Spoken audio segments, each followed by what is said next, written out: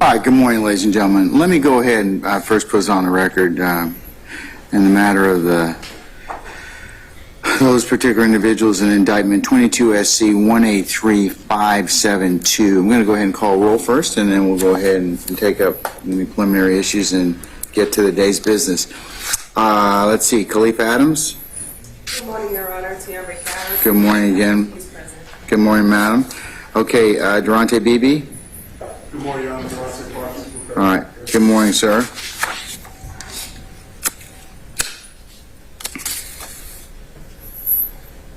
All right, Damone, I should say Blaylock. Good morning, Your Honor.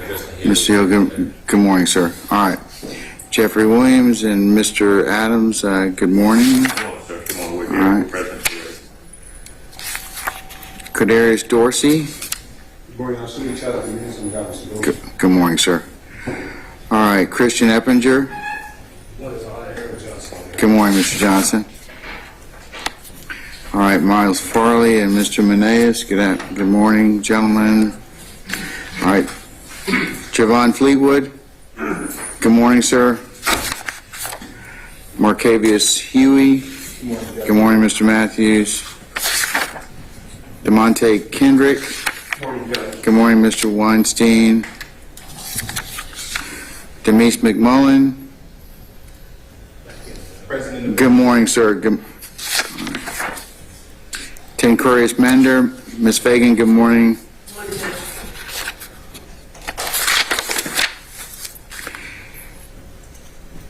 Ms. Bernard, good morning, madam. Good morning, Judge. Good morning, Mr. Myrick. Good morning, Mr. Harvey. Good morning, Mr. Nichols. Good morning, Misty Williams, and good morning, Mr. Ryan. Good morning. Good morning, Mr. Wright and Mr. Sledge. Ms. Gladden, good morning. Mr. Stevens. Mr. Botts and Mr. Sharp. Good morning, gentlemen, and good morning, Mr. Stillwell. Good morning. Where's Mr. Hoover? Right There you are. Oh, you changed positions. All right. Good morning. Good morning, Mr. Hoover. Good morning, Mr. Sumlin. All right, and let's see. I think that's it. I think I've accounted for everyone. Who? Mr. Garland. Oh, did I miss Mr. Garlington? What position number is he? Let's see.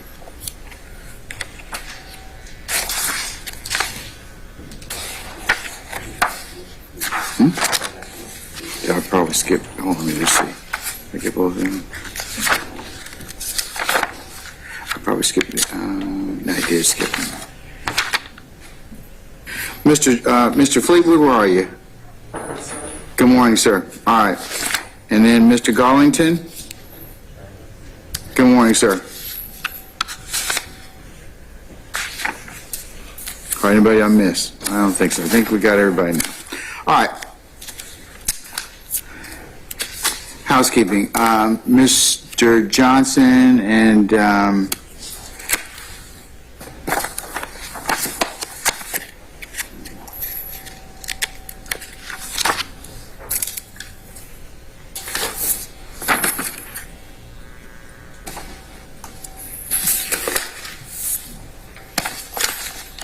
Ms. Rosenwasser, I understand that you have come to an agreement to and would like me to sign an order to dismiss count 35. Yes, Your Honor, I can get that order. All right, Mr. Johnson, is that acceptable to you, sir? Yes, Your Honor. All right, we'll go ahead, Ms. Rosenwasser, if you'll go ahead and prepare that, I'll sign, just make sure Mr. Johnson has a chance to look at it. I will sign that otherwise. Okay.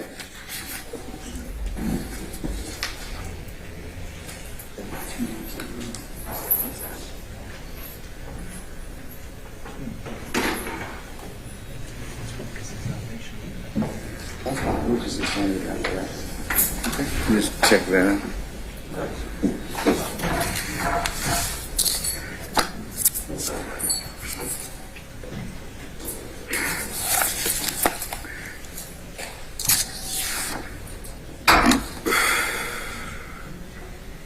Okay, Ms. Rosenwasser and ladies and gentlemen, Mr. Hall's outside? Investigator Hall is outside. All right, let's go ahead and bring him in then, okay?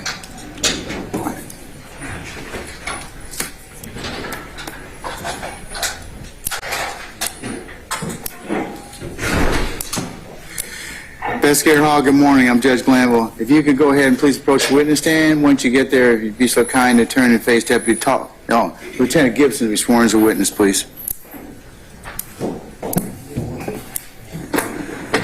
Raise your right hand. You swear in front of the testimony to the court the truth, the whole truth, and nothing but the truth. Take a seat. Quentin Hall. Spell.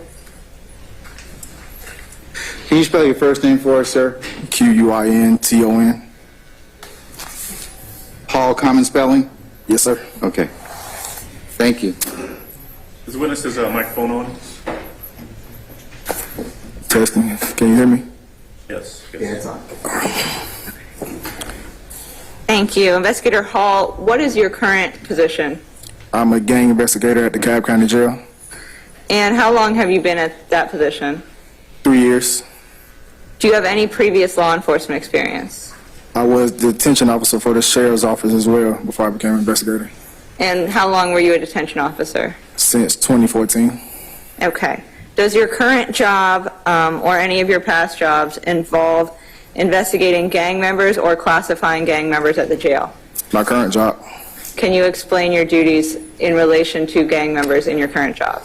I interview and classify inmates at the jail. I also investigate incidents at the jail that may or may not be gang related. And when you say classify inmates, can you explain that? I interview and see if they are or not gang members. And why is it important to find out whether or not an inmate is a gang member? It's for the safety and security of the jail, individuals in the jail, inmates, and sometimes the gang members themselves. Okay. Have you taken any training classes in gangs? Yes. Can you tell me what trainings you've done? I took a gang investigator certification course through the GGIA, the Georgia Gang Investigator Association, in 2021. I've been to the GGIA gang conferences in 2021 and 2022. I took a gang identification and recognition course through GIPSTIC 2022. I took a basic gang class in the Cobb County Sheriff's Office in 2016. Okay. And are there ever any handouts or presentations done at those trainings that you can read and learn about? Yes. Okay. And have you read anything about classifying gang members or had that presented to you at the trainings? Yes, I read things on identifying gang members. Okay. And what work did you need to do to become a gang investigator at the DeKalb County Sheriff's Office? I had to work in the jail for a certain amount of years to get gang experience to become an investigator. Can you explain how working at the jail gave you that gang experience? Being around the inmates every day, basically, and being around their everyday movements. Okay. Can you describe that a little more? Do you speak to them? Yes, I speak to them. I work around them. I pass out trays, take them to medical. Do you ever listen to their jail calls or their communication? Is there anything else like that you do? I interview inmates. I do cell searches to find different gang literature in cells. We check mail, things of that nature. I'm going to stop you. What's gang literature? Gang knowledge or information that the inmates might write down about what specific gang they're in. Can you give me an example of what gang literature might be? It might have gang lingo, who is above them. They're saying that they will have to say their nickname or the things of that nature. Is that like an instruction manual for being in a gang? Basically. Okay. Now, at this point, Your Honor, I'm going to move to admit State's Exhibit, and I believe we're on 617. If I may approach the witness. You can. Is that document already been sworn? Already been shown or given in discovery to all defense counsel? Yes, though I have it here. If anyone. Okay. All right. Then you may approach. Mr. Harvey, you would like to see it. If you'd like to see it, Mr. Harvey. It has been provided in discovery. Absolutely.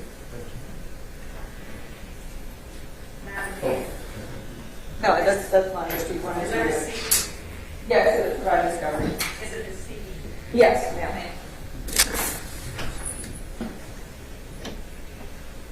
If I may approach the witness. You can, madam. Yeah. Investigator Hall, do you recognize this document? Yes, How do you recognize this document? I typed it. What is this document? My CV resume. Okay. Does there appear to be any major changes, additions, substitutions, deletions? No.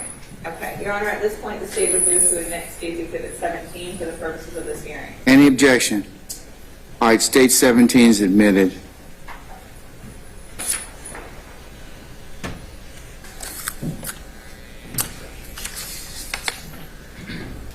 Investigator Hall, and if you need to refer to your CV, I can bring it back to you. Do you know about how many hours of gang training you've had? Would it help me to, would your recollection be refreshed with your CV? Thank you. If I may, Your Honor. You may.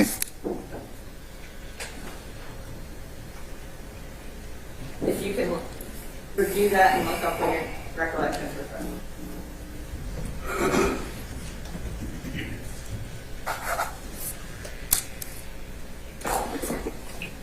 It would be over 100 hours.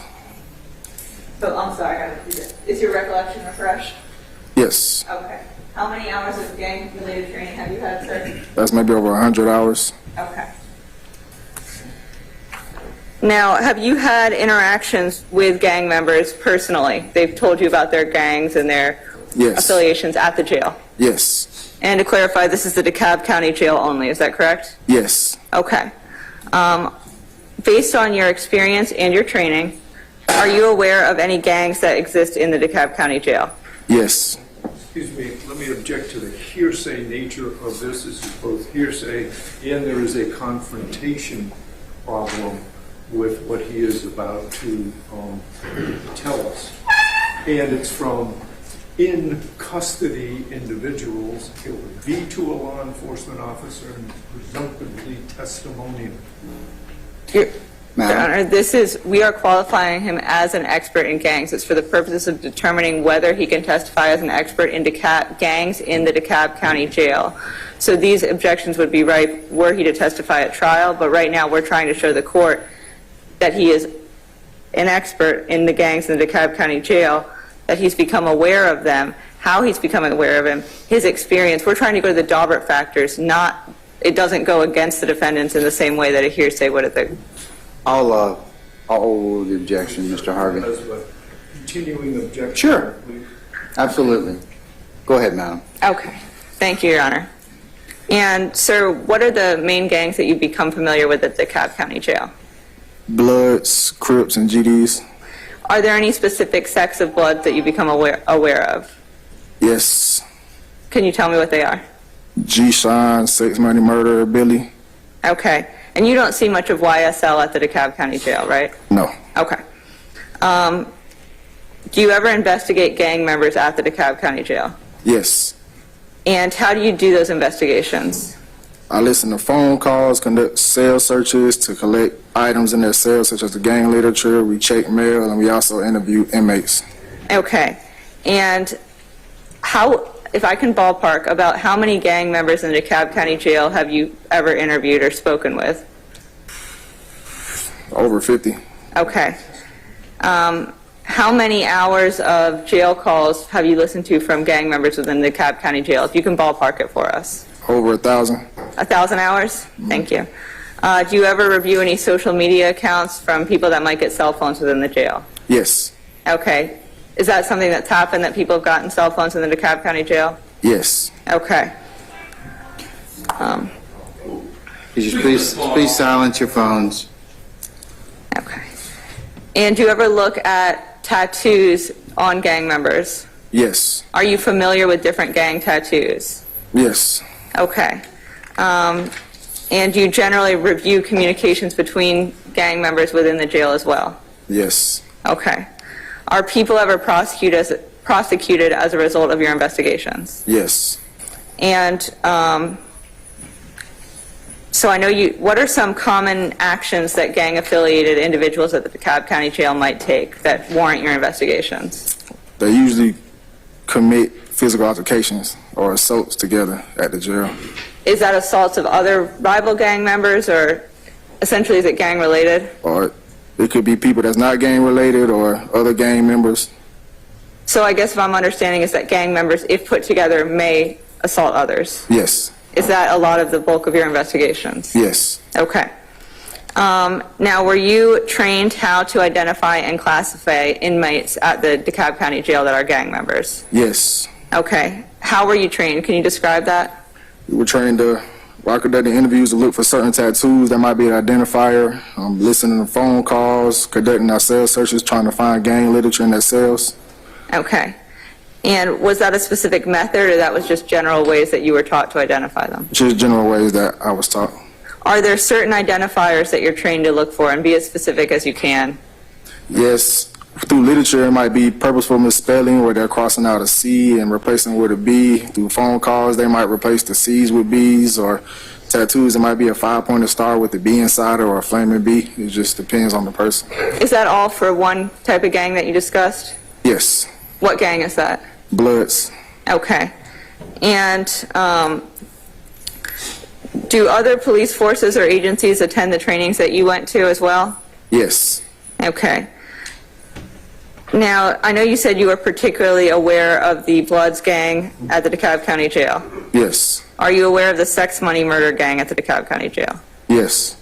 Have you ever classified inmates as being members of the sex money murder gang? Yes. What are ways that you have classified, what are certain indicators if you're classifying someone as a sex money murder member? They might have a tattoo that says Pete Boy, is reference to Pistol Pete, who's over the sex money murder Bloods. They might have something that says Blazer, or that's part of a saying of them, or we might find also gang literature in their cells where it just flat out says sex money murder. Okay. Now, are you aware of have you had interactions with sex money murders at, sex money murder members at the DeKalb County Jail? Yes. Okay. Ballpark about how many members have you spoken with, or associates? Maybe over 20. Okay. And are you aware if there's any leadership positions within the sex money murder gang at the DeKalb County Jail? Yes. Okay. And how have you determined who might be a leader of the sex money murder organization at the DeKalb County Jail? Through phone calls that the inmates make.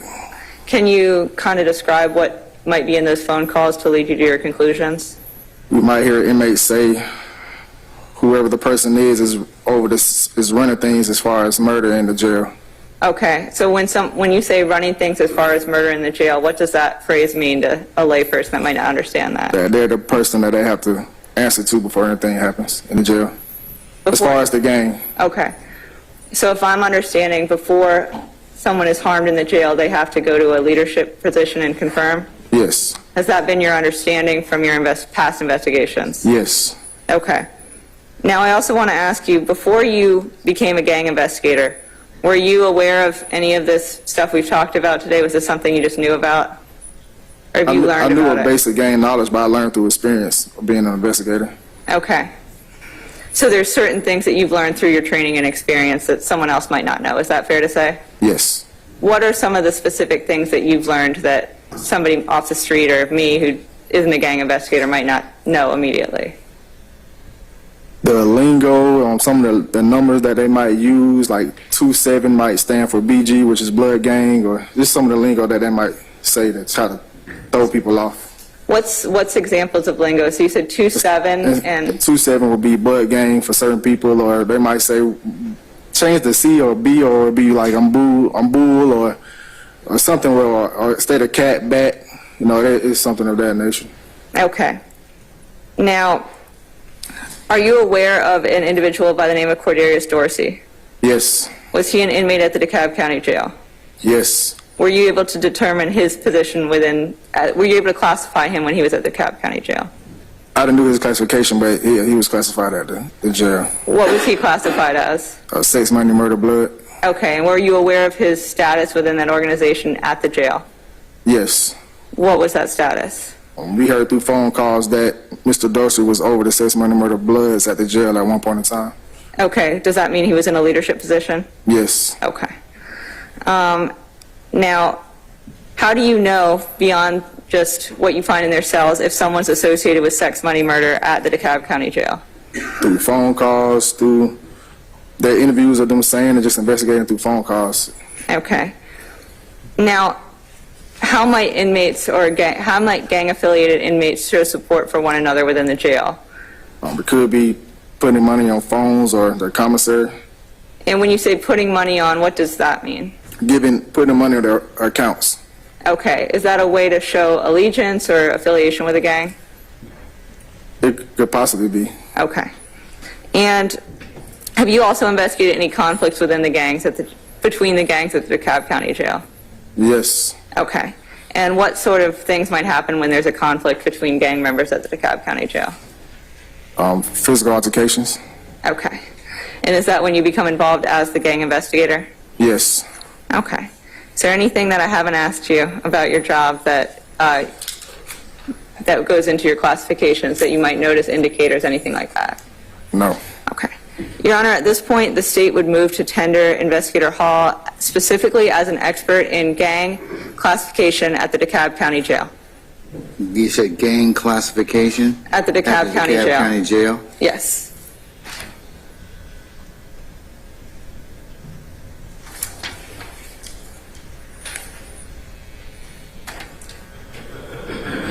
type of class, are you going Just how he classifies gang members, so essentially a gang expert in DeKalb County Jail gangs only. to, okay, is there somebody in this case that you are going to, is going to become relevant that? Yes, Your Honor, I don't know if you heard Investigator Hall discuss Mr. Dorsey, but he's one of our defendants, and additionally, one of the counts in this indictment, as the court will see, is that Mr. Dorsey allegedly arranged a murder, tried to arrange a murder from while he was in the DeKalb County Jail, and that we've charged that as a gang-related offense. So this would be relevant to show the gang affiliation. And once Your Honor hears from our other gang experts, it would be able to tie it, but this is relevant to show Dorsey's gang affiliation at the DeKalb County Jail. All right. Okay, Cross? Good morning, Your Honor. Good morning, State. Sudi Chala Jimenez on behalf of Mr. Dorsey. How are you doing, Investigator Hall? Good, how you doing? Good. I have a few questions for you. Yes, sir. All right. This first, I'm going to try to go in the same way that the State did. Let's start from the beginning. Let's start with your training. You said you received quite a bit of training, but most of it has been experience that you learned from working at the jail. Is that right? Yes, sir. You've always been worked at the jail or a detention officer, correct? Yes. You've never worked the streets? No. You've never actually had a patrol car and go out there and drive and pull people over? No. Have you ever conducted any interviews of anybody that's not in custody? No. Okay. When you talk to individuals that are in custody, do you Mirandize them? Do you advise them of their rights? When it's dealing with a charge, yes. Okay. In this case today, we are dealing with charges. You said that you've spoken with some people that you understood to be sex, money, murder. Did you Mirandize those people when you spoke with them? Your Honor, I'm going to object to this line of questioning. I think the way that he did his interviews. Yeah, I sustain the objection. Thank you. All right, yeah. Now let's go back and focus on your training. You've received quite a bit of training, haven't you? Yes, sir. You actually testified when asked how many hours of gang-related training, you say you don't remember, right? Yes. And then you had to have your recollection refreshed. Is that correct? Yes. When you have so much training, sometimes it's just too much. You can't keep up with all of that. Is that right? Your Honor, I'm going to object. That was argumentative. I sustain the objection, Mr. Foreman. All right. So when you were refreshed, and then you got a chance to look at State's Exhibit 17. Is that right? Yes. Do you have that in front of you? No. Your Honor, may I get a State's Exhibit and permission to publish? Well, it's me, so who are you going to publish it to? just wanted for you to see it and you see it at the same time. So I don't need to.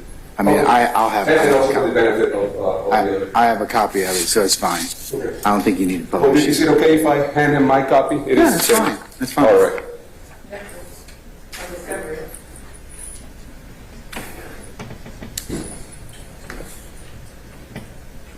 You testified that you have, after refreshing recollection, you testified you have had over 100 hours of training. Is that right? Yes. You want to do a little math with me? Yes. All right. Can you please tell me, according to your resume,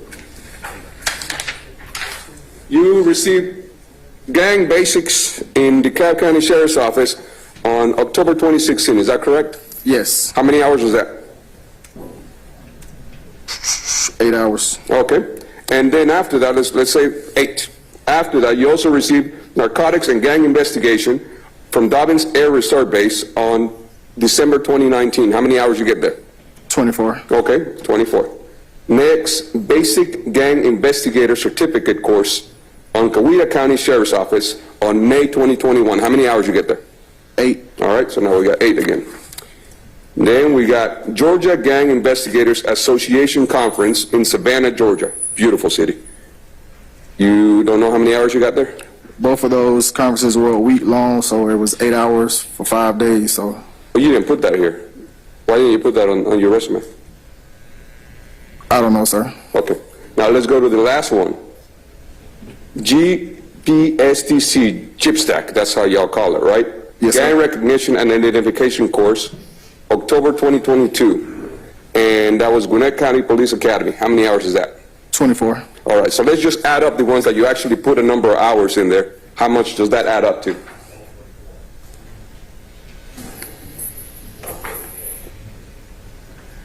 don't think the math test is for you, Mr. Johnson, okay? Just want to help you out, okay?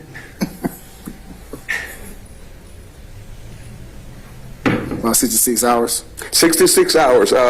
Would it surprise you to know that actually 8 plus 8 plus 24 plus 24 is 64? 64. Okay, but you said 66. Your Honor, No. I'm going to object. Whether he can do math is not relevant to whether he's a gang expert. No, this is going towards his credibility. I mean, he testified after being refreshed. You know what, you can cross in my trial in regards to that, but you just stick with the Daubert issues, or, Yes, Your Honor. okay, thank you. Your Honor, is 64 greater or less than 100? Let's move on, Mr. Jimenez. So you received over 100 hours of training, according to you.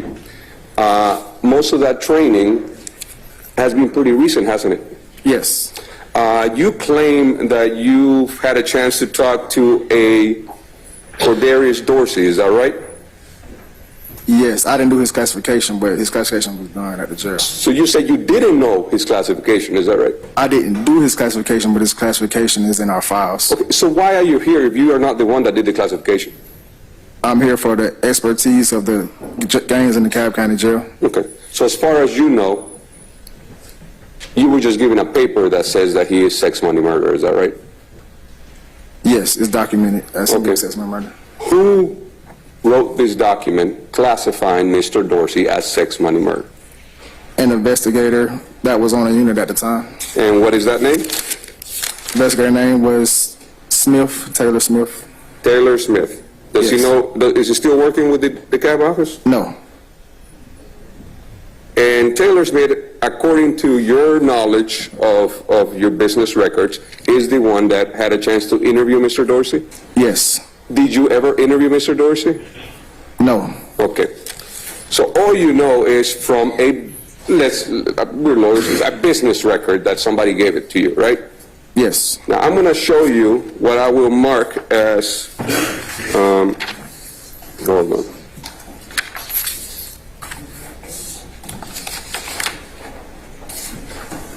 Do you have with you the, whatever document you determined that my client is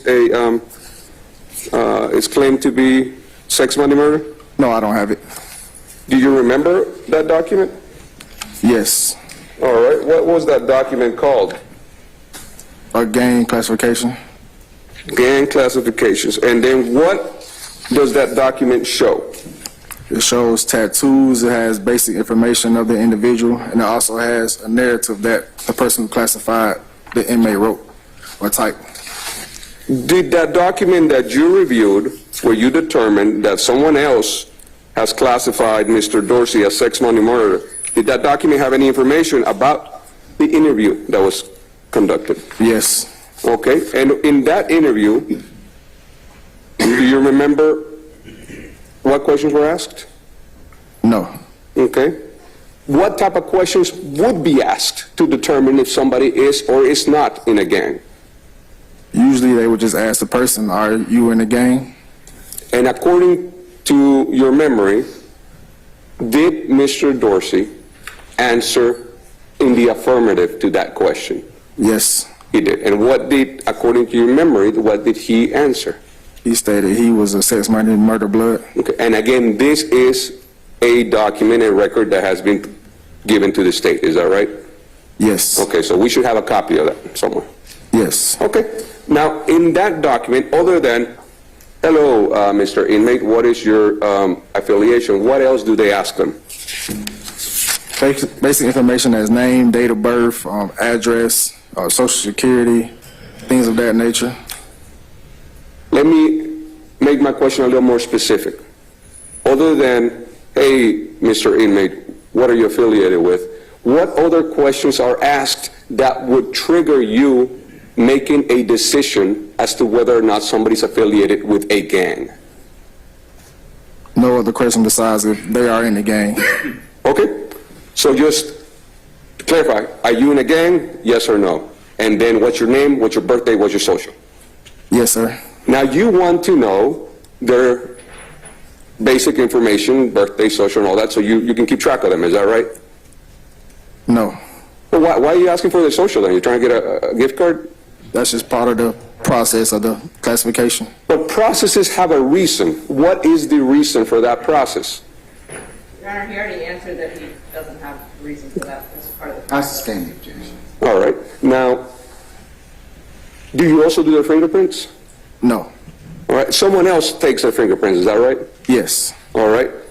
Does the person taking the fingerprints, do you consider them an expert in fingerprints? Yes, I would. Okay. Now, after having this interview with, I guess you said, Mr. Smith, Investigator Smith had this interview, and then the main reason he decided to classify Mr. Dorsey as sex, money, murder is because he said, yes, I am. Is that right? Yes, along with the tattoos, or the picture of the tattoos that she took. Are these interviews recorded? No. So it is just what the officer remembers, and we got to take her word for it. Yes. Now, let me correct that. Actually, we don't have to take her word for it because she's not here. We have to take your word that she did that. Is that right? Yes. All right. Now, you were asked on multiple occasions, what do you do to classify somebody? And if I remember correctly, you kept answering, we look at literature, we search the cells, and we listen to jail calls. Is that right? Yes. All right. Now, when you look at literature, specific to Mr. Dorsey, what literature did you find in his possession? I didn't find any literature in his possession. I'm sorry? I didn't find any literature from Mr. Dorsey. Okay. Now, sometimes there's multiple steps because you want to corroborate, right? Yes. I mean, somebody can tell you, I am Billy, but they're really not. They are hypothetical. They might say, I am Billy, but they're not.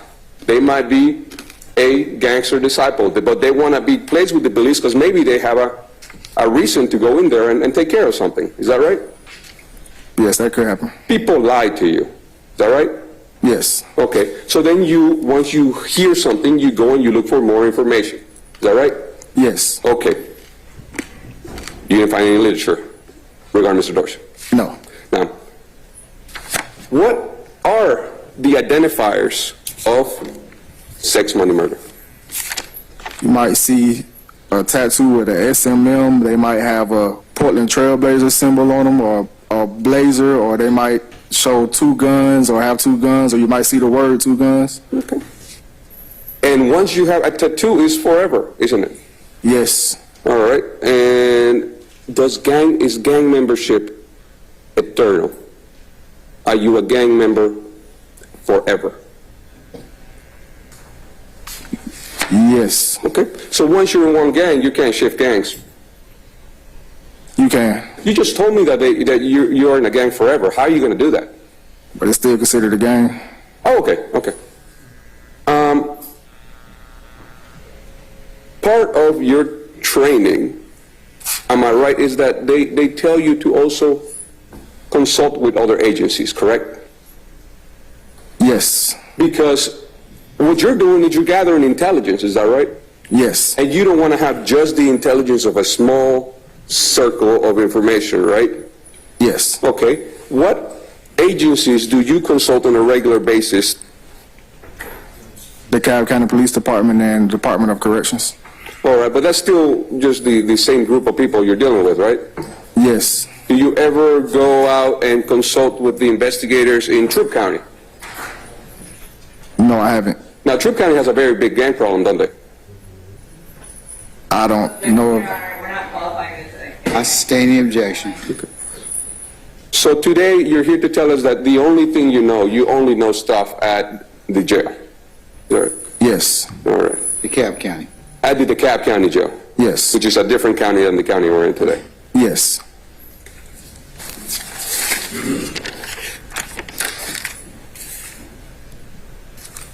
These gang profiles that y'all create, do you share them with other agencies? If they ask for them, yes. Okay.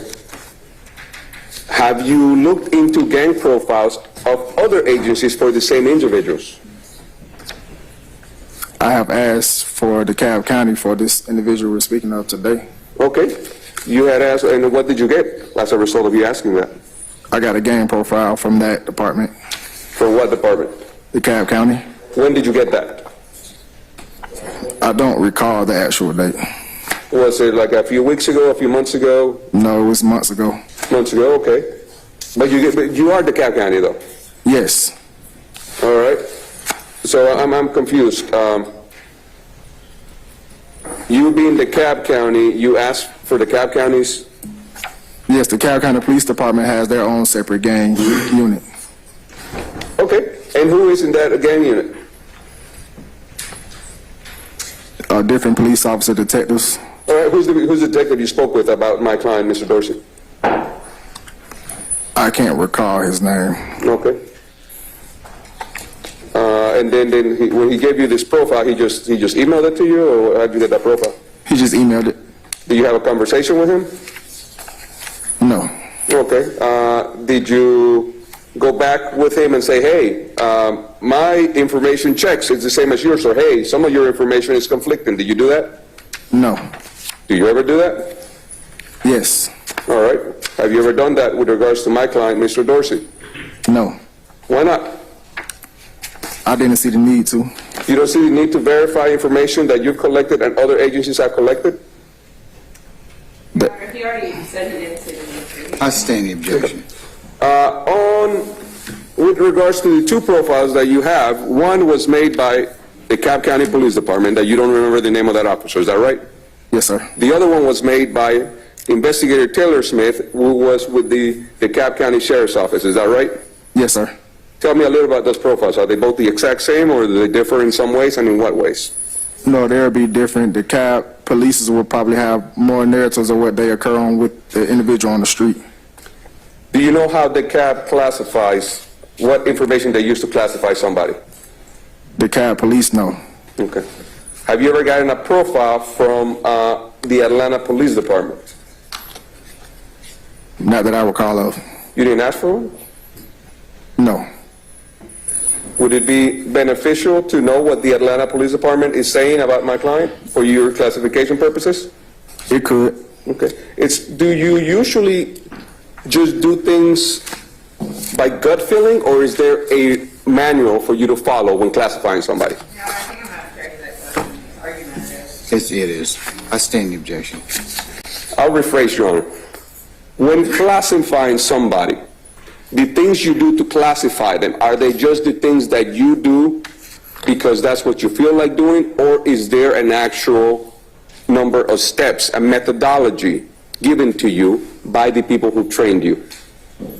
Yes, it's certain things that we would do in order to classify somebody. All right, and that is, so it's not just whatever you want to do, there's steps you have to follow. Yes. All right? Please tell us what are those steps that you have to follow in classifying somebody. Investigate phone calls, conduct cell searches to try to find literature, things of that nature. No, but listen, that's just the Yes, same thing you can say. it's no specific steps. It's just investigating. Okay, so there's no specific steps. You just do whatever you want to do. It's not whatever I want, but it's investigating. All right. Now, do you know if other agencies follow the same steps you follow? I don't know. In this conference you go to, do they share best practices? Yes. What are those best practices that you've been taught about? Well, as the agency, it's a lot of police departments, so their practices wouldn't be the same as mine in the sheriff's office. Do you know what best practices means? Any practice that benefits you the most? Huh? Did you ever go to this conference? You're going there to learn, is that right? Yes. And as you're going there to learn, what did you gain from it? What did you decide, I'm going to start doing that because I like the way they do it? Definitely phone calls. Definitely phone calls. So you weren't doing phone calls before? I was. Okay. Have you ever learned anything new from this conference you go to? Yes. What? Just how to prosecute different cases or bring about charges for different cases. Okay. And you talked about that. You talked about part of your duties are to investigate and later prosecute. How many cases have you prosecuted as a result of your gang investigations? Maybe 3. Maybe 3. Do you remember those 3? There's not that many. Which 3 were those? I don't know if I'm allowed to say their names or, It's public record, right? Your Honor, I would ask you if you want to, if you could just describe the details of the list of people, if those people are not related to this meeting. I'll sustain the objection. Oh, I'm sorry. So I don't think she objected to the question, she just objected to him saying names. But Yes, that's- we just, if you could give the details of these cases. I've had gang initiations where people were jumped in the gang. I had people getting stabbed due to telling or snitching in the gang. That's two. What's the third one?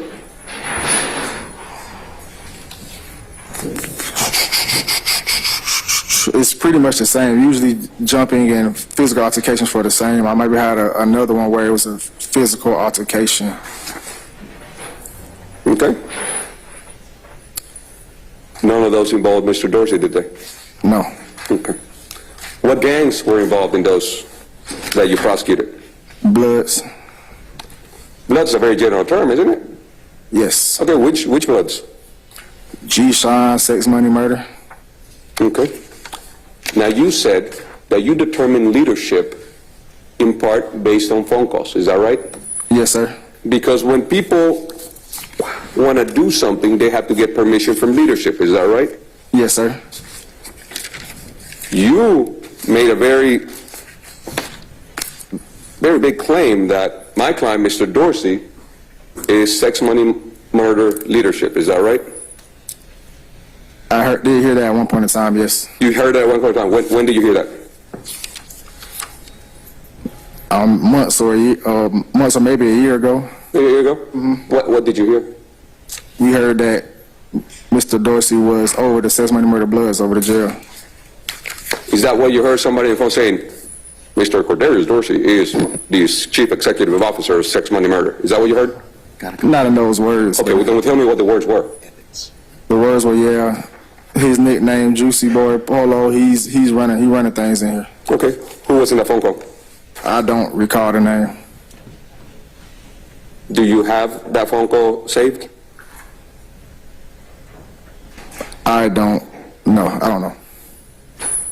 So you don't know who was in the phone call, and you didn't even save the phone call. I could have said, I just don't remember if I did. You guys have the capability of saving calls. Yes. Right. Now, I guess you don't have more information about that, so let's move on. Sometimes in calls, you determine somebody is leadership because they need to give the blessing for something to happen. Is that right? Yes. They need to approve a murder. Is that right? Yes. More specifically, I think you said that they need to approve the murders that happen at the DeKalb County Jail. Is that right? Well, sometimes assaults, yes. Okay.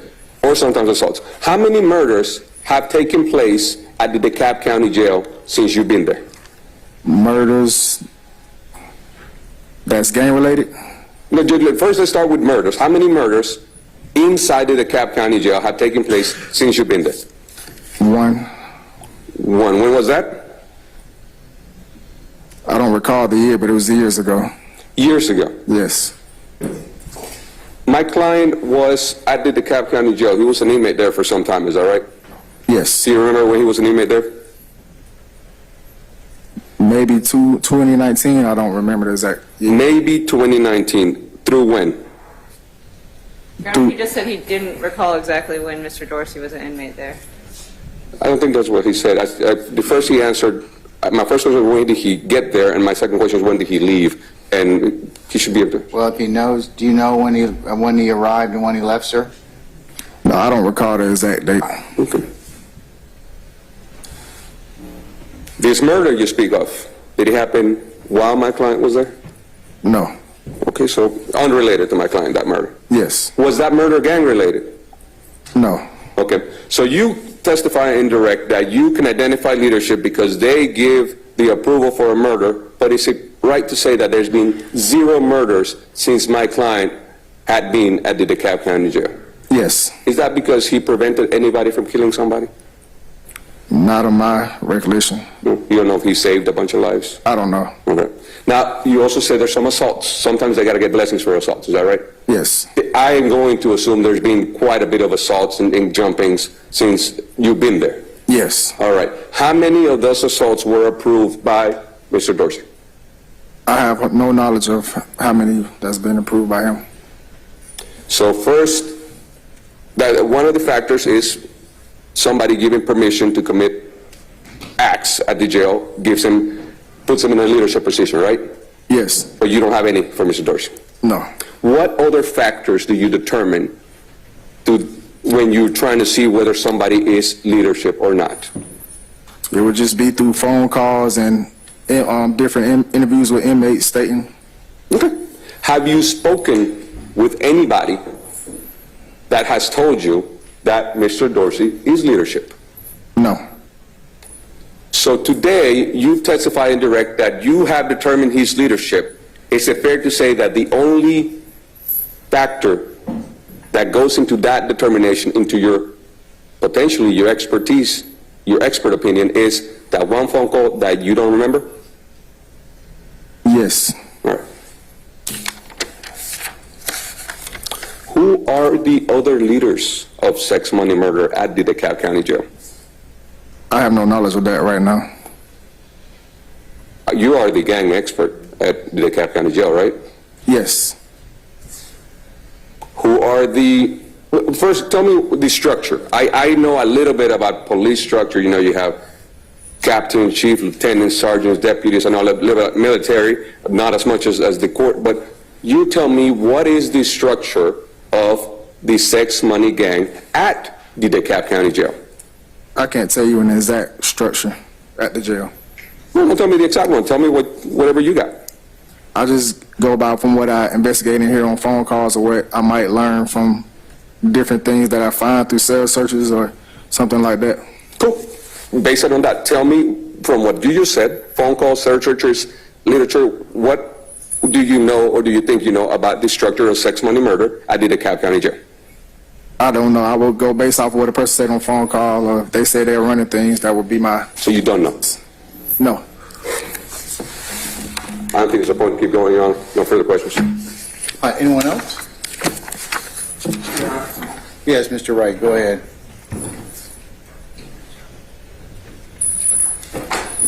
Good to be back up here. Hello, sir. Quick question. In DeKalb County, you said you're not familiar with YSL, correct? Yes. As in correct, you're not. I'm not familiar yet. Okay. And you're not familiar, well, I think you said Billy's, correct? You know them. I know them. And sex, money, murder, correct? Yes. And these are all separate gangs, correct? Separate gangs under the blood gang. Okay. But as far as you know, does YSL, is it just some sort of conglomerate, some big group that everyone gets to belong to? Is Your that? Honor, I'd object. We're not trying to qualify him at all in YSL. He's I not sustain the objection. going to speak on YSL. And your familiarity, or I think it's about 2 to 3 years back that you started your training? Yes. Okay. So you wouldn't know anything going on back in 2015 related to gang activity, correct? Yes. Okay. Thank you. Anyone else? Just one or two questions, Judge. Well, just a few. One or two? Just a few questions. Okay, So you've learned, you got the Menendez method, huh? Is that exactly. right? Okay, all right. All right. Investigator Hall, I heard you use the word prosecute, that you have assisted or you've prosecuted at least, not at least, you said 3 cases, gang cases at the DeKalb County Jail. Is that correct? Yes. Does prosecute mean that you testified in court in regards to those cases?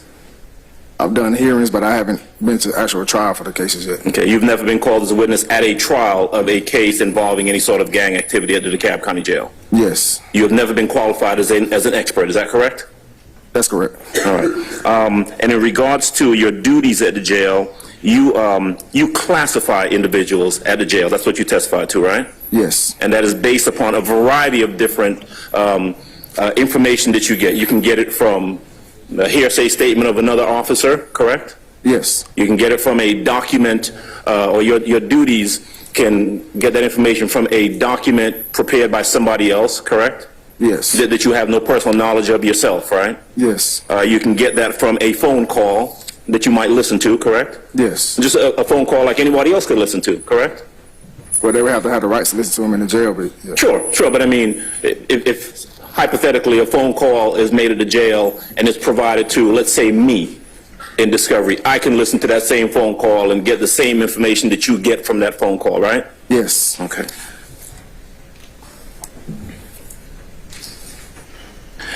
Do you have any idea, sir, how often inmates are wrongly classified as belonging to a gang or not at the jail? No. Okay. That's all I have. Yes, Mr. Short. Thank you, Your Honor. This is Force. Sir, how are you? Good. Max Shard on behalf of Shannon Stillwell. You've never met my client, Mr. Stillwell, to your recollection, have you? No. You've never met my client, Mr. Stillwell, to your recollection, have you? I never met him. Okay. I just want to talk to you. I'm not going to ask you anything about Cordarius Dorsey. I just want to talk about your methodologies. When Attorney Jimenez asked the steps you followed, you spoke about listening to phone calls and looking for gang literature, correct? Yes. Okay. To me, that's talking about your sources of information. I don't want to talk about your sources. I want to talk about, once you have the information, how do you make the call about if someone's in a gang and what gang they are in, okay? Okay. All right. So, you've attended conferences? Yes. Okay. To your understanding, as a gang, you would consider yourself a gang investigator, correct? Yes. Okay. To your understanding as a gang investigator, is there a universal classification system used across the United States? I wouldn't say universal. I don't know the other agencies' practices involving their classification. Well, do they teach a certain classification system at the conferences that you attend? No. Okay. Are there a specific list of factors that you have been taught to consider before you determine if someone is in a gang or what gang? Yeah, it would be based on investigating. I understand that you investigate, but after you're done with investigations and have compiled all your information, do you have a set of factors that you consider to determine if someone is in a gang or not, and if so, what gang? It would be based off what they give us or what we find. If I'm understanding the question right. Well, you indicated that if someone says, I'm in so-and-so gang, when you talk to them, you might consider that in making a determination if they're in a gang. Yeah, I would consider it, but I wouldn't just base it off that one statement alone. Okay, so you would find it to be incorrect methodology to identify someone as a member of a specific gang based solely on self-admission. Solely off self-admission, I would say it needs to be more investigating to find out if it's true. Okay, so as an expert in gang investigations, basing it solely off of self-admission would be incorrect. No, but I would say that you need to investigate more, find out more things to prove that that person is part of that gang. Right, so it'd be incorrect to base it solely on self-admission. Okay. What other factors as a gang investigator do you consider? Tattoos, the gang literature, as far as the jail, what we find, maybe statements by the person. The person being the person you're investigating? Yes. Okay. And in your testimony, is there's not a nationally, universally recognized scoring system or anything like that? No, not universally recognized. How about in Georgia? Is there a Georgia universally recognized scoring system? No, not that I know of. How about DeKalb County? Yes. We do have a scoring system. Do you use that scoring system? Yes. Okay, well, how does that scoring system work? It's based on a certain amount of points. Maybe over 10 points, you would be considered a gang member, or 6 to 8 points, you would be an associate, and it's depending on what questions that they answer. Okay, well, what are the factors? If they have, that they state state affiliation, or they state they got jumped or blessed in, or if they are or the defendants with somebody else, is multiple that I can't all recall right now on the paper. Okay. And these points, if something doesn't apply, do you get negative points? No, So you just add points? just add points. Okay, and I'm not trying to trick you with something that you don't have in front of you. Do you have the ability right now to explain the point system to me? Like what's worth what points or anything? I can't right now, no. Okay, well, where is that located? I will have that at my office. Is it published anywhere by DeKalb County that the public can find it? Possibly. I'm sure it would be published if requested. Okay. All right, thank you. No further questions. Anybody else? Yes, Mr. Williams.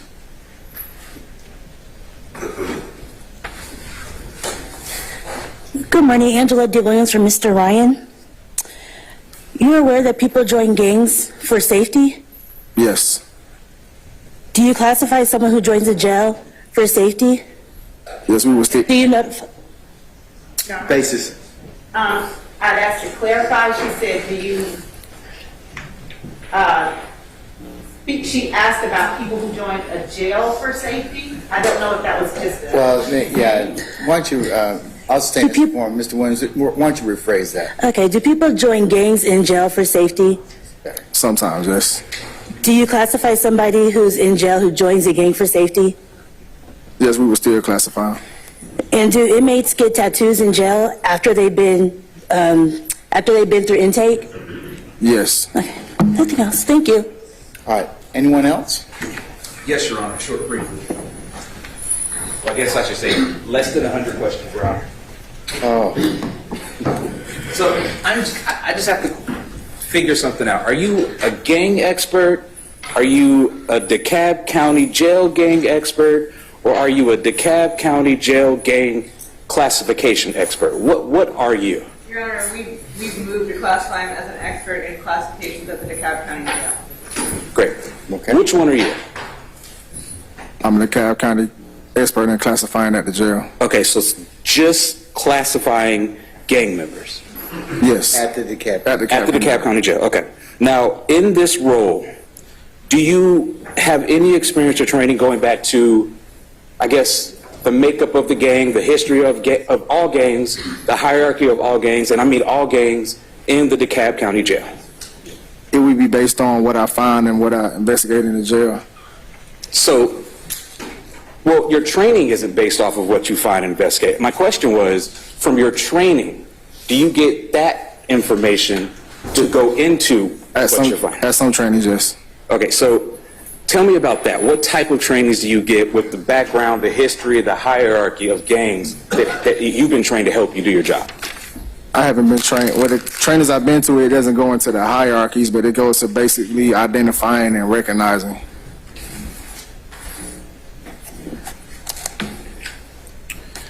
You would agree that not all gangs are controlled or even ran the same, correct?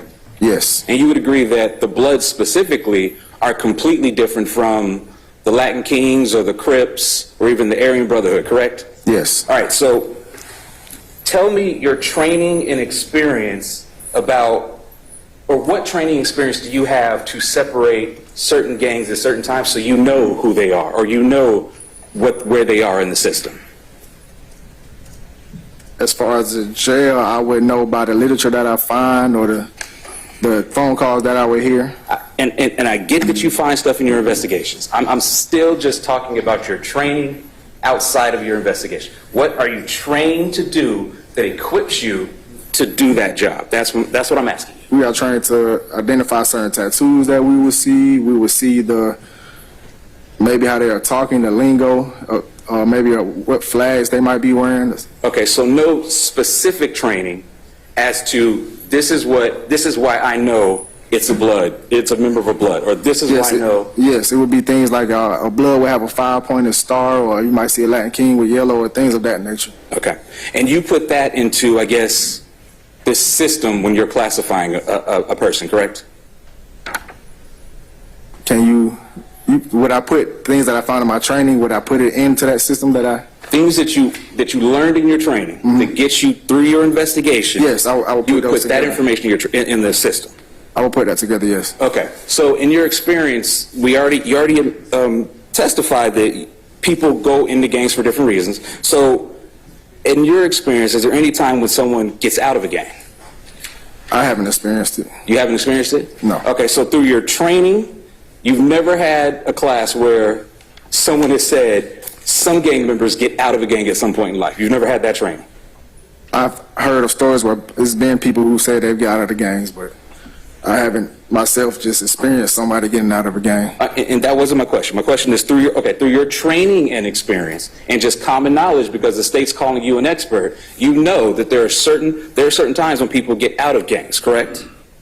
Yes. Okay. Now, once you've classified somebody as a gang, because that's your expertise, how do you declassify them if they get out? Have you been taught to do that? No. Okay. So basically, you just put stuff into the system. You don't know what happens afterwards. Yes, you can mark them inactive or active, or if you have the knowledge, you can make a person an inactive gang member. But I kind of just asked you that, and you said no. So let me back up. You put people in the system as a certain gang member. Yes. How do you take them out of the system as a certain gang member? Well, we will mark them inactive. Okay. Not take them out, just mark them inactive. Yes. Are you familiar that Georgia just got that new statewide gang database? Yes. Does the information that you put in that data or in your system go into that database? No. It stays only with you. Yes. All right. No further questions. Thank you, Your Honor. All right. Judge, just briefly. Yes, Ms. Bernard, go ahead. Thank you.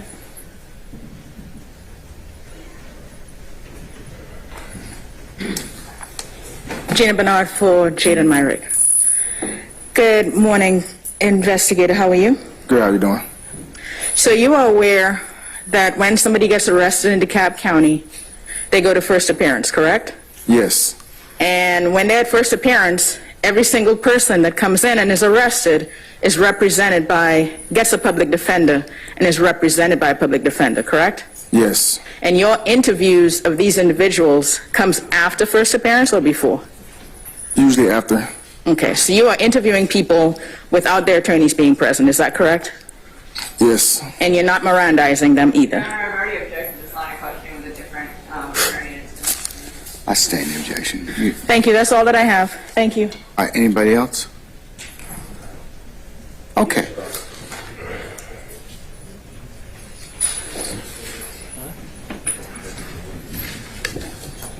Good morning, Attorney Eric Johnson for Mr. Eppinger. Just had a few questions to ask you. You stated on your examination earlier that majority of your information regarding this classifications come. Use the microphone. Sorry, Your Honor. All right. Kind of tall. But you stated on your examination that majority of your, I guess, expertise comes from listening to jail calls, correct? Yes. And also from reading stuff that you might see in someone's cell, correct? Yes. So with these jail calls, you have no way of determining the veracity of anyone that's on the phone call, do you? Regarding who's talking? I mean, as far as the truthfulness of what they're saying. No. So basically, you're taking what they're saying and speculating as to what it means, correct? Yes. Okay. Now, when you go into the jail cells and you retrieve the literature, you're speculating as to what that literature means, correct? Yes. Okay, so you don't have any signed statements from anyone saying this is what it means, any sign? No. Nothing like that? No. So basically, majority of the information or the conclusions that you have reached is mere speculation. Objection, argumentative. I stay in the objection. So, I'll rephrase the question, Your Honor. So, is it safe to say that majority of your conclusions are merely your opinions and not based on any particular fact? Well, it'll be based on what I think, the knowledge I gained from what I heard. Right. But in your opinion of that information, correct? Yes. Okay, and it's possible that opinion could be wrong. Yes. Okay, thank you. No further questions. All right. Anybody else, any other defense counsels wish to ask any questions of Mr. Hall? Okay. Argument. Your Honor, permission to redirect briefly? Okay. Thank you, Judge. that the redirect is now tethered to whatever is scope of the cross. That's federal court. Yeah, okay.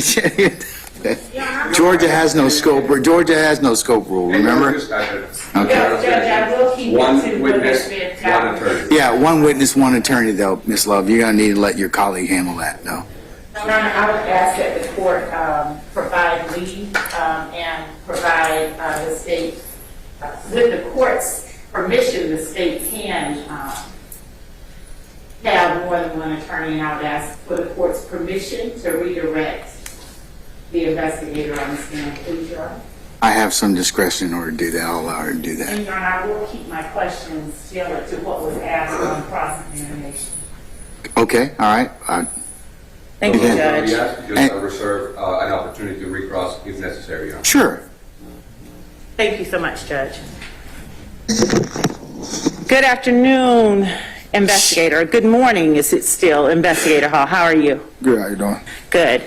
You were asked on cross-examination what training that you get in order to do your job. Do you remember being asked that? Yes. What is GGIA? The Georgia Gang Investigators Association. And do you obtain information during training with GGIA that helps you to do your job? Yes. Is this information that is generally known to the public? Not all the time. Okay. And do you obtain information from other gang investigators during the sessions that you have with GGIA? Yes. Yes. Respectfully, Your Honor, I know Honorable Deputy Attorney Lobo's not here, but ask me actually, we were asked by us already. Well, she got here when you all started your examination, your cross. So, and she may have been here a little bit before that, but Ask me actually. Not by me, Your Honor. I'll overrule the objection. Go ahead, ma'am. Thank you. And do you obtain information from those sessions with GGIA that aids you in doing your job? Yes. And are the sessions with GGIA open to the general public? Yes. Are you telling me that anyone can walk in off the street and go into a GGIA conference? Hold on. Your Honor, I'm clarifying. I'm gonna overrule the objection. Go ahead. Yes, you would have to. You would have to pay, but yes, you would. Anybody could. And when you say anyone could, can anyone come in and talk or present at those GGIA sessions? Or are they limited to people within the Georgia Gang Investigators Association? Basis. I do not believe that this is the scope of the cross-examination. Remember, Georgia has no scope rule. It's a thorough and sifting cross-examination. Plus, I believe that Ms. Love is just trying to flesh. Who just said it's redirected?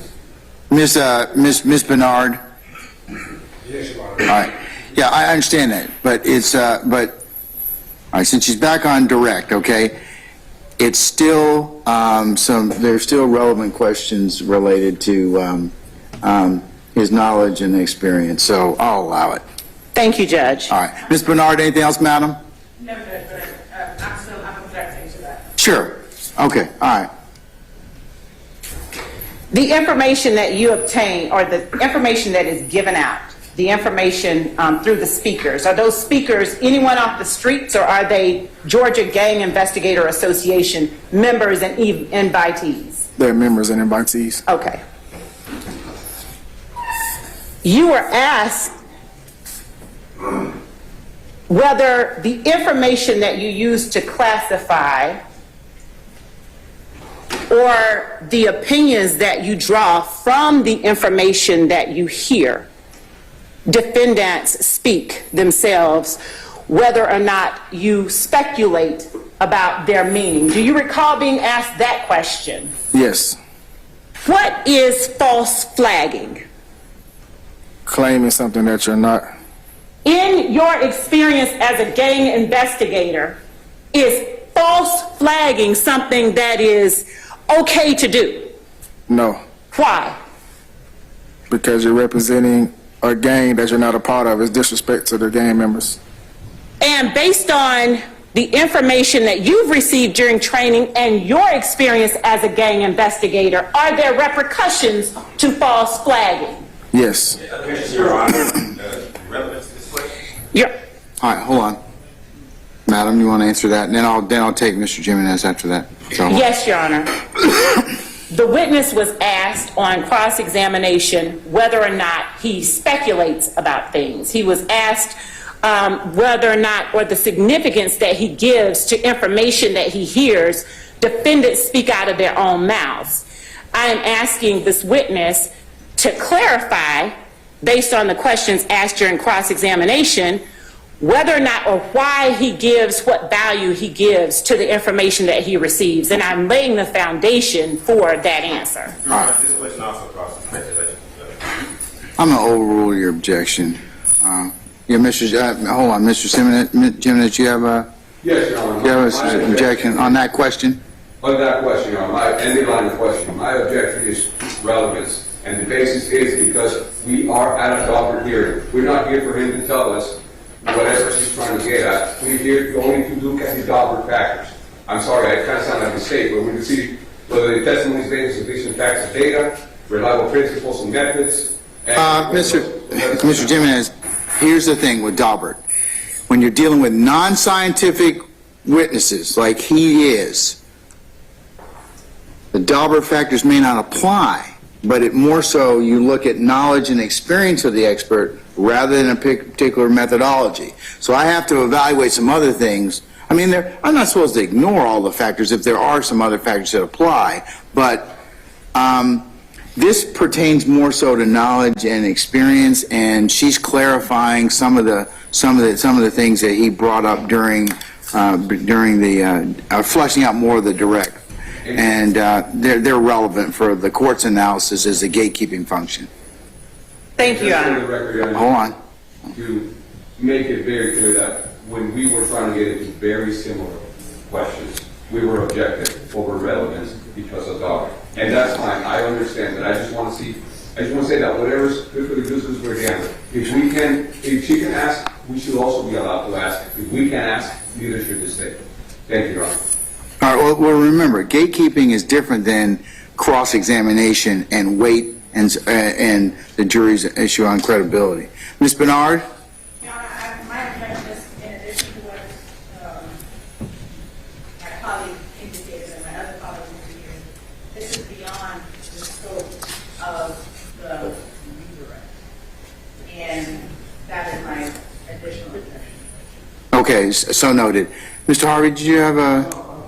You just stretching? Didn't want to ignore you, okay? And for the record, it's what's sauce for the goose is sauce for the gander.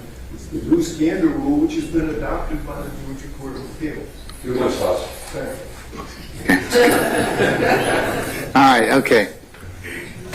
Madam, I've overruled all their objections. You can proceed. Thank you, Your Honor. Investigator, would you please tell the court what it is that is, or what are some of the repercussions, rather, of false flagging that you know of based on your training and your experience? Physical assaults or any type of assault. And have you had occasion through your investigations and through your training to see evidence of and instances of retaliation based on false flagging? Through my investigation, I haven't had to deal with that. Have you seen it during your conferences with GGIA, during presentations? Have you seen instances of retaliation due to false flagging? Yes. I'm sorry? Hold on. Yes. Hold on. Basis, Mr. Menez. I'm happy for leading. That's what it answer. I stay as the form. Thank you. All right. And Your Honor, thank you, Judge.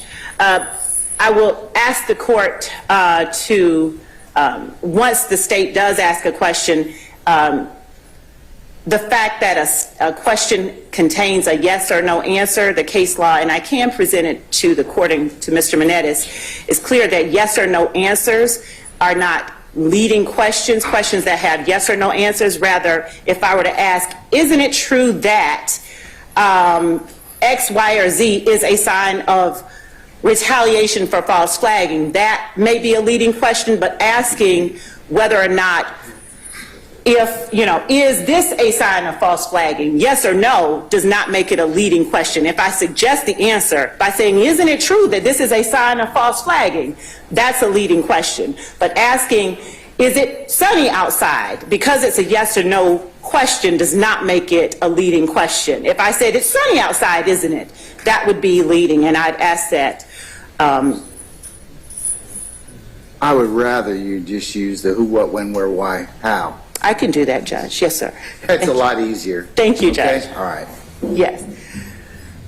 And during your conferences and during your sessions and training with the GGIA, what type of things or information are you able to obtain that isn't necessarily available to the ordinary public? I'm asking a broader question now. Information on different cases that's been completed and prosecuted, different tattoos from prison gangs, or different maybe videos that they have of altercations or things of that nature. How is it that the training that you receive as a member of GGIA, how is it that you obtain information, if you do, that isn't available to the general public en masse? A lot of the information is available to the general public as far as the basic knowledge of the gangs. What about specific instances of gangs and crimes that are being or still under investigation? Yes. That information available to the general public? No.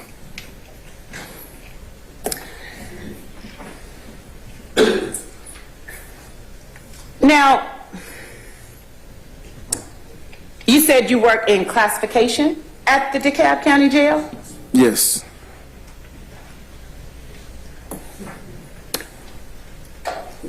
Why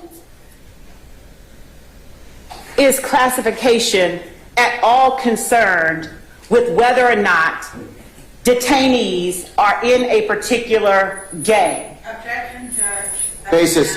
It was asked and answered on direct, the first direct. Yeah, I'll sustain that. Let me ask it differently. Is it Order in the court.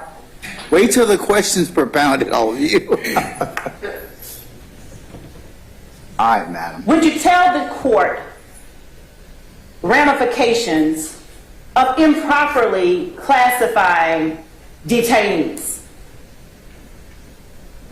as far as their gang membership is concerned? Objection, Judge. It was asked and answered when she asked the question about false flagging. I would tend to agree with that. Your Honor, as far as the classification, false flagging is one thing. Having someone say to an officer, I'm a Blood, I'm a Crip, I'm YSL, and any kind of ramifications that may come from that from another gang member is one thing. Asking the investigator what happens if they unintentionally put a YFN member in with a YSL member is a different question altogether. I'll reverse my decision on that one. Go ahead and ask it. So, what are some of the ramifications of improperly classifying detainees? The inmate could be placed in a pod with a different gang or a gang that could assault him for being misclassified.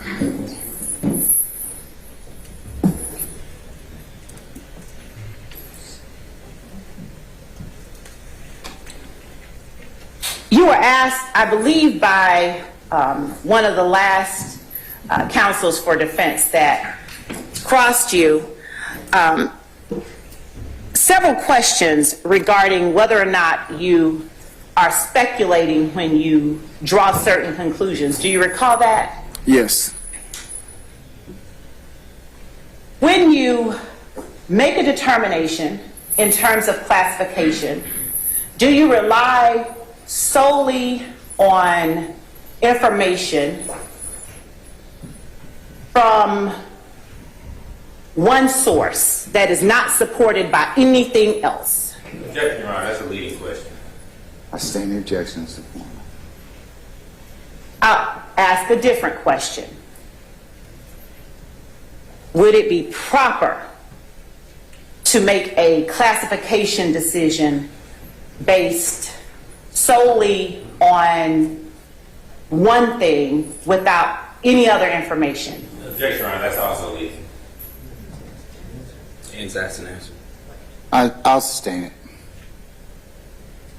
Do you use multiple or only one thing to make your determination in terms of classification? I'll allow that one. Multiple. I'm sorry, what? Multiple. Multiple? Yes. And do you take any safeguards to vet the sources of your information? Yes. Okay.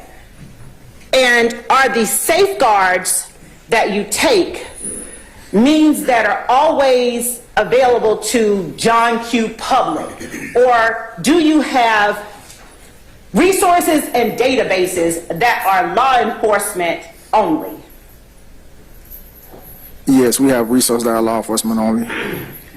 And are those resources some of the things that you use in classification or not any of the things that you use in classification? Those are some of the things that I use. Okay.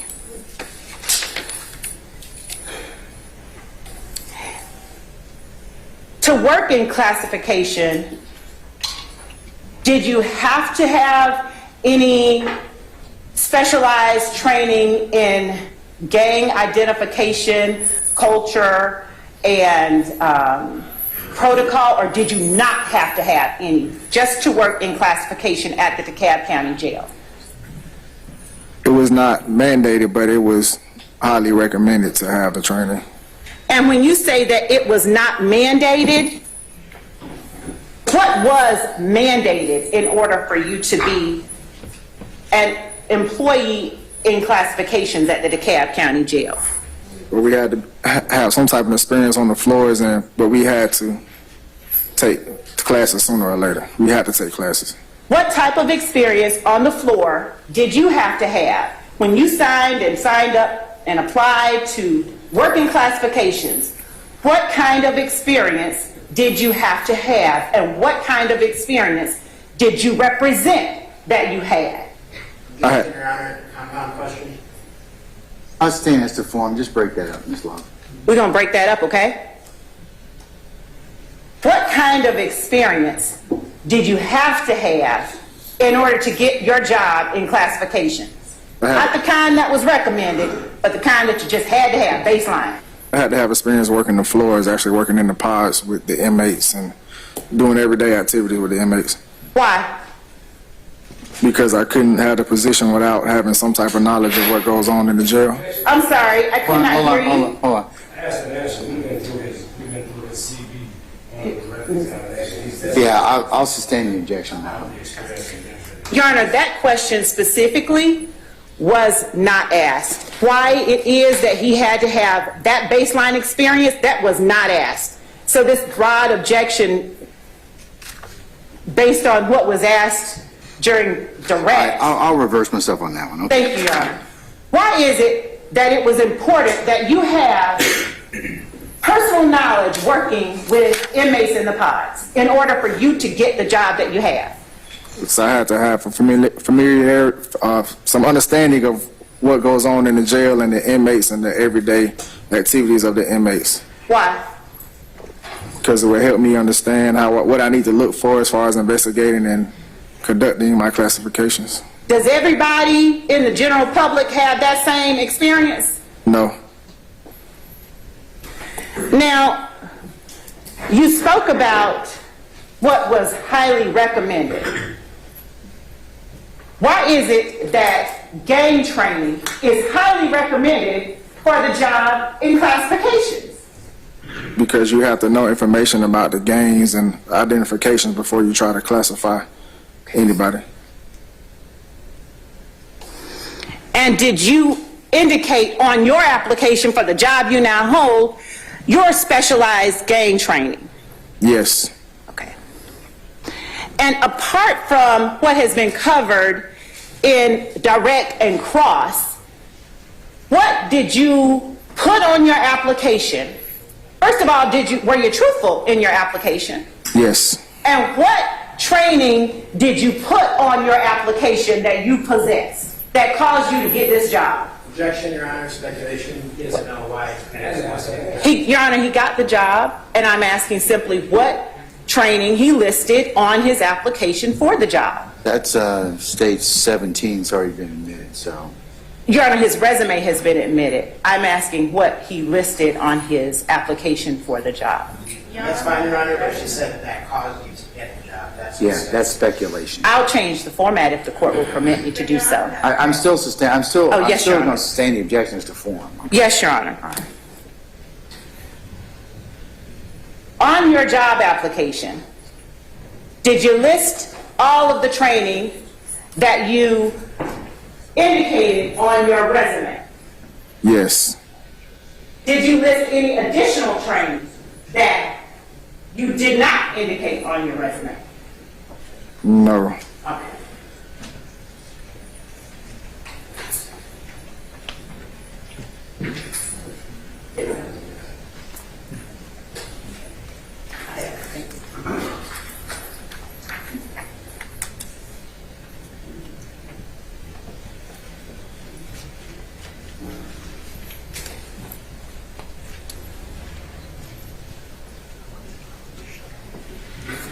You were asked on cross-examination about proper protocol in making classifications. Do you recall that, whether or not you have certain identifiers that you use in order to classify a person as a member or an associate of a gang? Do you recall that? Yes. All right.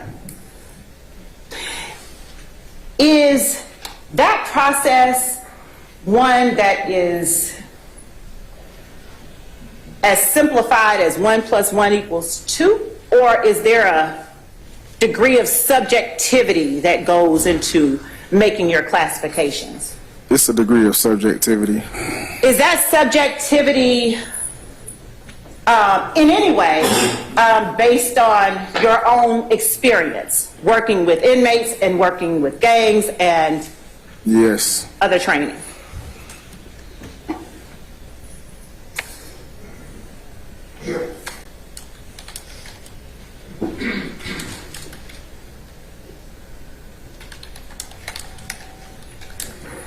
And how many persons are currently qualified to work in classifications in the position that you hold at the DeKalb County Jail? How many of you are there, if you will?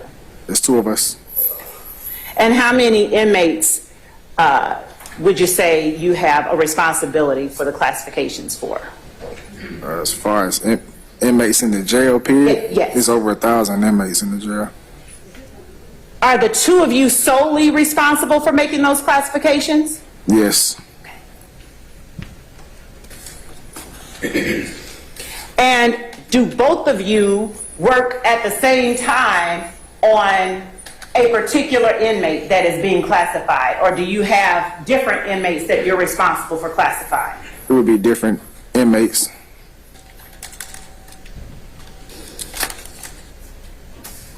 Were you asked previously how many inmates that you've classified so far? Yes. And how many do you know overall have been classified since you have been at the DeKalb County Jail? Over 50. I don't have an exact number. Okay. Let me ask a clarification question. Is it 50 that you classified as gang members, or is that correct? Yes. Over, yes. Okay. And do you classify every person who comes into the DeKalb County Jail as a gang member? No. How many, if any, retaliatory or acts of violence have you had or that you are aware of at the DeKalb County Jail based on a misclassification since you've been there? Objection, Your Honor, this has been asked and answered already. I'll sustain the objection. Are you aware of any acts of violence that have occurred as a result of your misclassification? No. Would you be aware? Would you be made aware that, hey, you said this person was YSL and they're YFN and you put them over here and they got beaten up? Would you be made aware if that happened? Yes, the inmate would state it. Would your superiors let you know? Yes. Would it be something that would be formally addressed with you Yes. by your superiors? Yes. And that's never happened? No.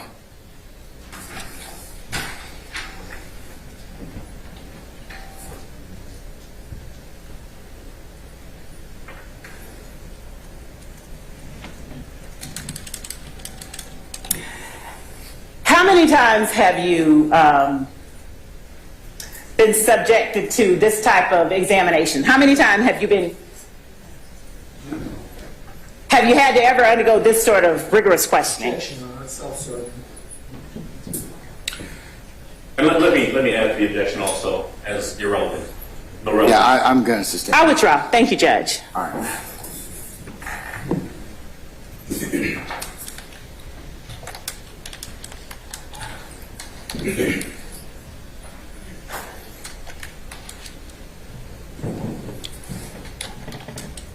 You were asked by, I believe, Mr. Chada about his client in particular and what gang his client in particular was classified as being a part of. Do you recall that? You were shown some documents.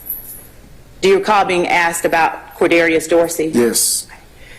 In that regard, following up on that just a little bit, is it the case in Georgia that you can only be affiliated with one particular group, or in Georgia, are there things such as hybrid gangs or gangs where you're affiliated with more than one group?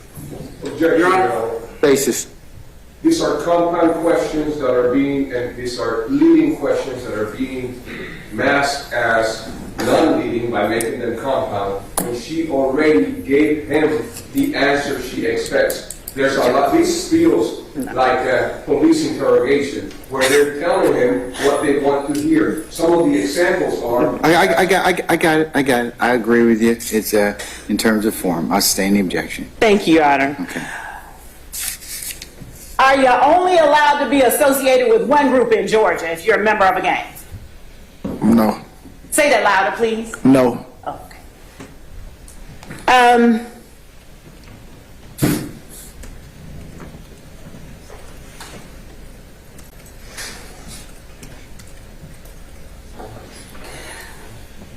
Are there any groups in Georgia that you would have classified as a gang that has elements of multiple gangs in them? Objection, Your Honor. This question calls for speculation.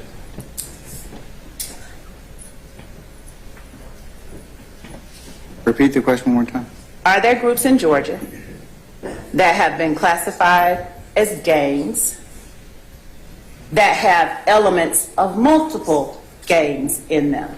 No. I'm sorry, she asked if there were any groups that he would classify as gangs that have multiple elements of other gangs. No. No, I don't think so. I think their question was, are there, if he can answer it, I'm gonna overrule your objection. If he Your can Honor, answer I the could question. object to the broadness of the question. I mean, by definition, every gang has multiple elements of every gang. I mean, the answer is obviously yes. Multiple elements of other gangs is what I said. It's still an extremely broad question. Like, the Aryan Brotherhood still has elements of Crips. I mean, what are we asking here? The question is too broad. especially if he's supposed to be an expert in classification, in simply classification, not gangs in general. Ms. Love, also saying this to form, ask it's overly broad. Yes, Your Honor. Go ahead and rephrase it if you can.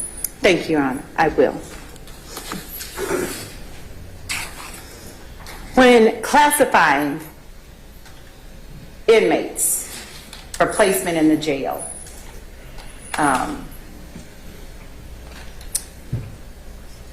are you looking for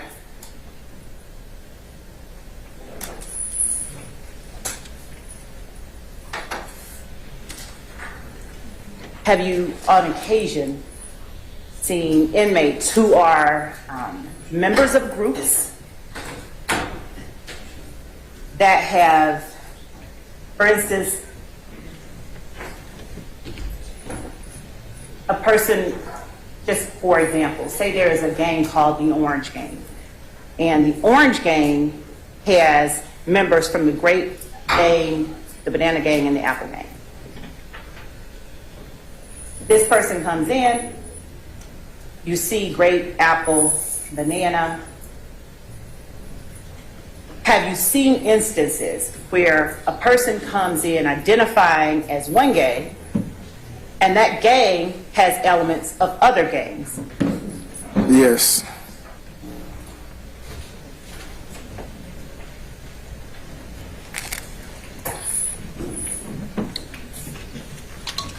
Just one moment, Your Honor.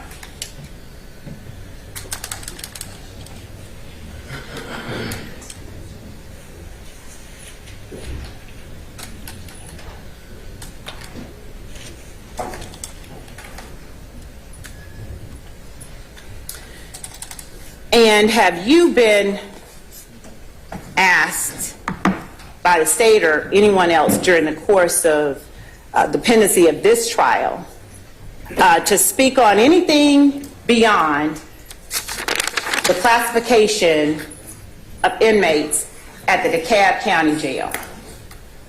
Have I been asked other than the Have you classification? been asked to do anything other than speak about how it is that you go about classifying inmates at the DeKalb County Jail in preparation for this trial? No. Thank you. That's all that I have for now, Your Honor. All right, any additional cross? Just argument, Your Honor. Well, I didn't ask that yet, okay? I asked, is there any additional cross? All right.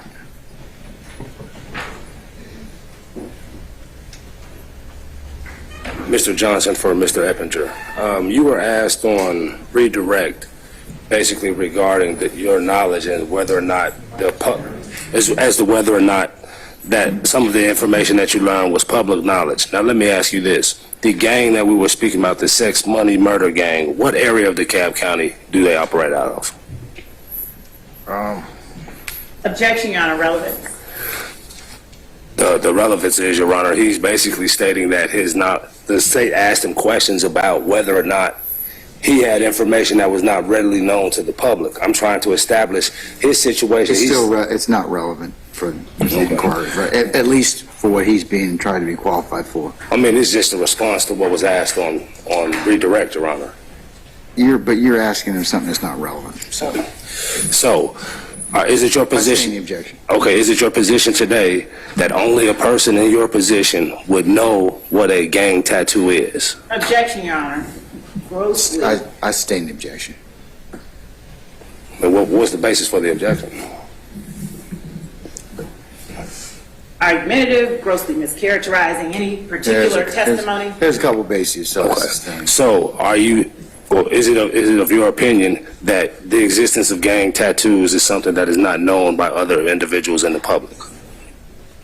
No. Okay.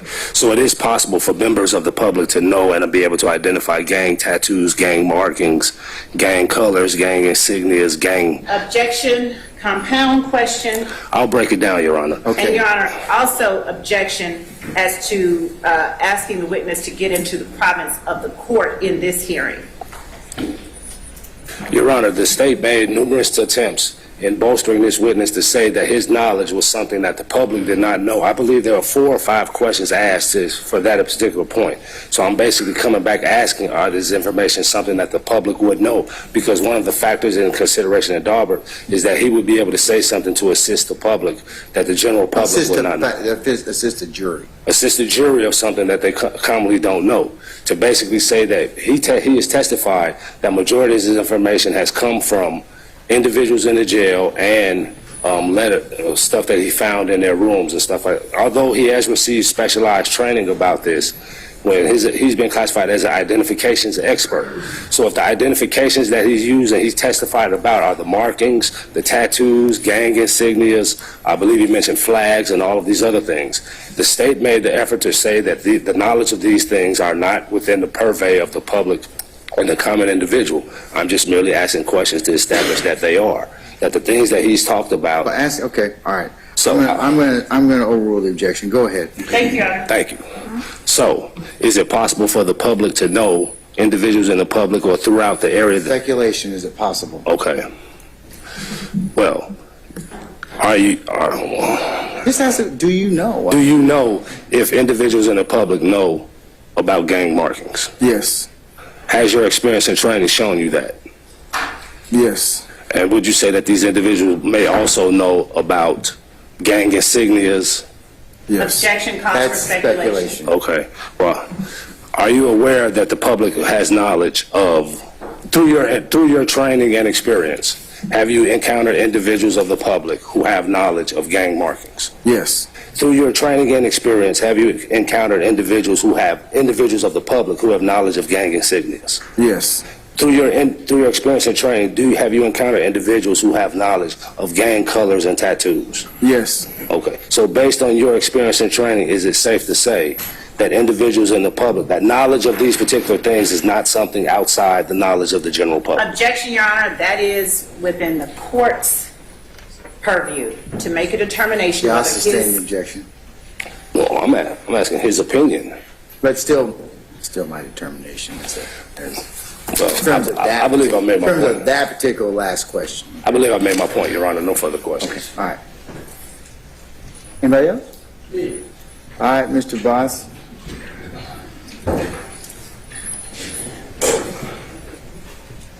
David Dodson, Mr. Stillwell. You ever testified in court before? Yes. As that's to, answered, Your Honor. I believe he said he'd never been qualified. I don't think he's been qualified, so yeah, he can ask it. I'll overrule the objection. Go ahead. Pertaining to classifications? Yes. Were you determined to be an expert in that area during those? I wasn't labeled an expert. Judge asked and answered. I want to know that because I don't think, I want that to be clear or clarify. I wasn't. He was not. I don't have anything for it. So you have not been qualified as an expert, Mr. Hall? No. Have you been qualified as an expert in any other area or gang affiliation or gang classification in any of the courts in Georgia? No. How many you did say earlier that you've done at least 50 classifications of gang members at the DeKalb County Jail. Is that right? Yes. Okay. And you've been a police officer since 2014? Yes, I was a detention officer in 2014, and I was a peace officer in 2021.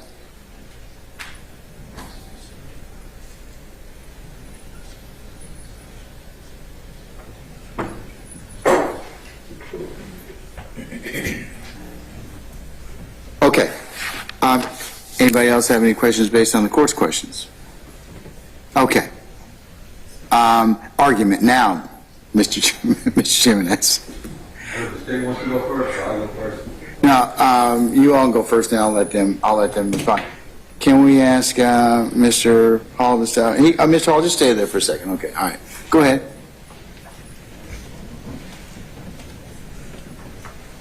Sudi Chaki, Miss on behalf of Dorsey. May it please the court, state. It's, what I'm going to ask that you do not qualify him as an expert. And basically, the reason for that is because the testimony today showed that he just doesn't meet the qualifications. He doesn't meet the standard to be qualified as an expert. There's very likelihood that there is a body of work out there where people are able to classify and understand and identify gangs. Wouldn't you have don't you have the ability, and I'm not saying your client has any responsibility to present any evidence in this case, but wouldn't that be the area of a contra expert or somebody that somebody would come in here? Because remember, we're dealing with non-scientific specialized knowledge. So the state basically has offered Mr. Hall to say, okay, look, I've got about 10 years of policing and detentions experience. They're classified. They want to classify him as a, in their words here, as a gang classification expert at the DeKalb County Jail, and he's been in some training in terms of classification classes in 2022. He's testified about some other things. He has about 100 hours of gang training. He's listened to 1,000 hours of phone calls, and he's familiar with gang tattoos. So, in terms of the the court looking at that, deal with the issue of this particular expert. It may be, or I think the state's trying to qualify him by experience. Absolutely, Your Honor. That's not the argument. No, that's, and I'm just trying to get to there. I'm going to be hopefully not too long-winded, but, Your Honor, certainly there is a body of expertise out there for people that classify people in gangs. Ideally, yes, I can call my own experts. And if that comes to that, hopefully the state won't get into that because that'll be burden shifting. I ain't got to call nobody. It's not my burden. You don't, and I don't want you to think that that this court's going to impose that upon you either. Absolutely. Thank you, Your Honor. All right. But my point is, based on this, respectfully, officer, based on Officer Hall's experience, I say that yes, there's a body of work out there that makes this something that somebody can have an expertise, but he doesn't. He is not an expert. He's never been tendered as an expert. He's never, don't know if somebody's tried it before, but he's never been qualified as an expert before. I do know that with regards to the DeKalb County Jail classifications of gangs, he is top 2. But there's only 2 people there that have ever done that. So that doesn't make him an expert. I want to focus on 24-7-702, Your Honor. This shall apply to all proceedings, and a witness is qualified as an expert by knowledge, this is it, skill, training, education, may testify in the form of an opinion or otherwise. If, there's a big if, and that's when we get into the factors. The expert's scientific, clinical, or otherwise specialized knowledge, yes, there has to be, it doesn't have to be science, it doesn't have to be hard science, and that's the point. Everybody keeps focusing on Kumo tires, and that's what it said. It doesn't have, you don't have to be a scientist. It can be anybody. You can be an expert on social media. You can be an expert on Instagram and getting a bunch of likes. There's plenty of experts out there. So, sure, this body of work can be developed into an expertise, but if the knowledge will help the trier of fact to understand the evidence or to determine a fact and issue. At that point, in this case, I don't know how much help he can be to the jury, because when I asked him, how do you classify my client, Mr. Dorsey, he only based it on, according to him, self-admission, we don't know, we don't object that's hearsay, but self-admission to somebody else, to a party that's not even here. They can call that investigator, that witness can come and be a witness, and you know what? That comes as a statement of a party opponent. It's going to come in. You don't need to bolster it by giving somebody the nice little badge of I am an expert. It's not an opinion. If it was self-admission, then just say it. And then the other only factor, he says he had a methodology that he created, and funny enough, he's gone through all this training, over 100 hours, if his math is correct, over 100 hours of training, where, I'm paraphrasing, but pretty much he said he didn't really learn anything from it. Whatever he heard that was good, that was a best practice, he was already doing. Jail calls, great, that's a great thing. And I would submit to the court, absolutely, jail calls are crucial. When I used to be in the office under Mr. Howard, I would listen to jail calls like it was my iPod.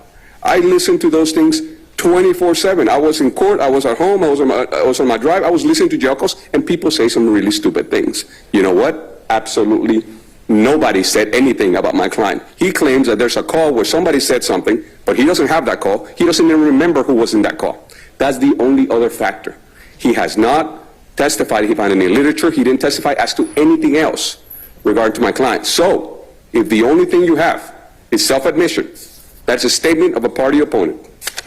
We're going to object to it. We're not stipulating that that comes in. You're probably going to overrule my objection, but you don't need an expert for that. All you need is the other officer to say, yes, he told me that. And she doesn't need to be an expert either. Let's go on to the next factor. This testimony is based upon sufficient facts or data. It doesn't have to be lab reports. It doesn't have to be gas spectrometry or whatever the GBI experts were saying. Just facts or data. You know what data is? Intelligence, intel. What facts or data do you have about him? He spoke about it. I asked him. Not even about him. We're not here for him as an expert on Mr. Dorsey. We're him as an expert on classification of the DeKalb County Jail. And you know what that expert would know? He would know who is the leadership of sex, money, murder, because that's one of the primary gangs. He can't even drop one name. Just tell me one name. Your Honor, all these great attorneys here, and you can just drop names. You can say Kumo, Daubert, Miranda. You're just dropping names. Why? Because you are an expert. You know your field of expertise. He doesn't. He doesn't even know who's running that jail, because apparently that jail is ran by Bloods. And that jail has been protected by these Bloods because there's been 0 murders since my client was there. And apparently he's the leader. So thank you, Mr. Dorsey, for keeping us all safe. But that's not the case. He doesn't know anything about these gangs. All he knows is that he read a report that somebody else wrote. He's not an expert. Moving on to the next one. The testimony is the product of reliable principles and methods. These methods, again, it doesn't have to be, I pour in a little bit of 5 milliliters into a beaker and I put it there into the heat for 50 minutes. No. What are your methods? My methods are same methods he keeps spitting out. I listen to jail calls, I do interviews, and you get literature. Those are the only methods. What are the best practices? When you went to Gypstick, when you went to all of these things, what are the best practices that you learned? Nothing. I was already doing it. He's so good. He doesn't need any training. I mean, this resume is lengthy, and he didn't really need it because he already knew all of that. What is the point of having training? Well, we all go to continuing legal education because we need to learn something. I am learning every day here. I am learning that, from now on, I need to refer to people as the Honorable, because that is respectful, and I learned that from Mr. Steele. I'm learning so much stuff from Mr. Harvey. We're not working together. They're not in my team. We're co-defendants. We have antagonistic defenses. We're still being forced to go together, but I am learning from them because I continue to learn every day. This witness didn't learn anything from all this training, all these hundreds of hours of training. Let's go on to the next factor. The expert has reliably applied the principles and methods. Cool. Do you have principles and methods? As the gatekeeper, Your Honor, you are St. Peter. You're at the gate. You're telling people who can come in and who not. That is what a gatekeeper is. Again, I'm repeating the same thing I said yesterday. But as the gatekeeper, if you decide to classify as an expert, you're saying your principles are great. Your principles and your methods work. Yes, you came up with them yourself. You didn't need to learn anything from all these hundreds of hours of training. You already had it. But did you apply it? Did you apply it to this case properly? The only thing he has, someone else's report, and a call that he can't even pinpoint to or give it to us. He talked about a point system. He doesn't know the point system. If you ask me the Ayala factors, I can spit him out real quick. Ask him the point system for his expertise. He don't know nothing. I stopped asking questions because all the answers were, I don't know. Your Honor, Daubert wants to allow reliable and relevant evidence in. Kumo explains it doesn't have to be scientific.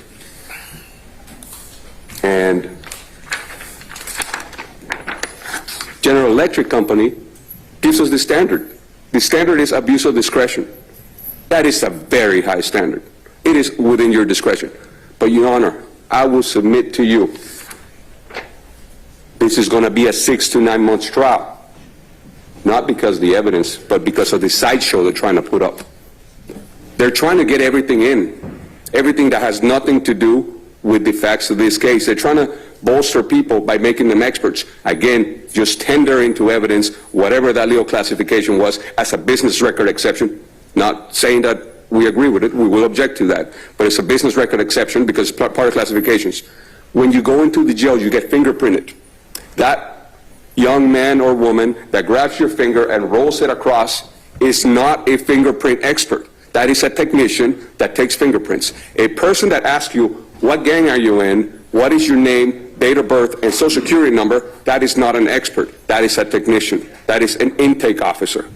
And that is a very honorable job. It is a risky job. Anybody that puts on a badge every morning and goes to work, whether it's in the streets or at the jail, is risking their lives every day. Does not make them experts. Stop trying to bolster all this testimony that could come in other ways. They can prove their points in many other ways by classifying people as experts. Just on this particular set of motions, we are dealing with, we've been here for a week, going into way after the court closes, on these medical experts. I was never approached and asked. I mean, I know I'm not the one, the shot caller, but we can stipulate all this medical experts. You don't need to put in, I think one of the experts that came in yesterday, I loved his answers. Like one is, he's a medical expert, and he asked, have you ever been published? No, he's not an academic, but he's still an expert. Have you had any awards? Nothing beyond my paycheck, but he's still an expert. But you know what? This is what the trial is about. They are trying to get in all these people that are not experts, and if you mix them in with the actual experts, with the medical examiners, with the GBI forensic chemists, if you put them all there, then they all sound very important, but they're not. Respectfully, Mr. Hall, you're not an expert, and we ask the court that you do not allow them. Your Honor, to the commentary addressed to the witness during Mr. Chavez's argument, please go with. All right, I'll sustain that point. My apologies, Your Okay, Honor. all right. Thank you, sir. Thank you, Your Honor. All right, anybody else wish to be heard in terms of argument before I let the state go ahead and finish up? Your Honor, Sean Hoover from Mississippi. I'm just going to bring this up because we've heard what the state's going to say. I mean, we heard it all day yesterday. Well, not yet. But Well, no, we heard it all day yesterday. We read this. We heard the script. What I'm saying is they're going to harp on the fact that this gentleman said that his training gave him outside information that the regular everyday person doesn't have. The testimony that he said well, was he's kind of inconsistent on that. So agreed. But the testimony that came from this witness was on different cases being prosecuted, which has nothing to do with what's going on here, and specific crimes that are being investigated. So the state's going to get up and say there's all this outside information. I just want to remind the court, put on the record, this witness didn't tell us any of that outside information. It applies specifically here. So he is not an expert. The information that he's providing is not relevant to any of the however many co-defendants are still left in this case. So I just want to make sure that's clear because I'm pretty sure we're about to hear that again. all right.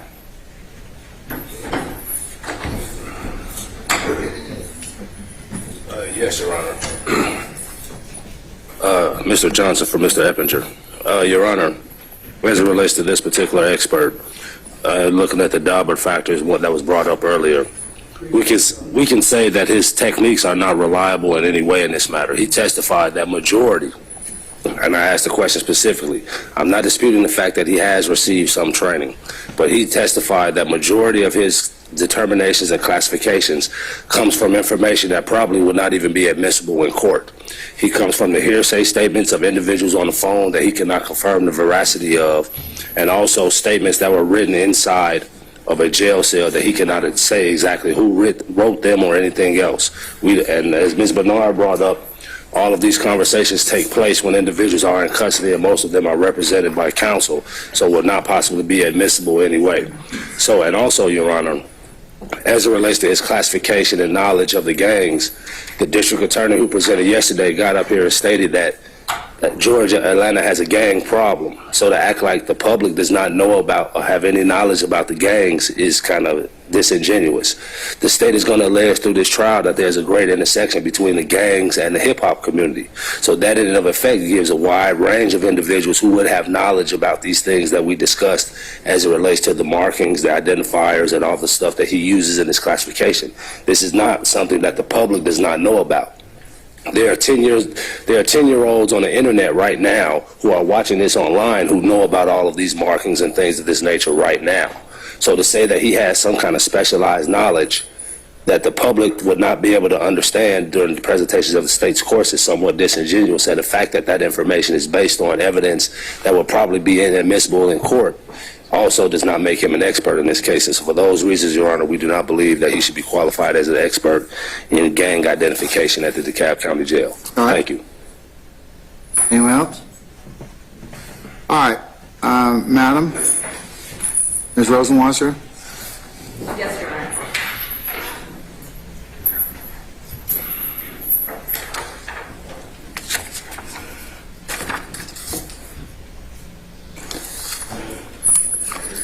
Your Honor, I'd like to start my argument with a quote from the Second Circuit.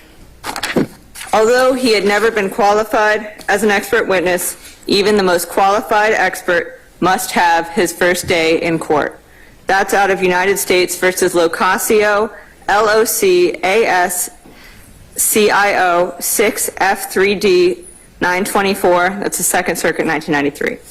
Your Honor, this gentleman is absolutely qualified to offer expert testimony in classification of gangs at the DeKalb County Jail. So I'd like to start by responding to a few of the objections we've heard, particularly that according to the defense attorneys, gang knowledge is something that the general public has. Now, Your Honor, I don't dispute there are members of the general public that are affiliated with gangs, that know gang members, that are aware of gangs in the state, and certainly the General Assembly is aware that there's a gang problem, but that doesn't speak to the general public. I can tell you, Your Honor, when I started in the gang unit, I had a family member say, wait, do we have a gang problem? Just because these defendants are in that life, and that there are people in the public that are familiar with gang tattoos and are familiar with gang lingo or gang expressions, that does not apply to the general public. We are in a big county, Your Honor, and to say that everyone in the public is aware of this specialized gang knowledge is just absolutely, completely specious argument, Your Honor.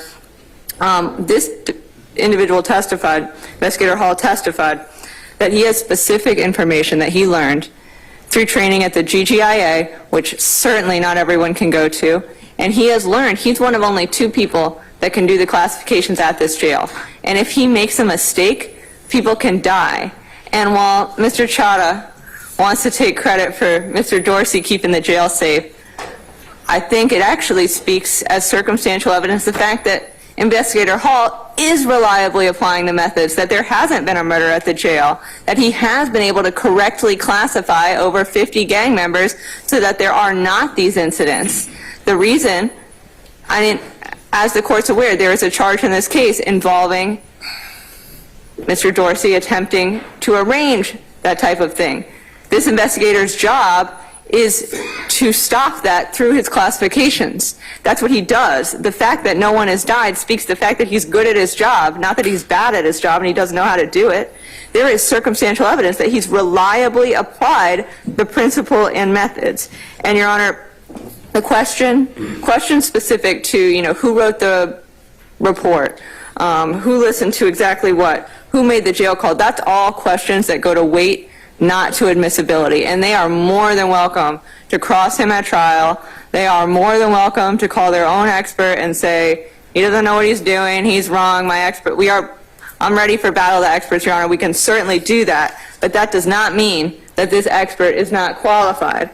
Your Honor, I'd like to point the court to a few gang cases that are out of the 11th Circuit, and I don't even remember which hearing I did this in yesterday, but I think I gave the court some of these sites yesterday, but I'd like to provide them again. United States versus Augustin is a pretty seminal case out of the 11th Circuit, and that's AUGUSTIN. That's 661F3D 1105. That's a 2011 case out of the 11th Circuit. And that was one of the first cases to look at gang expert testimony in the 11th Circuit. So, as I quoted yesterday, the 11th Circuit found, we note that Federal Rule of Evidence 702 does not define an expert in a narrow sense. And the court found, in the light of the substantial experience that Agent Young had with respect to street gangs, we conclude that the district court was within its discretion in determining that Agent Young was qualified to give expert testimony about the organization in question in that case. Here, we have the same situation. Investigator Hall has a ton of experience. All he does all day is make sure that he doesn't mistakenly classify someone, because if he does, people will die. He has looked at gang lingo. He has looked at gang writing. He has looked at gang literature. He has attended gang trainings. He has attended over 100 hours, even if he might not be great at math, but he's sure great at gangs, Your Honor, and he knows what he's talking about. He is aware of the different ways to classify these individuals when they come into the DeKalb County Jail. That is experience that he has. That's what he's gained from not only his training, but his years there. And as he testified on redirect, he's interacted with inmates. He knows them. He couldn't have got his current job if he hadn't spoken to inmates, if he wasn't aware of them, if he hadn't learned how to have conversation with these folks so that they will be honest with him and they will tell him what gangs they're affiliated with, and he's able to obtain that information. That's his whole job. And for the defense to claim that this is something that the general public is aware of, I think that's just absolutely misunderstanding the reality of the situation. While the general public certainly might be aware, okay, yeah, there's Bloods, yeah, there's Crips, sometimes they have tattoos, they're not going to know. I didn't know until this morning that 7 and 2 are Bloods lingo. That's something I didn't know. And I'm going to guess it's something that most of the people in the public don't know.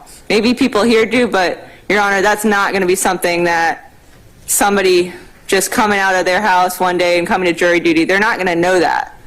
And that is exactly the type of thing that we need expert testimony to show, because the general public is just not going to be aware of those intricacies that someone is going to learn from years doing gang investigations, speaking to gang members, listening to thousands of hours of jail calls, and basically having these interactions day to day with gang members, Your Honor. This is the exact type of experience and knowledge that's necessary. That's why we need to have these experts to explain, so it makes sense why we're doing this, and we're not just calling someone off the street to be like, yeah, I think he's in sex, money, murder. No, this is someone who has understood that and can make the classifications and can explain why they've made those classifications. In United States versus Wilson, that's another 11th Circuit case. That was 2015. That, again, goes to the qualification of a gang expert. What's the citation?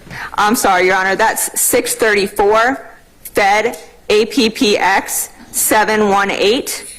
Now, in this particular case, the court found that where the defendant testified about his, I'm sorry, Your Honor, where the detective testified about his experience and his training, and that how he had spoken to multiple gang members and about the gangs themselves, and showed the connections between the gang and why that was related to the case, the court found that that was going to be sufficient. And I want to point out something specific about Wilson that I think is important.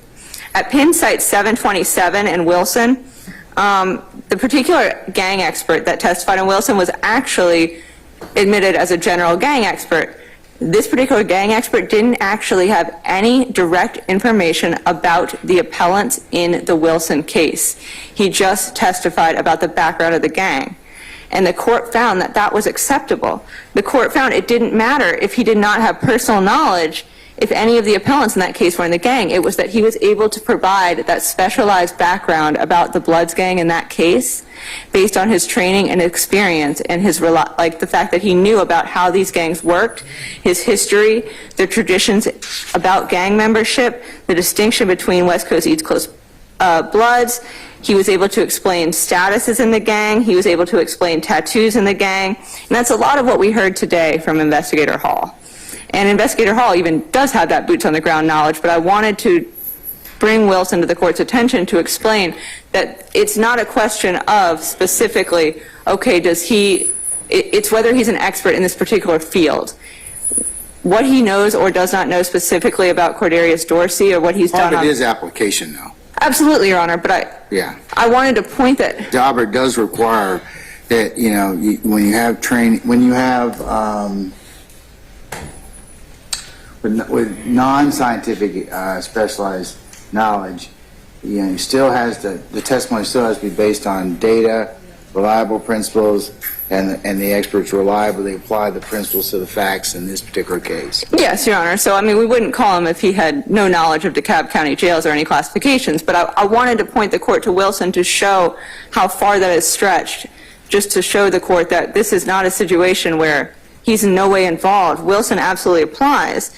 And the court in Wilson specifically found that this was something that was likely to assist the jury because it shows the import of the evidence in evaluating the alleged gang activity underpinning the conspiracy charge. Obviously, we have a RICO conspiracy here, and we also have Mr. Dorsey charged with a gang activity count as a result of his actions in the DeKalb County Jail. So that is directly related, Your Honor.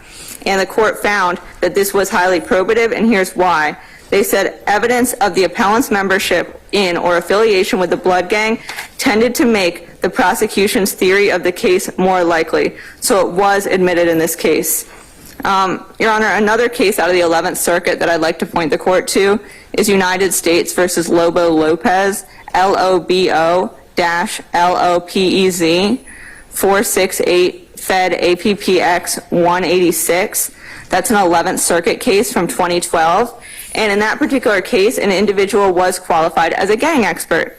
That individual testified that he had been assigned to a gang task force.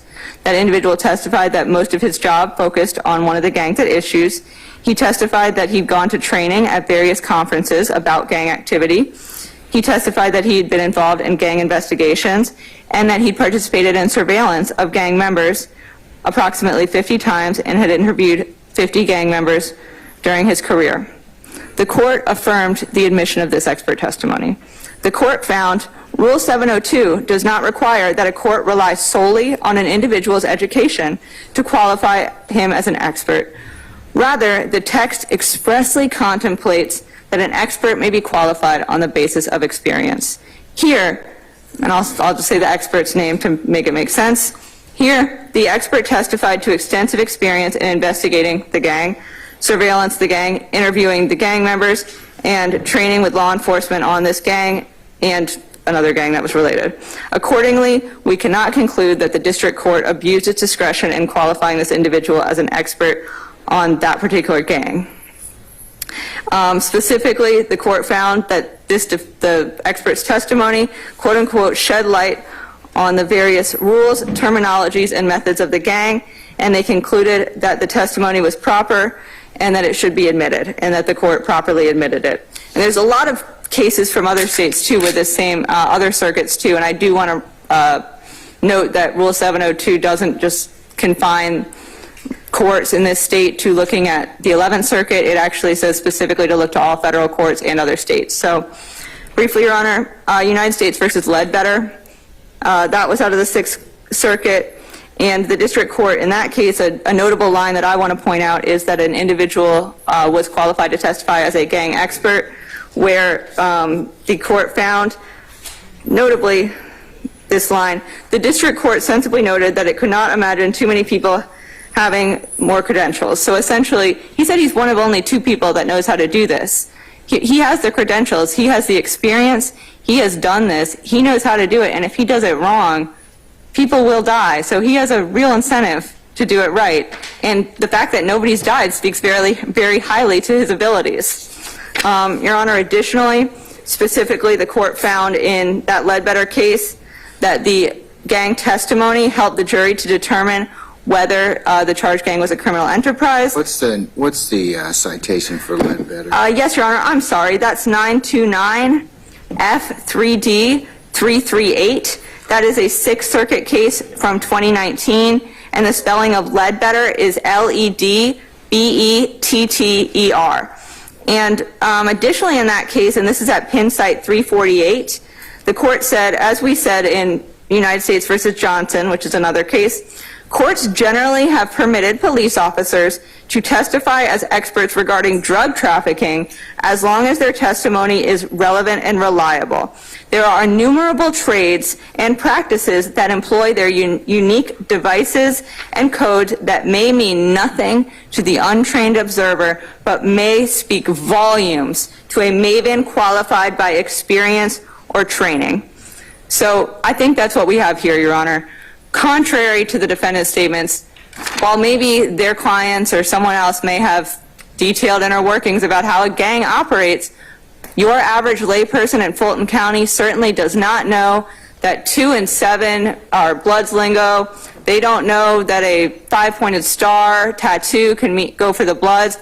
They don't know this. This is exactly the type of stuff that he has learned only from years and years of interacting with gang members at the county jail and classifying those gang members. This is not something that you could take any old person off the street and just do. You couldn't. I've been working on this case for, 7-8 months.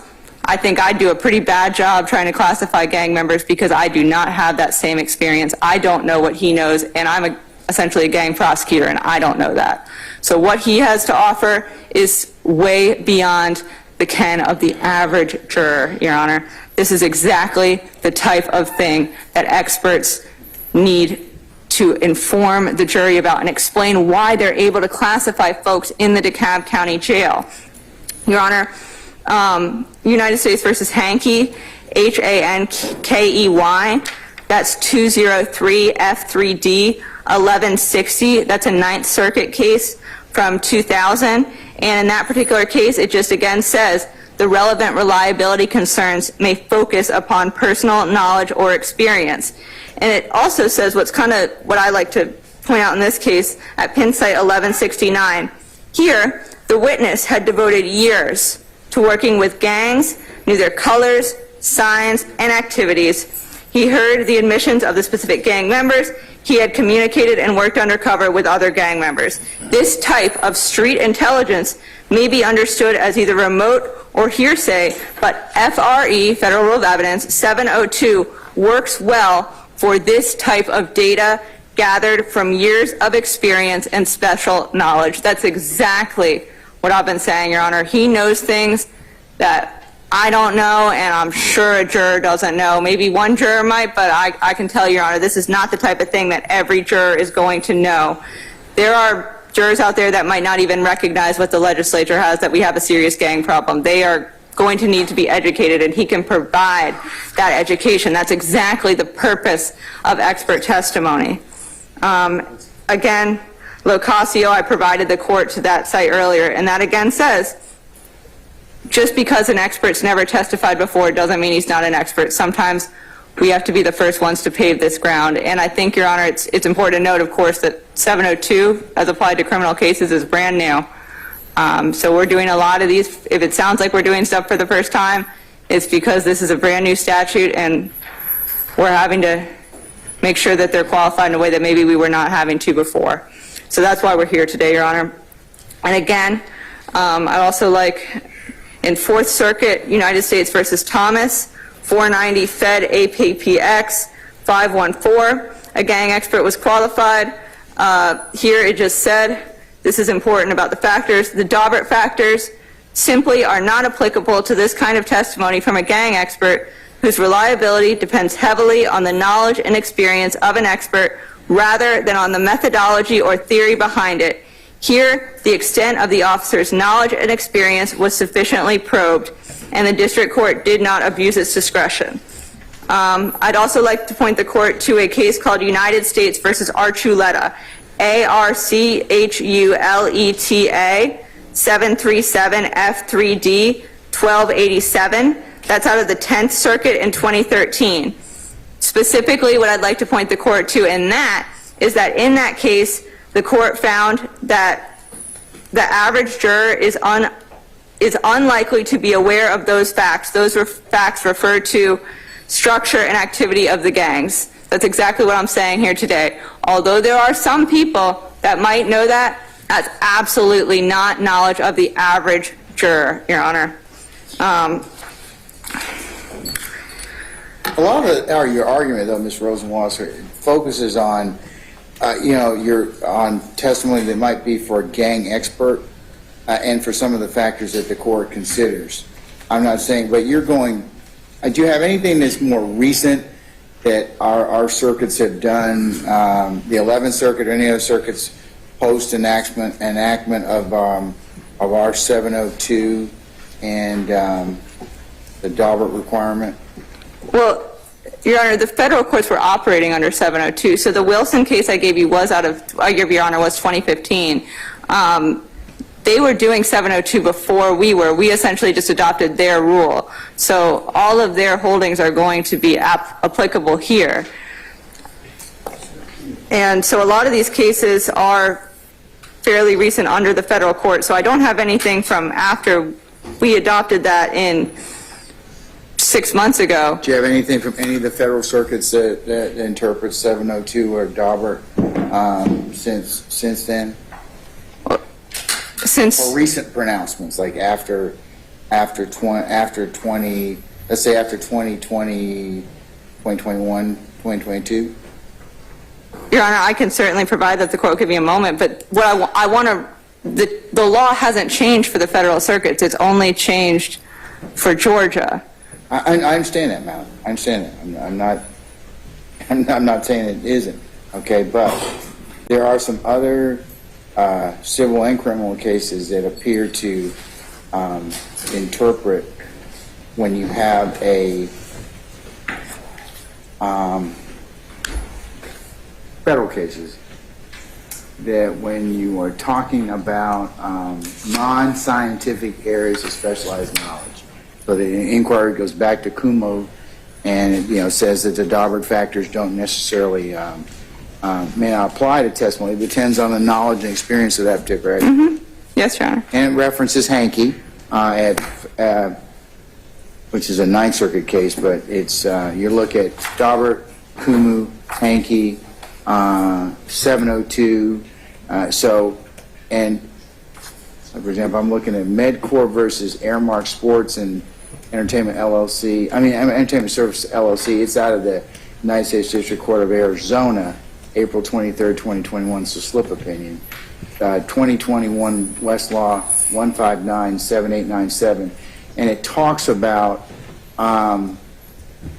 Daubert analysis is applicable to testimony concerning non-scientific areas of specialized knowledge, Kumu. However, the Daubert factors may not apply to testimony that applies to knowledge and experience of the expert rather than a particular methodology, Hankey. Finding the Daubert factors do not apply to police officers' testimony, but they talked about that issue. But an expert qualified by experience may testify in the opinion if his or her experiential knowledge will help the trier of fact to understand the evidence and determine the fact and issue, as long as the testimony is based on sufficient data, is a product of reliable principles, and the expert has reliably applied the principles to the facts. 702 in Daubert. So, and of course, it does the advisory committee that talks about amendments to 702 talks that vigorous cross-examination, presentation of contrary evidence, and careful instruction on the burden of proof for traditional and appropriate means of attacking shaky but admissible evidence under Daubert. But even though that's a civil case, it kind of gives me some roadmap in terms of what I'm supposed to look at in terms of non-scientific evidence, which this would be. Yes, Your Honor. I believe Your Honor stated the factors exactly as I've stated them. I think that is the analysis. And I've just been trying to provide the court. Well, how do we know he applied these correctly to this particular facts and circumstances? And I haven't heard any testimony about that. That's kind of, I've only heard one thing. I've heard that he made a statement to another, and as Mr.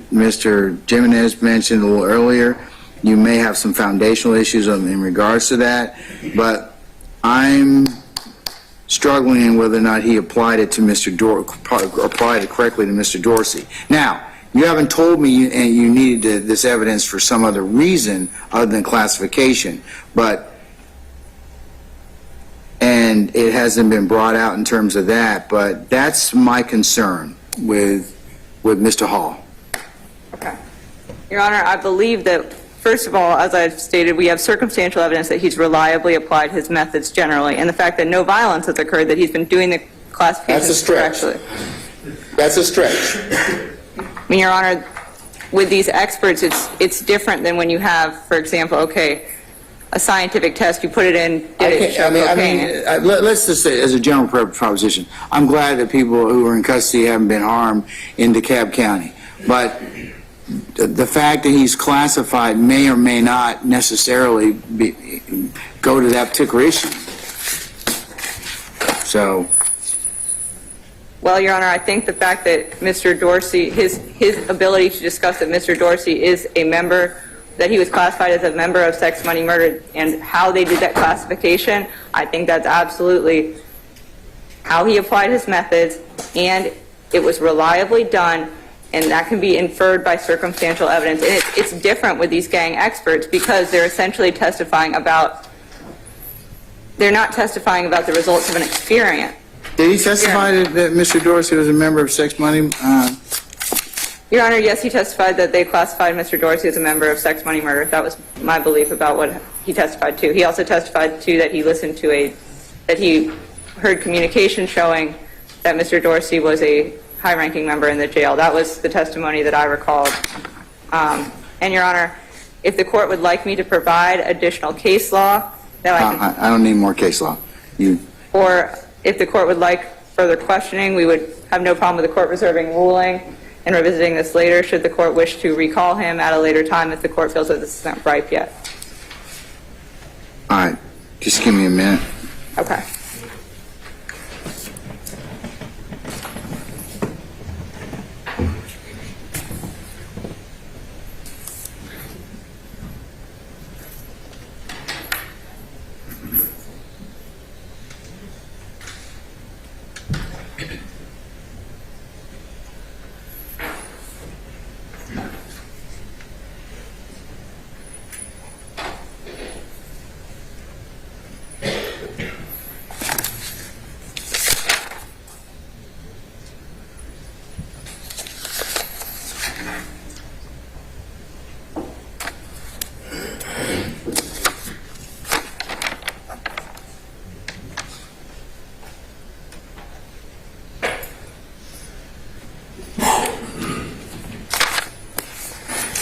All right, I'm going to take the matter. I just need to take the matter of advisement. I'm going to hopefully make a ruling in, but after we have a comfort break. So let's reconvene at 12 o'clock, and then we'll go ahead and see where we are at that point in time. Okay? Okay. Thank you, Your Honor. We'll be in recess about 10 minutes. If I need to stay.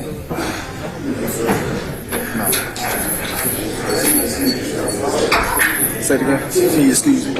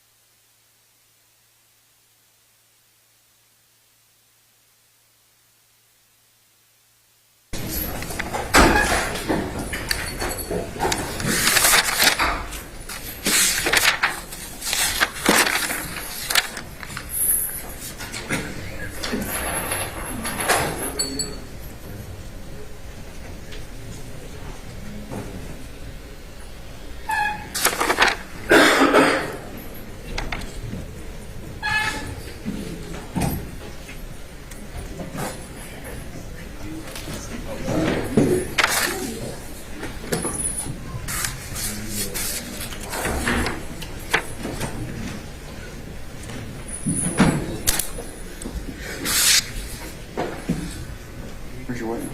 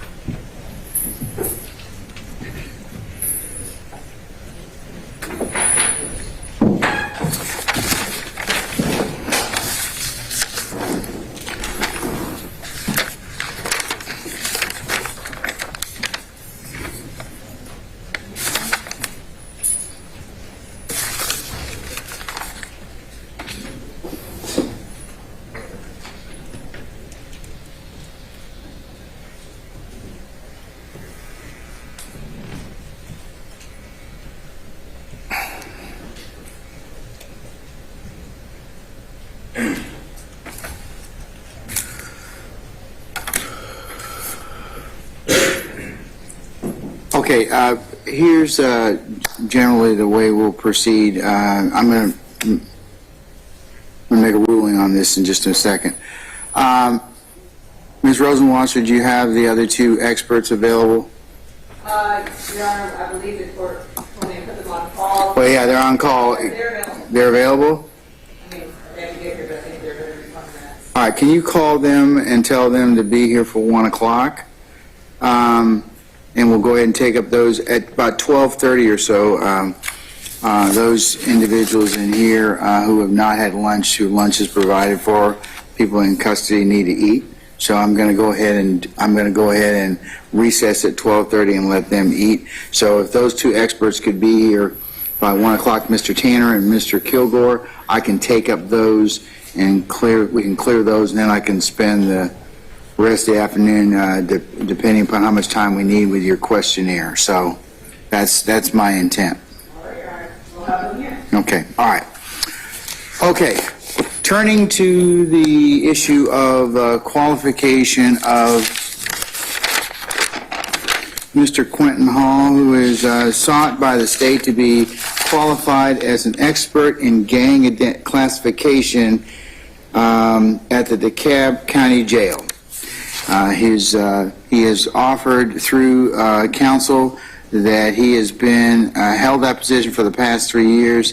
He started his law enforcement career in 2014 as a detention officer. He has various trainings and certifications and classes through GIA, GIPSTIC. He's taken the gang identification classes. He is familiar with gang literature. He does cell searches. In terms of specific gang training, he has over 100 hours. He's listened to 1,000 hours of jail phone calls. He's familiar with gang tattoos.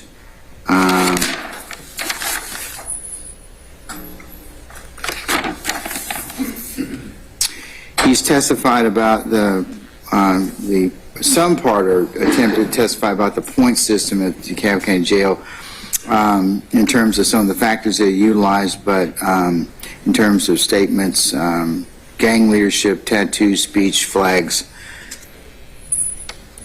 He's never been qualified as an expert.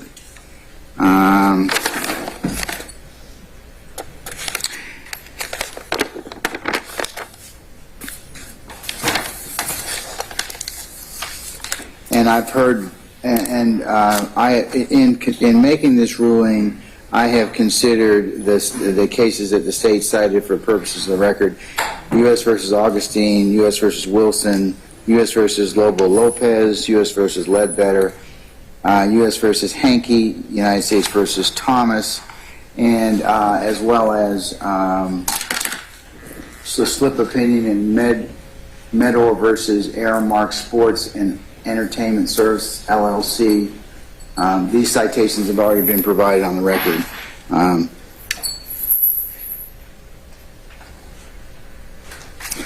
The issue that the court has to, and with a non-scientific witness or expert, is to make sure that the knowledge and experience of that particular expert. And the qualified expert can testify in the form of opinion if his or her experiential knowledge will help the trier of fact understand evidence or determine a fact and issue, as long as the testimony is based on sufficient data, product of reliable principles, and the expert has reliably applied the principles to the facts of the case.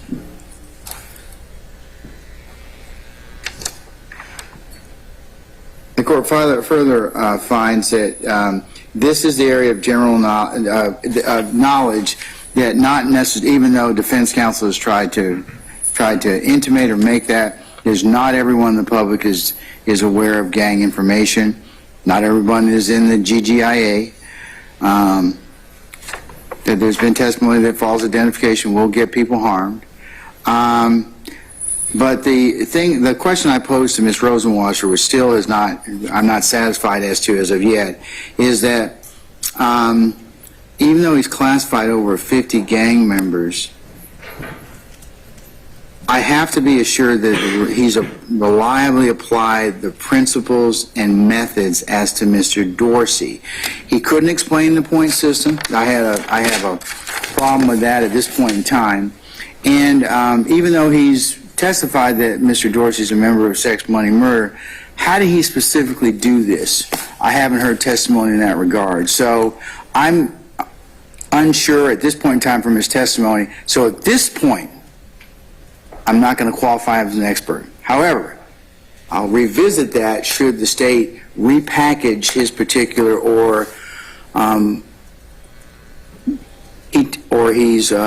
he testifies more succinctly as to that. I'm not satisfied as of now.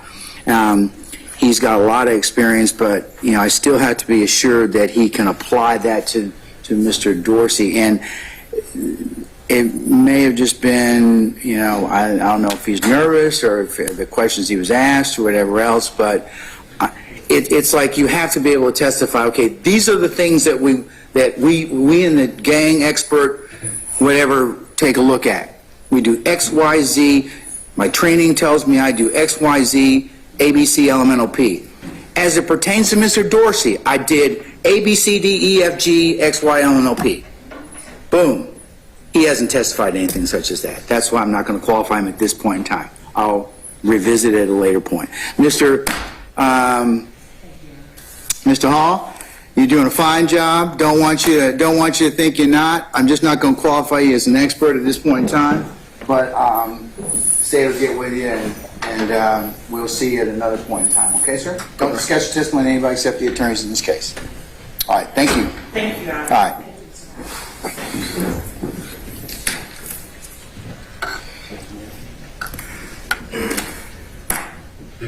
Ms. Jimenez, you get to write the order.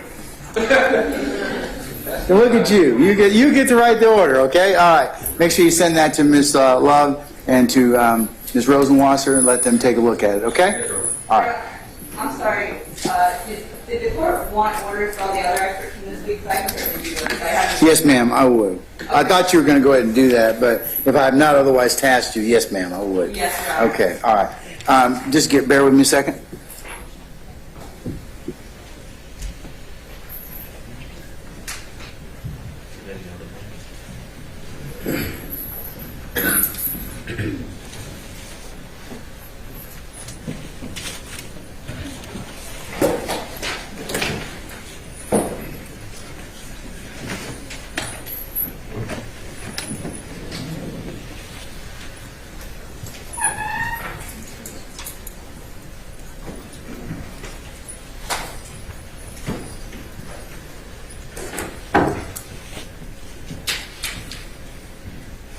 Bear with me a second.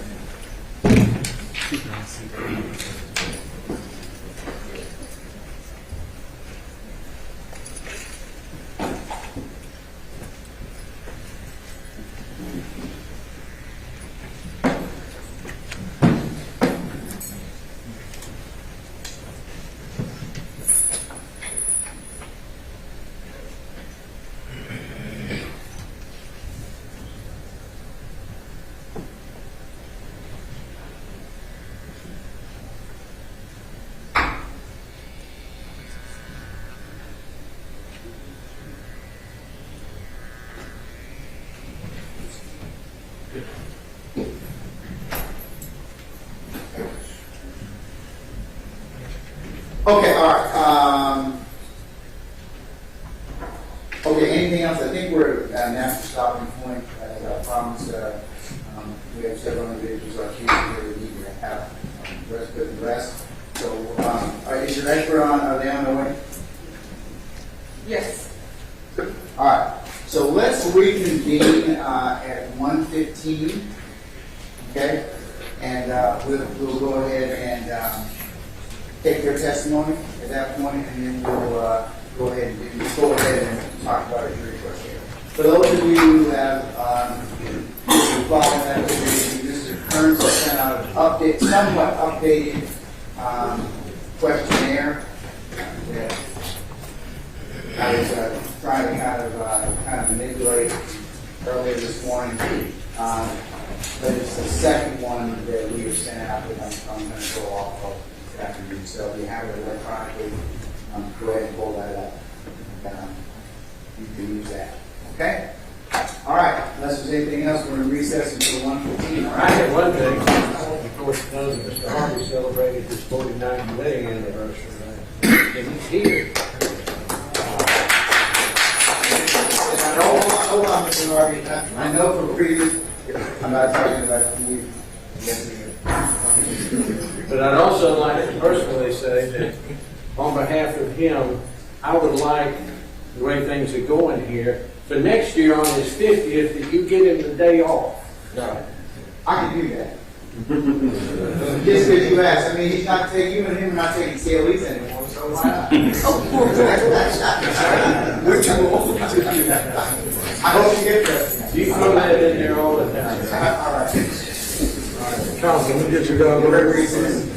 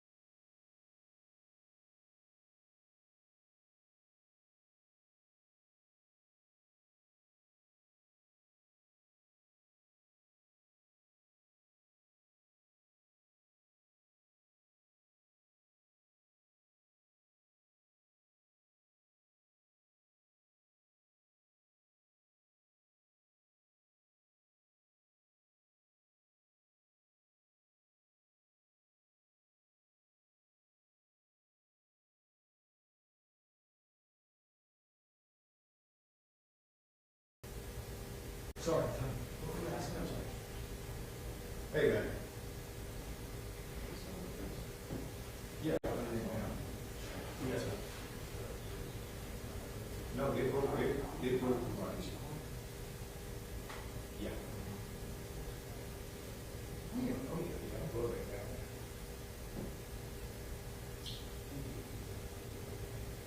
Yes. Right, but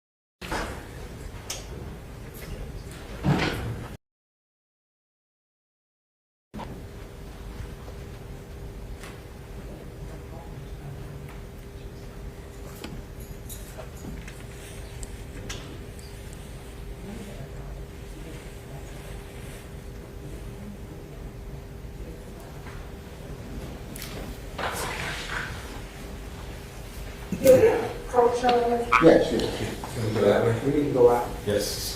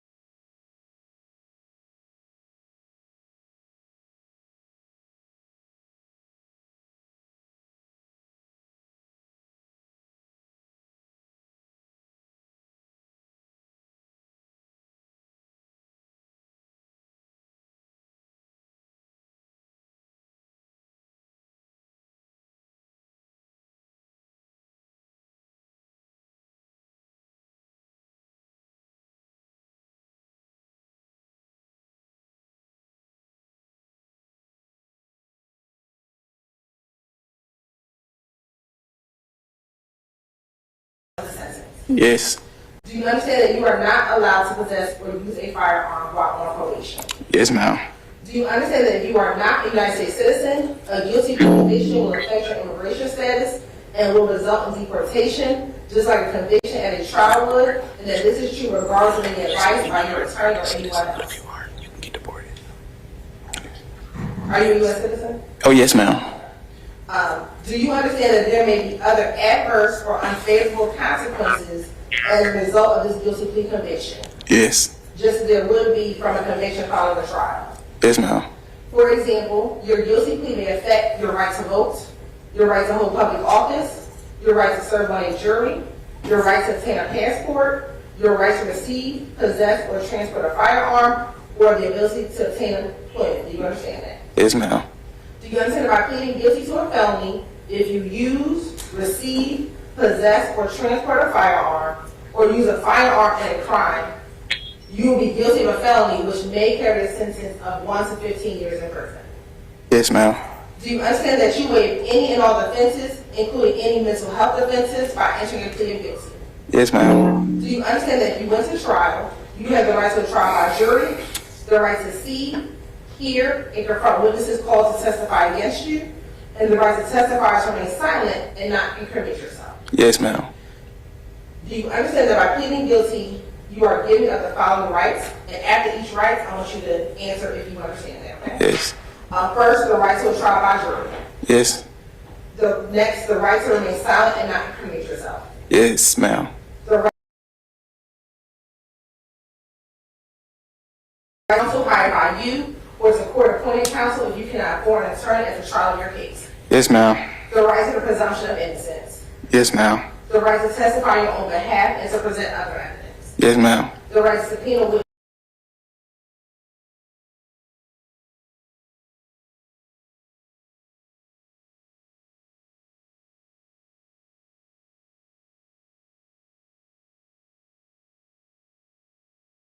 No, ma'am. It is your decision to waive these rights and enter a guilty plea because you're in fact guilty. Yes, ma'am. With respect to indictment 22 SC 183-572, where you're charged with count 1, conspiracy to violate the Racketeer Influence and Corrupt Organizations Act, count 47, conspiracy to commit a crime, count 48, participation in criminal street gang activity, and count 55, conspiracy to commit a crime. How do you plead, guilty or not guilty? Guilty. Is this guilty plea freely and voluntarily given with a full knowledge of the charges against you? Yes, ma'am. Do you understand that you have only a limited right to appeal this guilty plea conviction? Yes, ma'am. Do you understand that you have 4 years from today's date for the felony charges to file a habeas corpus petition challenging the voluntariness of this guilty plea? Yes, ma'am. And Your Honor, if this case were to go to trial, the state would expect to show and prove that between January 24th of 2013 and May 8th of 2022, that the enterprise known did unlawfully conspire to acquire and maintain and control of the United States currency and other personal property through a pattern of racketeering activity, and also, while members were associated with that enterprise, did unlawfully conspire to conduct and participate in directly in activity as described in our indictment, Your Honor.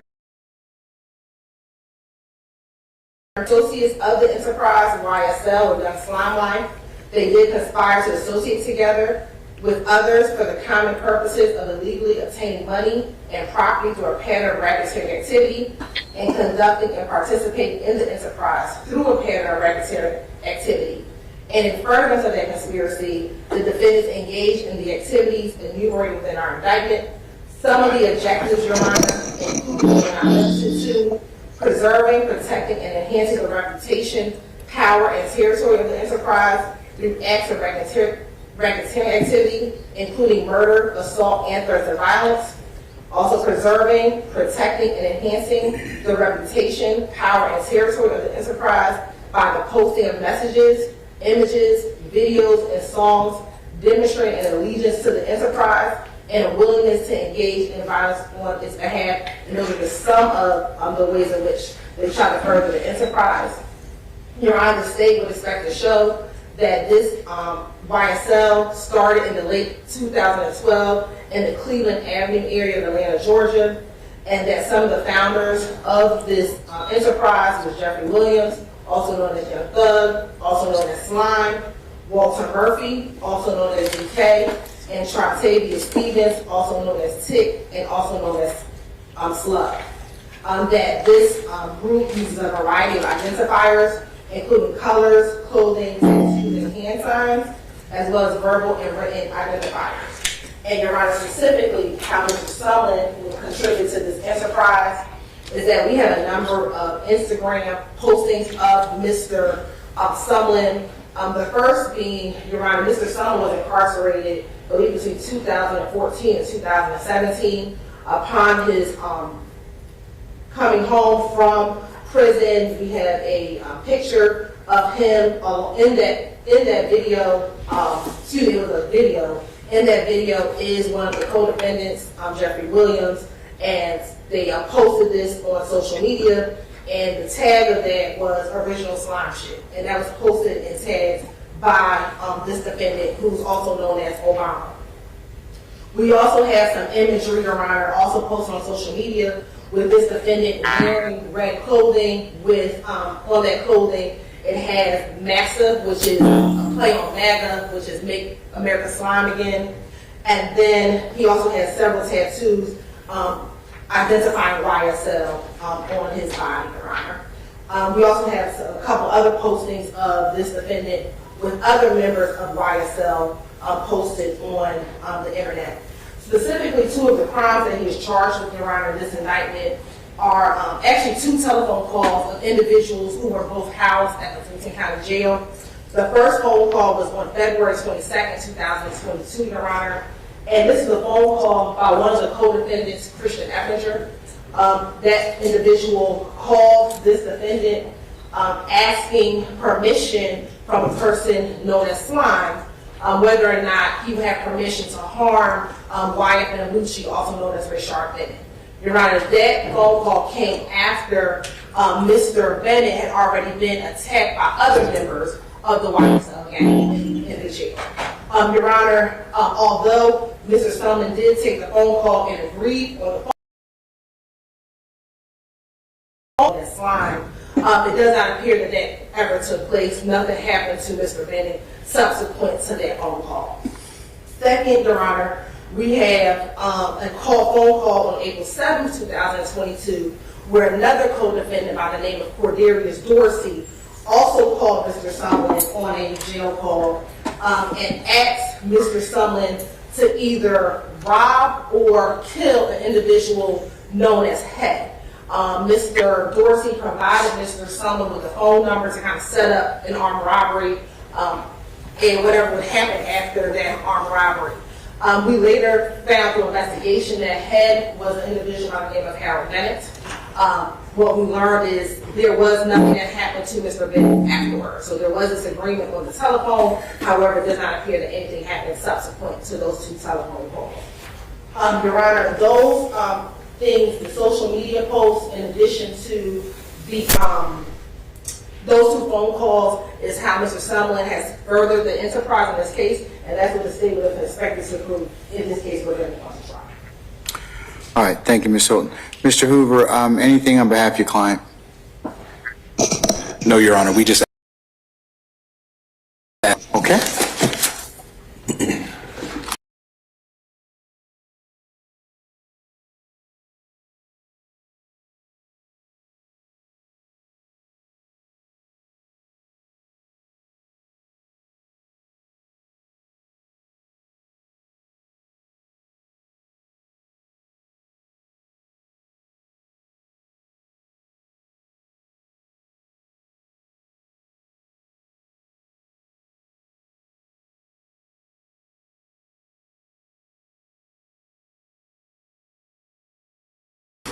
Yes, sir. All right, before signing this indictment, did you have the opportunity to fully discuss all of the facts and circumstances therein with your attorney, Mr. Hoover, to your satisfaction?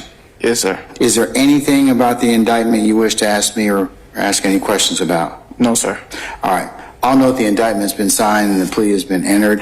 Mr. Sumlin, based upon the responses that you've given during the court's inquiry, I find that your guilty plea is freely and voluntarily entered. I find a factual basis for your plea. I'm going to accept your plea as tendered and it's negotiated.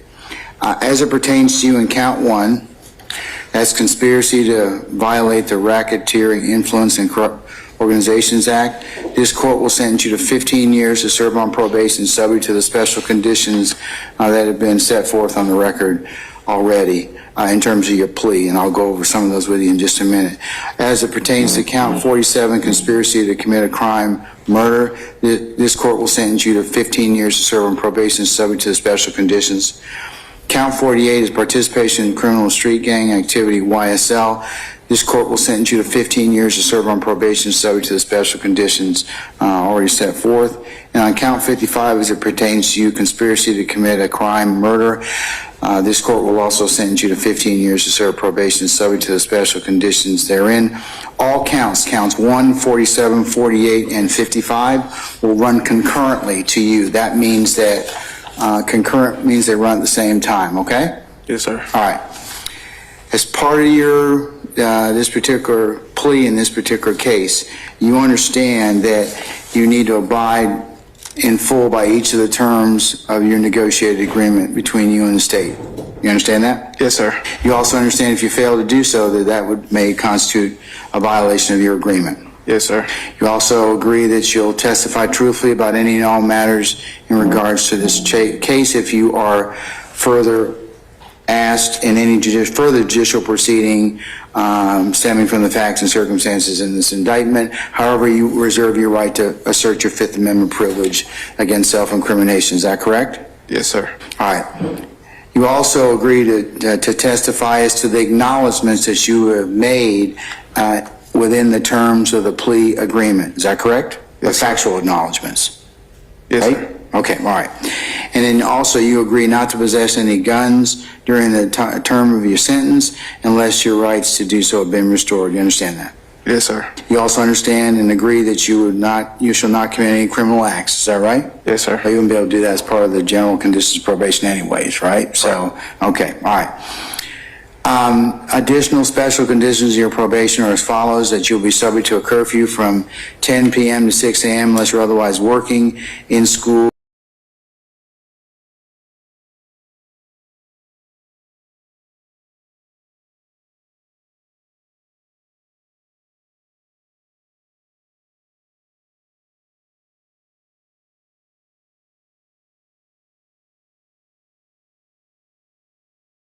situation like yours is that it's for two reasons. One, to protect you and those you better ensure that you'll complete your probation without a hitch. It is empirically established that a lot of crime occurs between about 11 and 4 in the morning. So if you're at home, you got family, you got other things that you are responsible for, it's less likely that something may happen. Meaning, I'm not saying that there's no guarantee somebody won't come to your house and knock on your door and try and offer you harm, but it's less likely that will happen because you won't be in the street.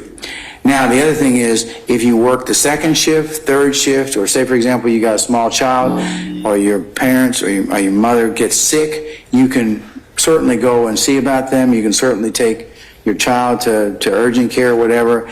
You can certainly pick up somebody from the airport if that becomes necessary. But you can't be at some other place if probation kind of finds you at 2 o'clock in the morning and you're at a strip club, you're going to have some problems. You understand me? Yes, sir. All right. See the difference between the two? Yes, sir. Okay. All right. Just want to make sure you understand that. Things that make common sense won't violate your terms of your probation. And Ms. Purdy, my probation officer, will, and whoever it is that's assigned as your probation officer, as long as you let them know you're working or whatever else, that, like I said, you get a job second or third shift, they'll just need to know that so that if they're trying to check up on you, that you'll be good, okay? Yes, sir. All right. And then also, for the pendency of this case, you can't have any contact with anybody else in this indictment, okay? Yes, sir. All right.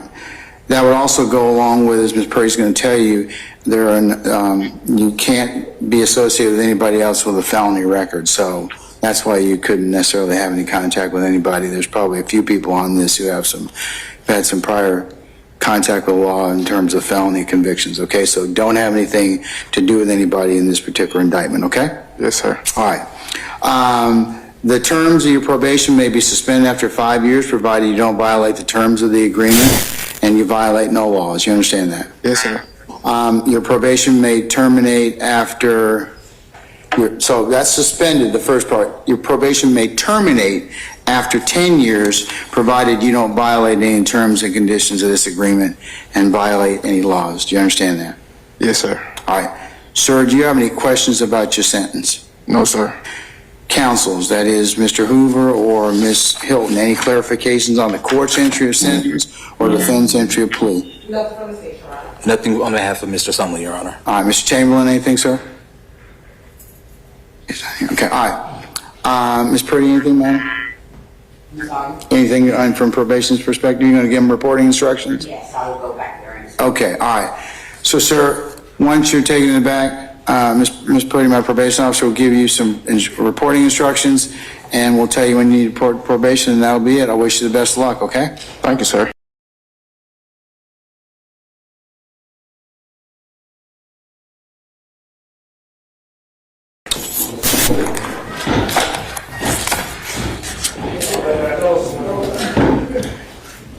Wes, I just found something. I'm going to talk to the state and ask them if they're going to go ahead and amend.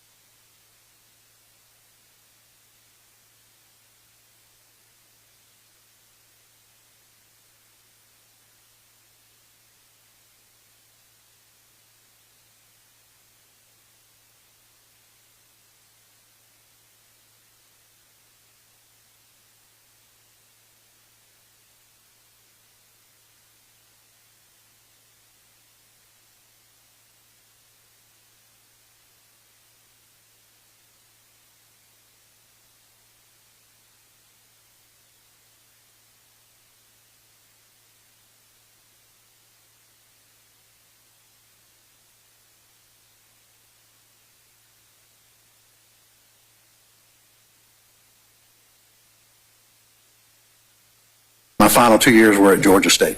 And what did you major in at Georgia Tech? International business. Okay. I'm going to show you what's been marked as State's Exhibit 17 and has already been provided to Defense Counsel.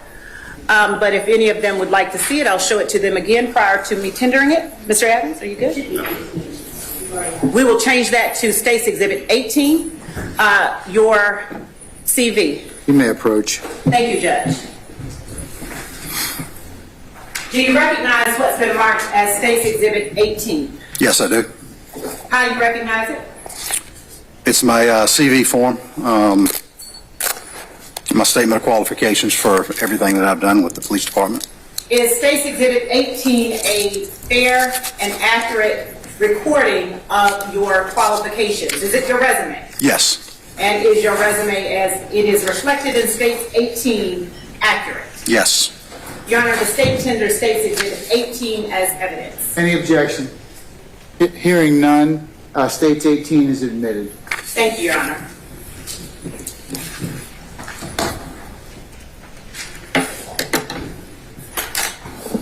Mr. Kilgore, you indicated, you stated that NIBIN stands for the National Integrated Ballistics Network. Did I hear you correctly? National Integrated Ballistic Information Network. Would you tell the court what exactly that is? Yes. NIBIN is a conglomerate of currently 272 computer systems throughout the United States, Puerto Rico, and the British Virgin Islands. What it does is it takes high-definition 3D images of cartridge cases recovered from crime scenes and also from cartridge cases from test-fired firearms that are confiscated by the department. It has a complex algorithm that assigns that cartridge case a value. It then searches the database for any other cartridge cases in the database to see if there's any similarities between the two. Who maintains that database? The Bureau of Alcohol, Tobacco, and Firearms. And is that also known as ATF? Yes.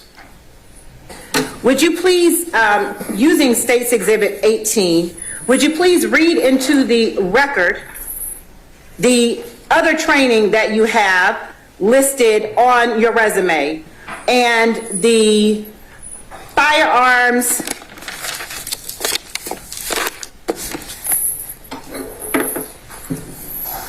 principal duties that you have listed on your resume?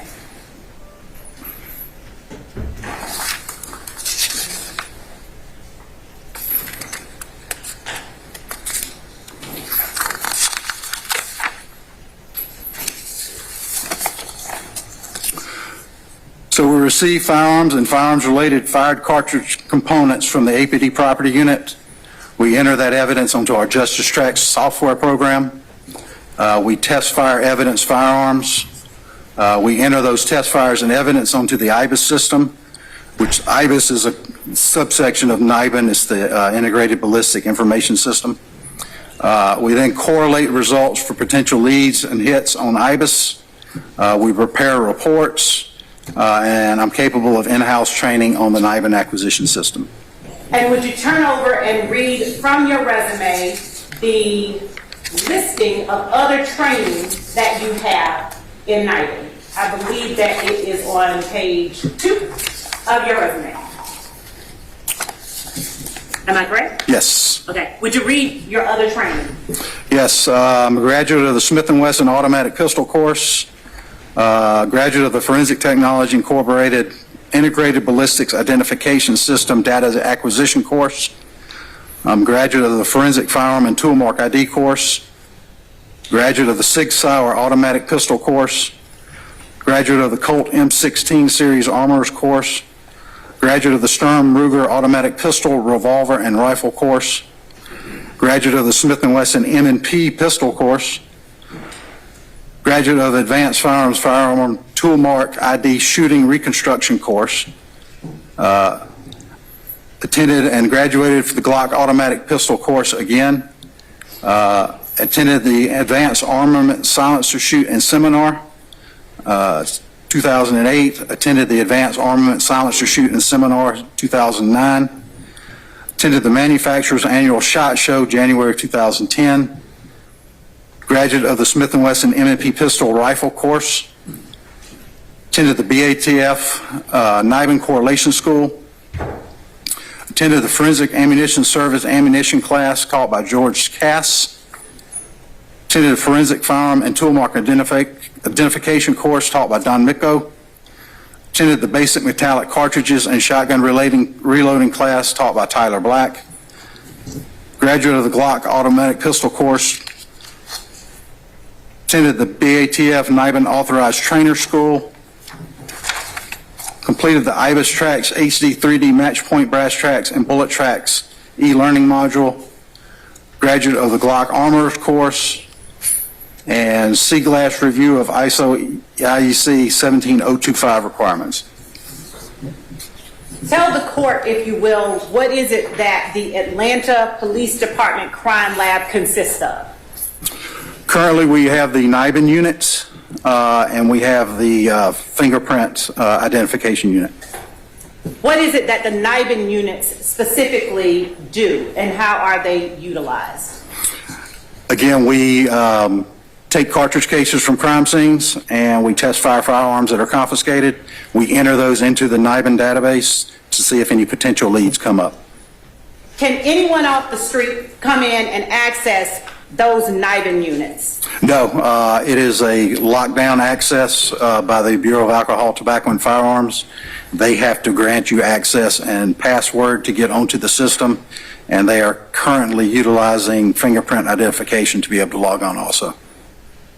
Do you have to have any specialized training in order to utilize the NIBIN units? Yes, you have to have attended the NIBIN acquisition school to be able to access the system.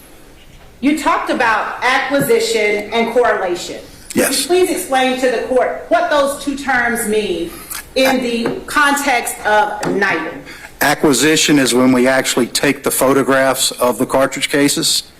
Correlation is when you review the results of the results that come back once it's been submitted to the database.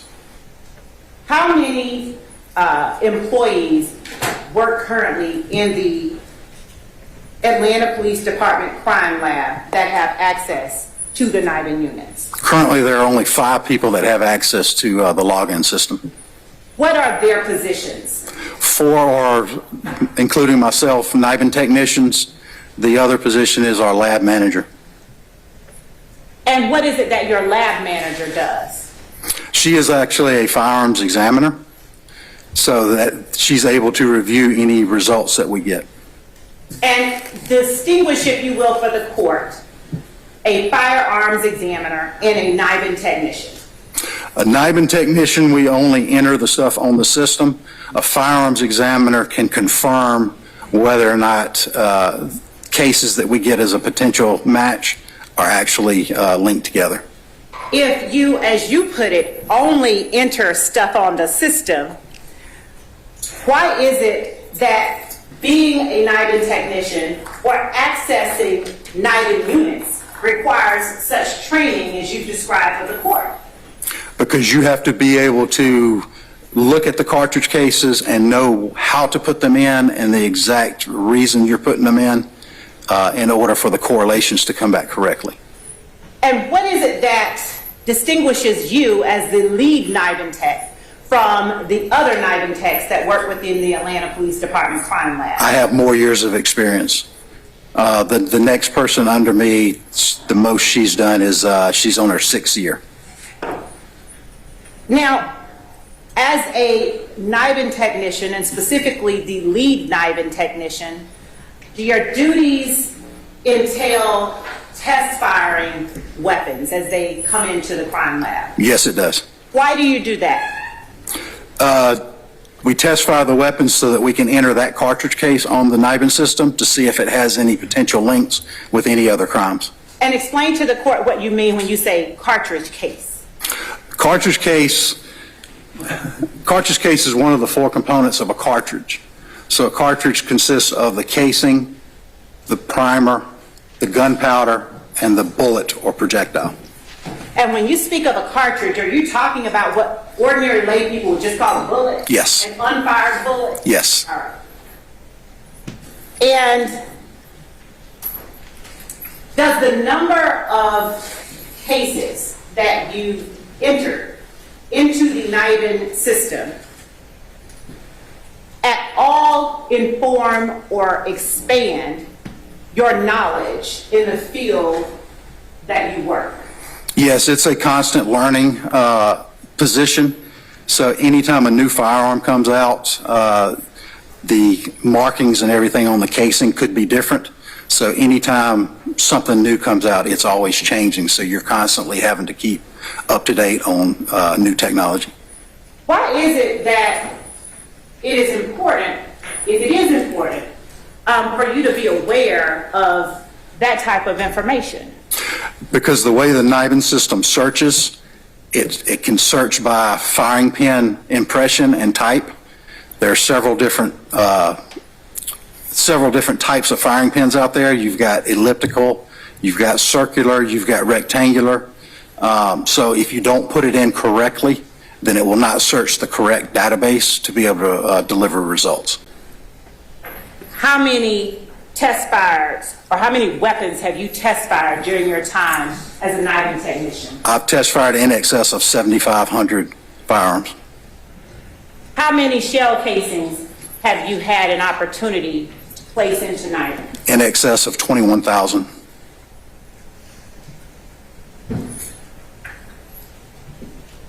And have you been designated a trainer of any sort with Yes. respect to NIBIN? Yes, I'm a NIBIN authorized trainer. What do you have to have qualification-wise in order to be designated a NIBIN authorized trainer? The ATF has a training course where they bring you in and teach you how to teach other persons to use the system so that they are using the same protocols as everyone else. During the course of the pendency of and prior to the indictment of the case that you've been called to testify for today, have you scanned casings into the NIBIN system for the Atlanta Police Department? Yes. And would you please tell the court how it is that you ensure the accuracy of the results that you gain as a result of those scans? When we scan those in there, we have to review them when we do the correlations. We also have a secondary person review those correlations also to see if there's any errors that were made.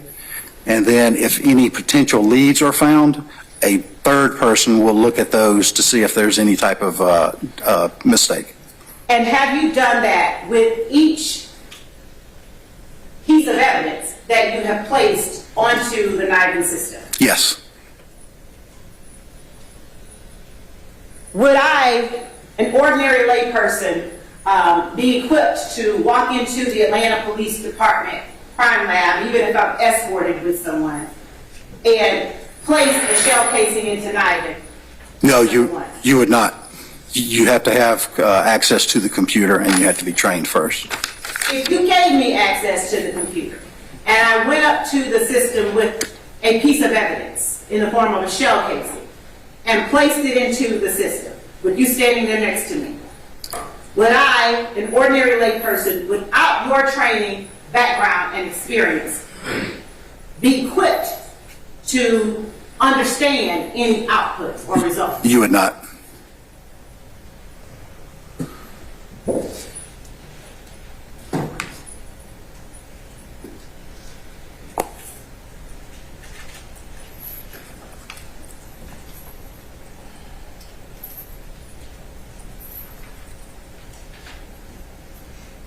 Explain to the court what it is exactly that happens when you take a piece of evidence and input it into the NIBIN system. We put the evidence in. It takes upwards of 7 to 7.5 minutes for it to take all the pictures of the cartridge case. Again, it's high definition 3D imaging. Once it does that, it assigns that cartridge case a numerical value, done so by a complex algorithm. Once you submit it, it then takes and searches that value against any other cartridge cases in the system to see if there's any similarities close enough to call it a potential lead.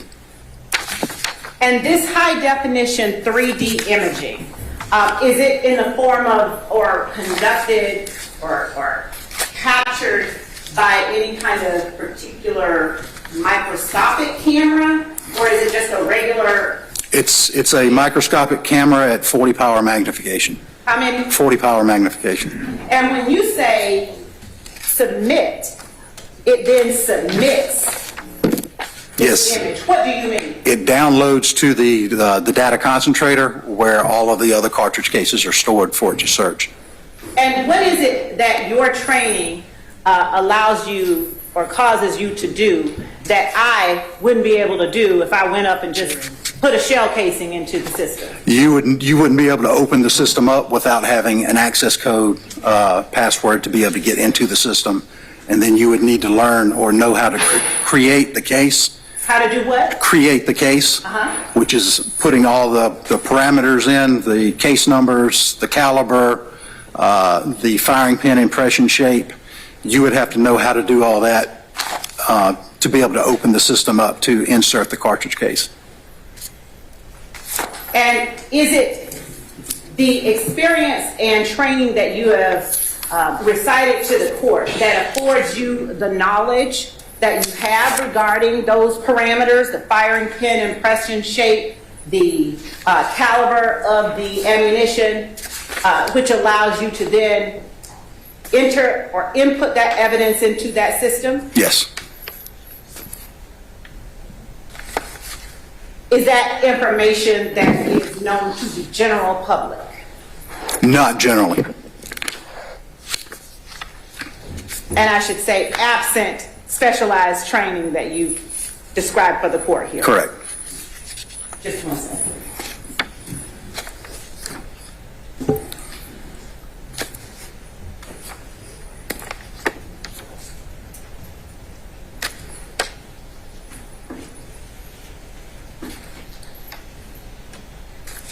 Your Honor, the state tenders Jennings Kilgore as an expert in NIBIN technology.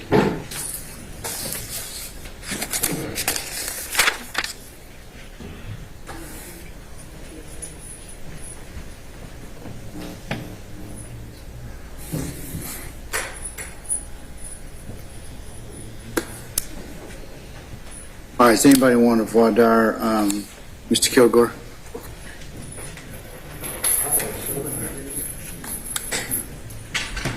Judge, I'm sorry. I'm going to need a little bit of clarification if I can.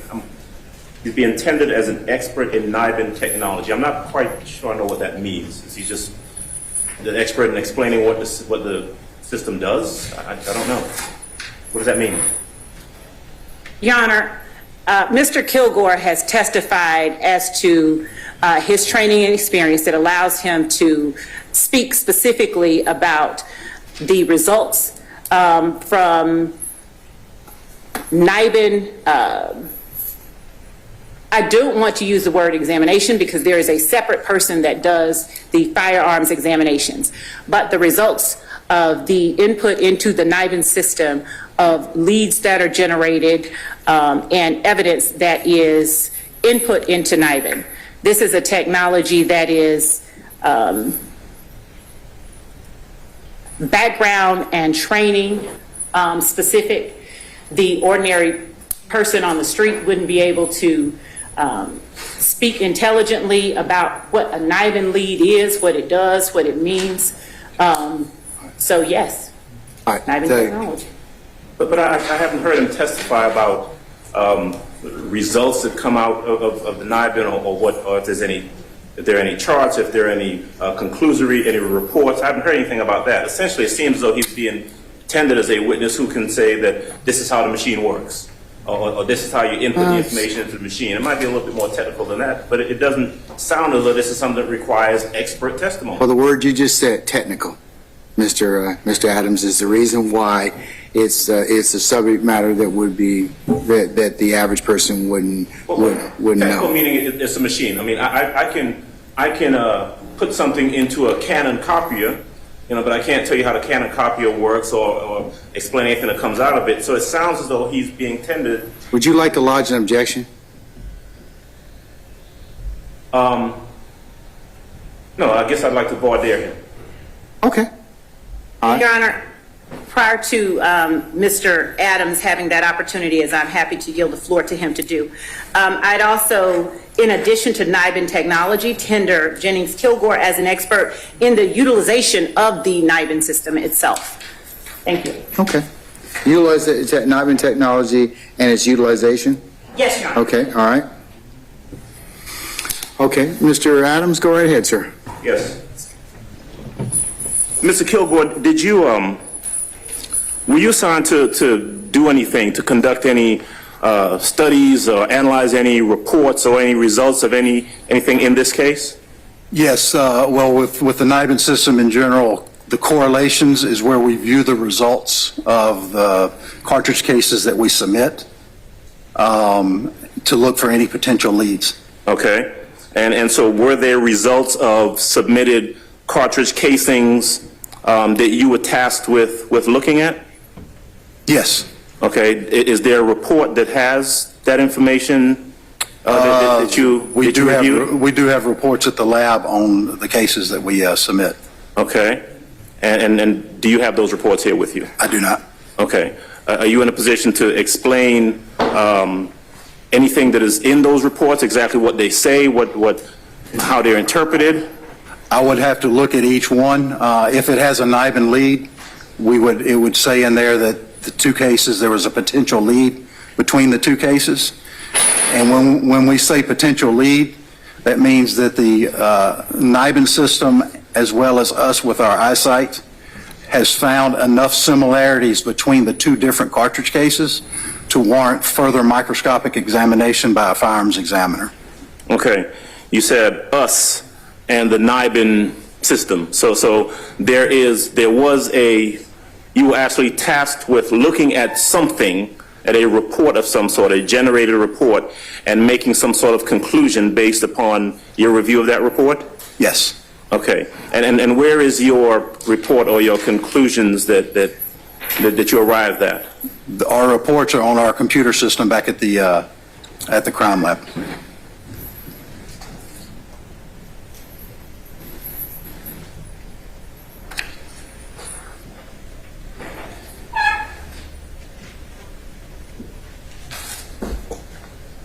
I'm going to have one moment, Judge, to take a look at what's been handed to me by the state. One moment, please.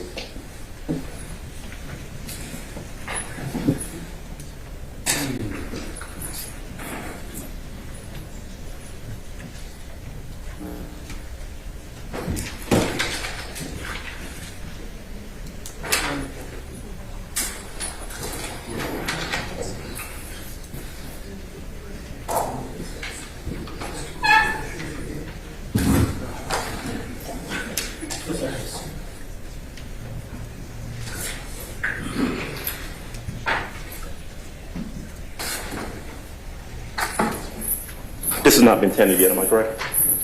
I will tender that as State's Exhibit It'd be 19.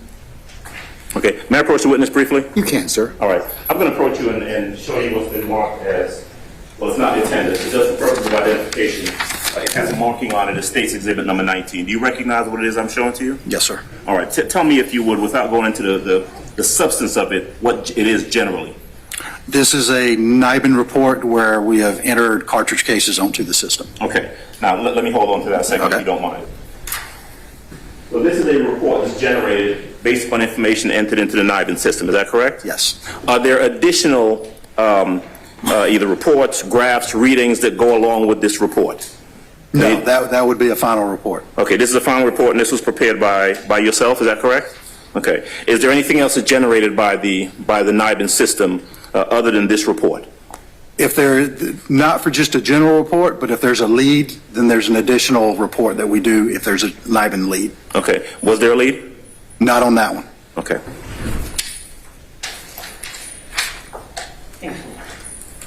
I have no additional questions for the witness. All right, anybody else? Can I have one? Yes. before you were so rudely hijacked by Mr. Adams, but you were closer, so. Well, in essence, it's taking the fingerprints off the cartridge, correct? Yes, sir. It works with the same concept as the APHIS system for fingerprints. But you're not the one that actually tests whether the cartridge came out of a particular gun or not. No, sir. I cannot make a determination if a cartridge case definitely came out of the gun. These are just a preliminary test. Correct. Then you go to the firearms examiner. Yes, sir. For a final report and confirmation, a firearms examiner would have to microscopically examine it. Right, and that's done by a microscope, not this highly technical machine. Yes, sir. They use a comparison microscope, and they look at it through the scope with their eyesight. And they look at the same thing, the firing pin, the mark. Firing pin striations, markings, everything. Marks on the cartridge when it comes out of the gun. Yes. Okay, I don't have anything further. Okay, all right. Anybody else?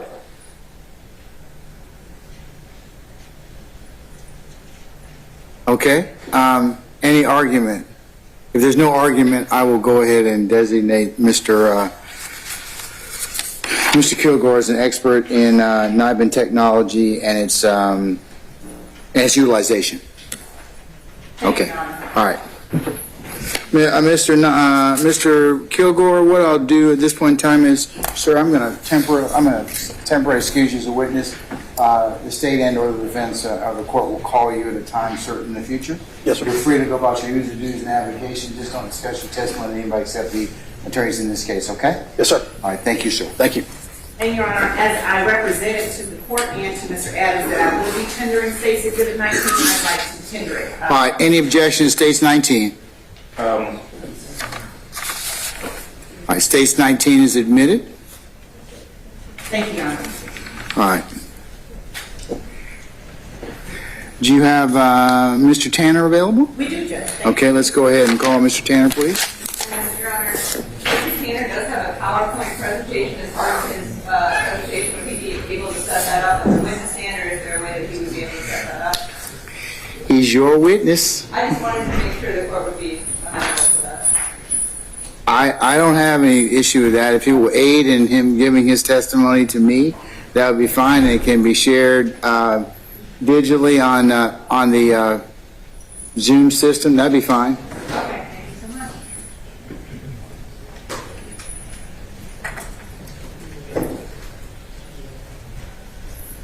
Folks, we're just going to recess in place. We'll go ahead and swear him. Hey, come in.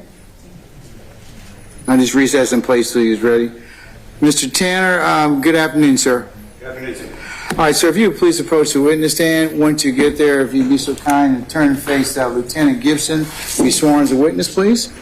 You swear or affirm that the testimony you give in this court to be the truth, the whole truth, and nothing but the truth, so help you God? I did. You may lower your hand. You may be seated once you step. For the record, please state your name, spell your first and last, and state your occupation.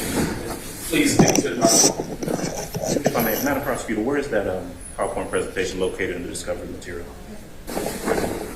He brought that today. I can send it to you via email if you'd like. Well, now we have an opportunity to at least take. I'm just going to recess in place. Why don't you just pause, show it to those that are here that want to see it, and then he can resume. Okay. Yes, Judge. Thank you. All right. Sure. I can send it to whoever, to everybody. No problem. If that's, okay. Mr. Tanner, you okay with us sending your presentation Yes. to all those concerned here? Yes, Your Honor. Okay. Thank you, sir. All right. Your Honor, if I may ask Mr. Kearns to send me the All right. Do you have it or Violetta? Okay. All right. We're just going to recess in place for the technology piece to catch up. Trying to get everybody's email.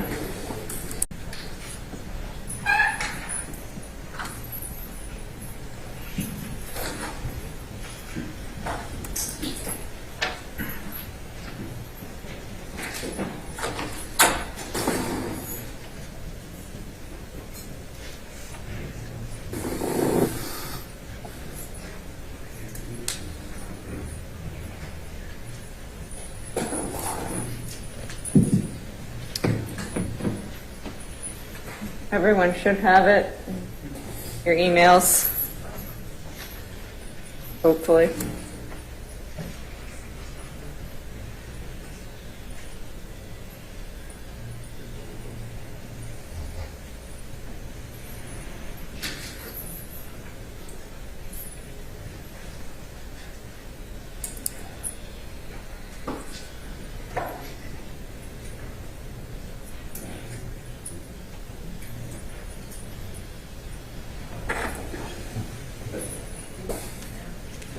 It says it's sent. I don't know. If anyone, if I can just show it to, I mean, and Your Honor, it's assisting to him, but if the court would like, just go ahead. I believe we can. No, I can recess a minute. Just let whoever wants to is here go through it. Has anyone received it yet? It's saying sent, so I don't know where it went. It'll take a moment. It'll take a moment. It's a PowerPoint, probably a bigger file, so.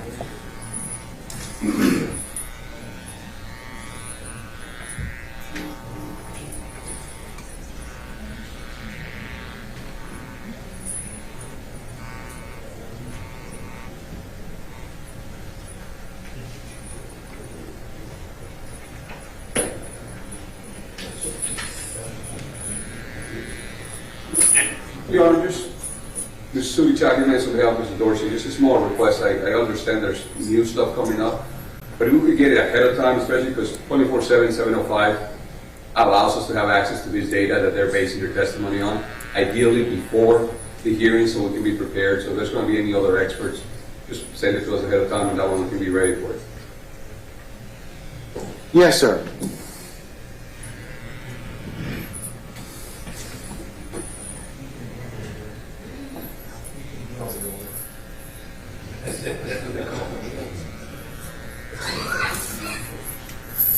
You received it yet? All right.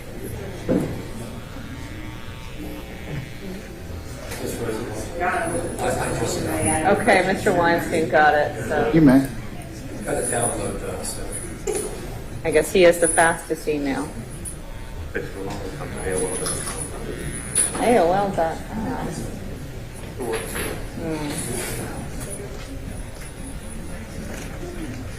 Gotta get you a Gmail.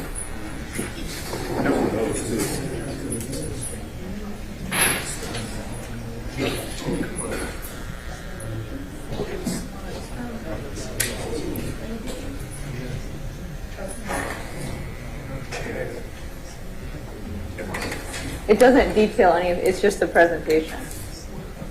It doesn't detail the findings. You have the findings of discovery.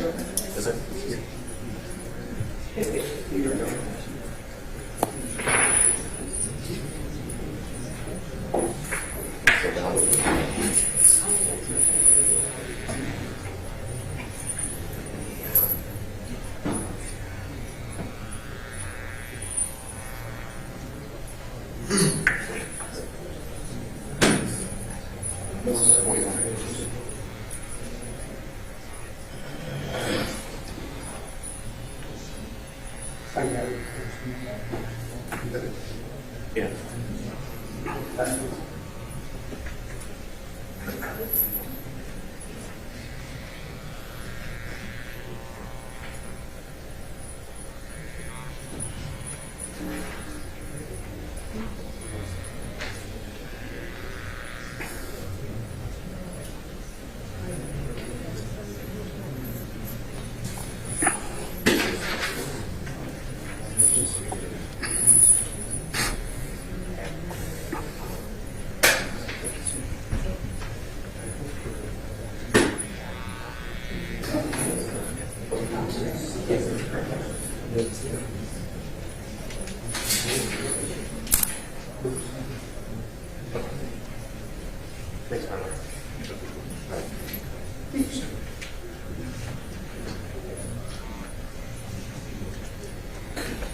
I'm gonna just use the restroom right quick. Use the restroom real quick. Just gonna leave him sleeping here. Okay. Stay.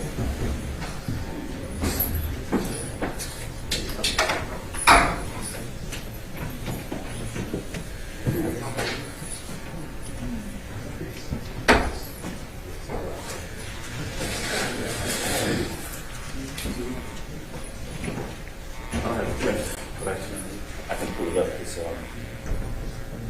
we will pull up drops on the side.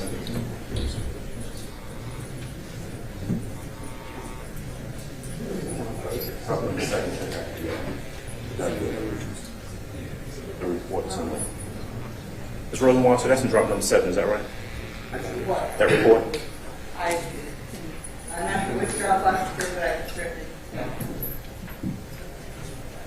I believe Dropbox. 8. You got 8?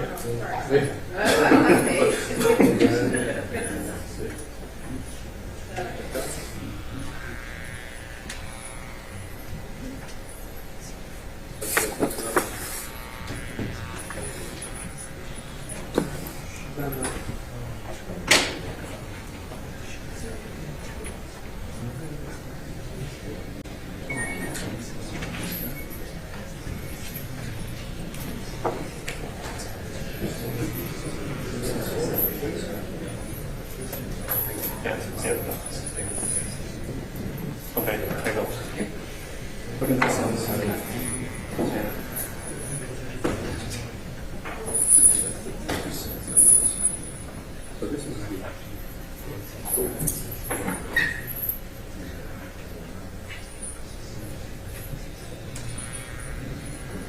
Maybe more than one.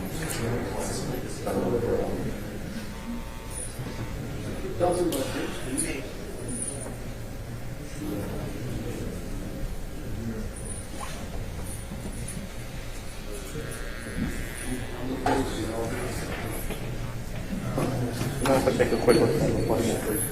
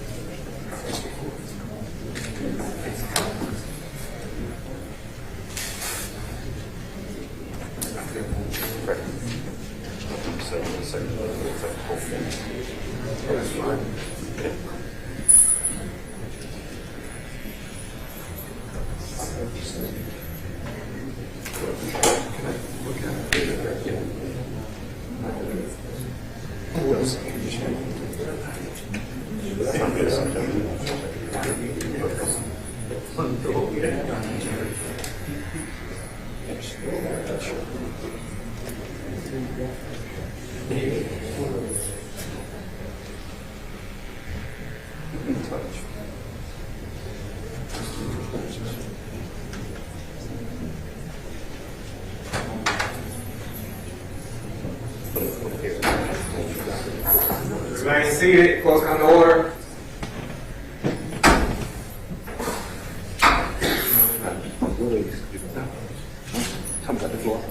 All right. Judge,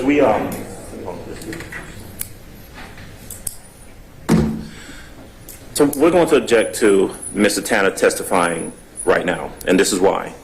My understanding is that he's going to testify to an official report, GBI report that was conducted back in 2019, but that we received in the last discovery drop last Friday, about 6 days ago.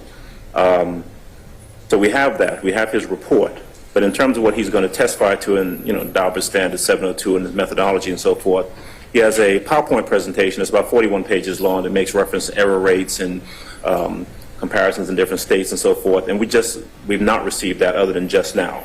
It would be my position that to effectively question this witness, we'd really need an opportunity to review that. And so I'm certainly not prepared on behalf of Mr. Williams to cross-examine him or to voir dire him at this point. Okay. State, you don't want to just defer him for a period of time? Your Honor, if I may respond? Sure. Thank you, Judge. Your Honor, we ask that the court allow us to begin our voir dire or our tendering of this witness or our direct examination of this witness. What we have in the form of the PowerPoint is essentially a demonstrative aid that the witness has prepared and provided us with to help explain the science. But if the court would permit us, we believe that the objection to the PowerPoint is a little bit premature at this point. We'd ask that the court allow us to begin our examination of the witness in terms of his qualification background, and then at least allow us to tender what it is that we are looking to tender, and to have the witness explain how it is that this PowerPoint presentation will aid in his testimony to the court. It's not something that has to be put off. Of course, that's in the court's discretion until another day. We would ask that the court allow us to begin the direct examination of this witness. We did provide his name and information to the defense counsel, and I believe that Mr. Adams did state that they had his report at least a week ago.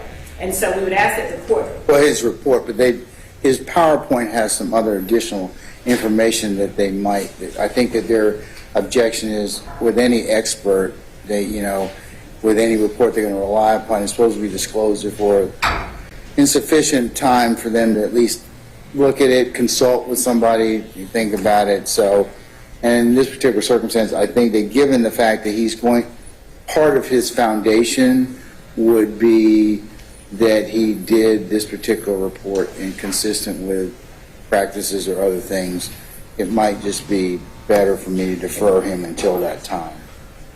Yes, Your Honor, whatever the court... Yeah, I mean, Mr. Jimenez, I joined in, but I also have a different objection. I have an objection to the department being used at all. What this PowerPoint is, my objection is... Well, you haven't even looked at it, have I've had a chance to look at it. Wow, you read all that 42 pages in like 10 minutes? But just from what I've seen... Oh, from what you've seen, okay, already. What it does, it is already stating what the court shall determine. They can ask him questions. They can ask him questions about his training, how he applies his training, where his training comes from. But what this PowerPoint is showing, this is factor one. And I need this because... Okay, I'm going to defer. I hear your objection right now. It might be something that, like I said, is a little premature at this point in time. So, I mean, I don't doubt that. And I just have to be able to take and qualify and determine his threshold requirements. And then some of the other things that you maybe have specific objections to might be better suited at that time as well as when the witness testifies. So, and, I'll invite the state and everyone to take a look at the PowerPoint, and there may be some specific objections to that defense counsel may have that the state might be able to overcome by agreement or otherwise. So, I've noted your objection. Anybody else? So I'm going to defer for the time being. So, all right. Mr. Tanner, What we're going to do at this point in time is just defer you to a little bit of time until the trial actually begins. The state will notify you when you need to come, and we'll call you at that point in time. But don't discuss your testimony with anybody except the attorneys in this case, okay? Yes, Your Honor. Thank you for your patience. Your Honor, is it possible for us to take Mr. Cantor's testimony on Tuesday of next week? Let's see what we have Tuesday.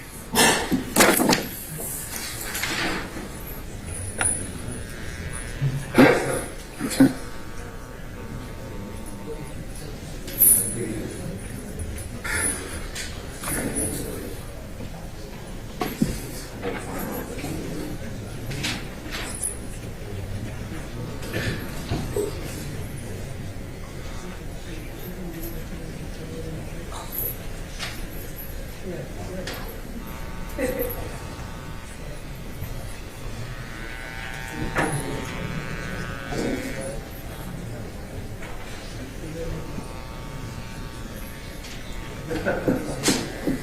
Mr. Tanner, are you available Tuesday the 27th? Yes, sir.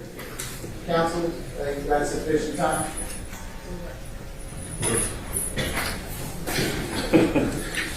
On behalf of Mr. Williams, and right now I'm speaking only for Mr. Williams, that's enough time for us. Okay, all I right. think that's enough time for everybody else. All right, looks like we're good for next Tuesday. Okay, next Tuesday? All right. Okay. On this side. Okay. All right.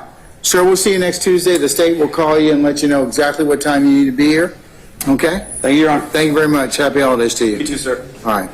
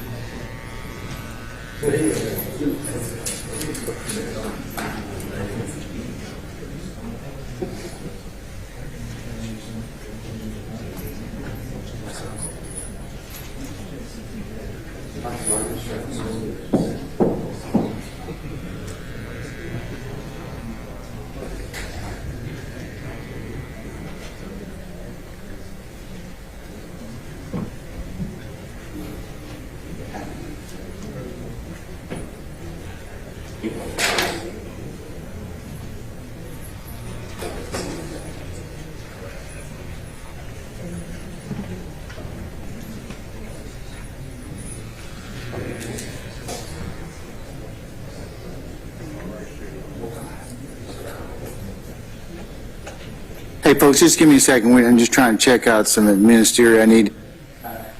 So, just bear with us.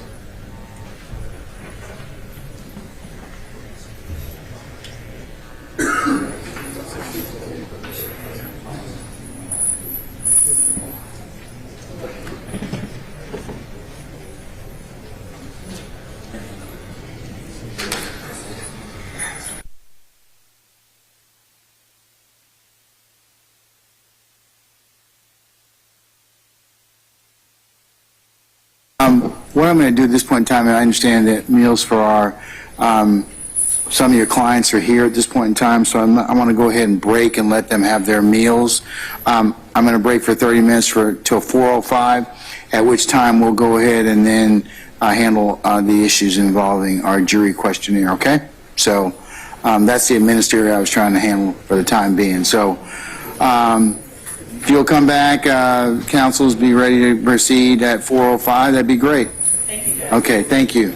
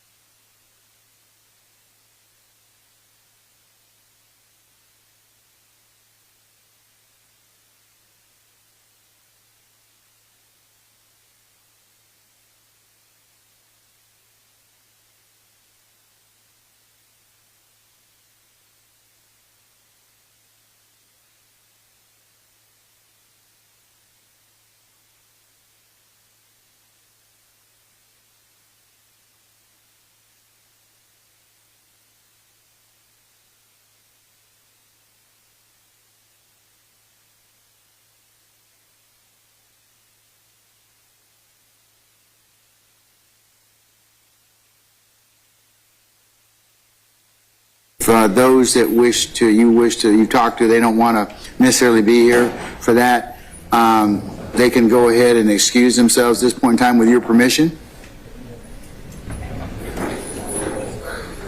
All right, can we just kind of enunciate which clients just wish to go ahead and excuse or which counsels wish to go ahead and excuse their clients that they've talked to them already? Mr. Rodelius, Ryan. Okay, Mr. Ryan, we'll see you on Tuesday, okay? Your Honor, Mr. Mender. Oh, hey, listen, whoa. Hold up. Your Honor, Mr. Mender would like to be excused. All right. All right, and that was Nicole, Madam? Ms. Fagan, okay, all right. There's a couple Nicoles, but all right. Thank you. Moving, my right, your left. On behalf of Mr. Nichols, agrees to be excused while we handle these matters. All right, sir. Thank you. Mr. Nichols, we'll see you on Tuesday. Hold on. Mr. Matthews Jr., sir? On who? Mr. Huey, okay, all right, thank you very much. All right, Mr. Huey, we'll see you on Tuesday, okay? Your Honor, Mr. Fleetwood would like to be excused. Mr. Fleetwood, see you Tuesday, okay? I know, we're working on it. Mr. Hoover's working on it, sir. And Mr. Sledge. Okay. Mr. Sledge, do you wish to excuse him, Miss Gladden? Mr. Stevens would like to ask you. All right, Mr. Stevens, we'll see you Tuesday. Khalif Adams would like to be excused. Who, I'm sorry? Khalif Adams. Mr. Adams? We'll see you on Tuesday, okay? Mr. Blaylock. Mr. Blaylock, we'll see you Tuesday, sir. Mr. Williams, you were pointing at the gentleman in front of you. Who's that, right here? Mr. Sledge. Mr. Sledge, would you like to be excused, sir? All right, sir. See you Tuesday, okay?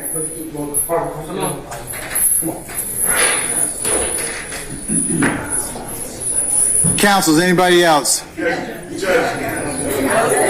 Shh. Hey, folks, I can't. Okay, next. David Myrick would like to be excused. Ms. Bernard, who, I'm sorry? David Myrick. All right, Mr. Myrick, we'll see you Tuesday. Mr. McMullen. Mr. McMullen, we'll see you Tuesday. And Mr. Garlington. Mr. who? Garlington. Darling. Mr. Garlington, see you Tuesday.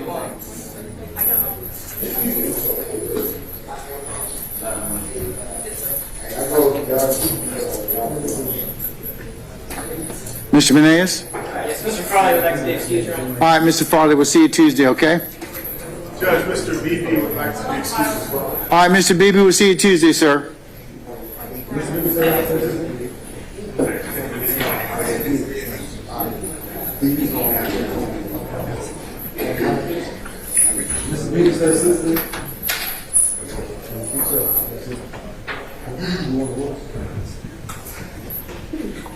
Anybody else?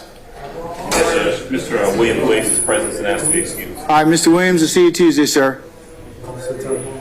Mr. Eppinger, we'll see you Tuesday, sir. Your Honor, Mr. Kendall would like to be excused. All right, Mr. Wilson, Mr. Kendrick, we'll see you Tuesday, okay? Thank you. Oh, Mr. Glenn was my father. Do you know him? Okay, I'm teasing you. All right. He's an old Jamaican. He's really angry most of the time. All right, okay. All right. All right. All right. Anybody else? Your Honor, if they're headed back to the jail, Mr. Stillwell would like to be excused. Mr. Stillwell, we'll see you Tuesday, sir.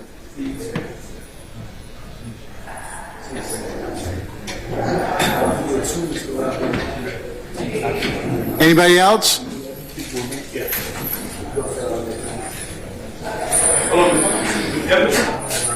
Yeah, he's already been accounted. He must be excused.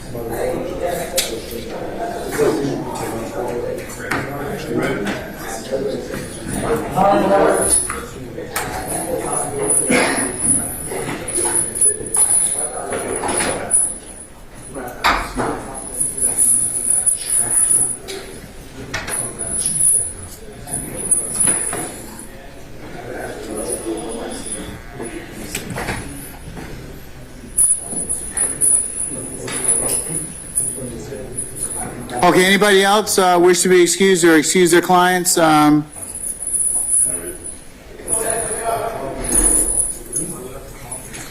think there are two.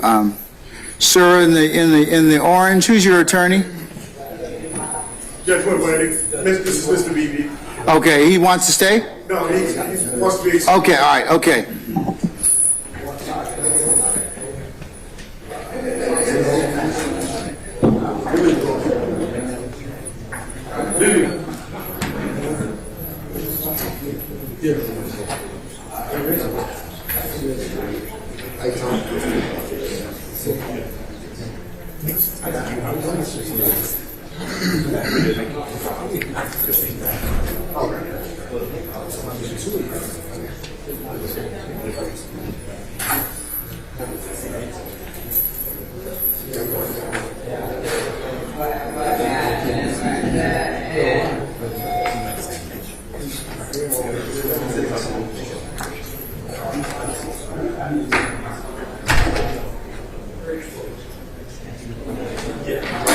One more left. He doesn't want to? Dorsey wants to stay? Mr. Dorsey, do you want to stay? You stay with me. You stay? Yes, sir, thank you.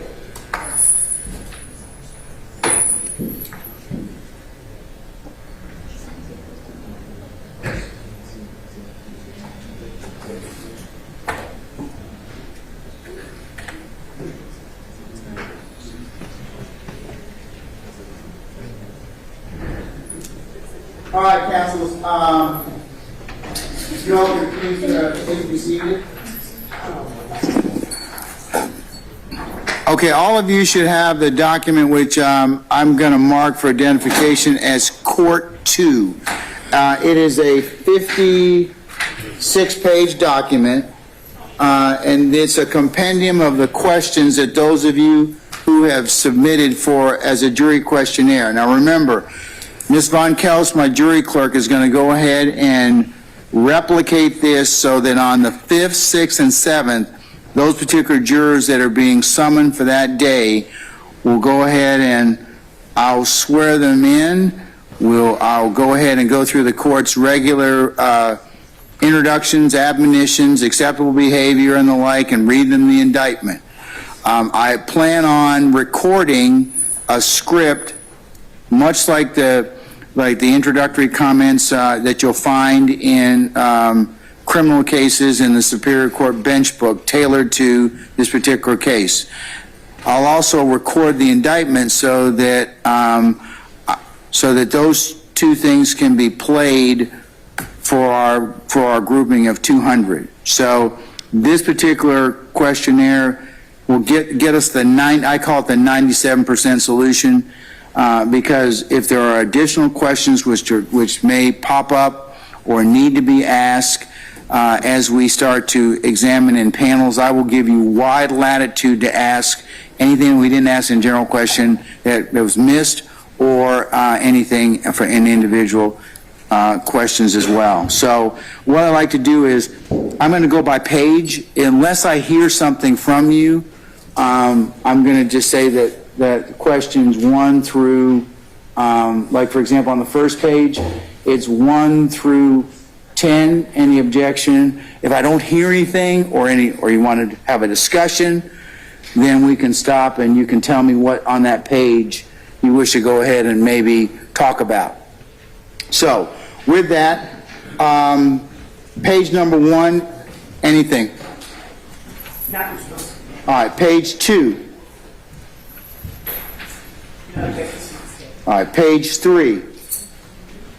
Your Honor, as to page 3, would the court add criminal justice to the area?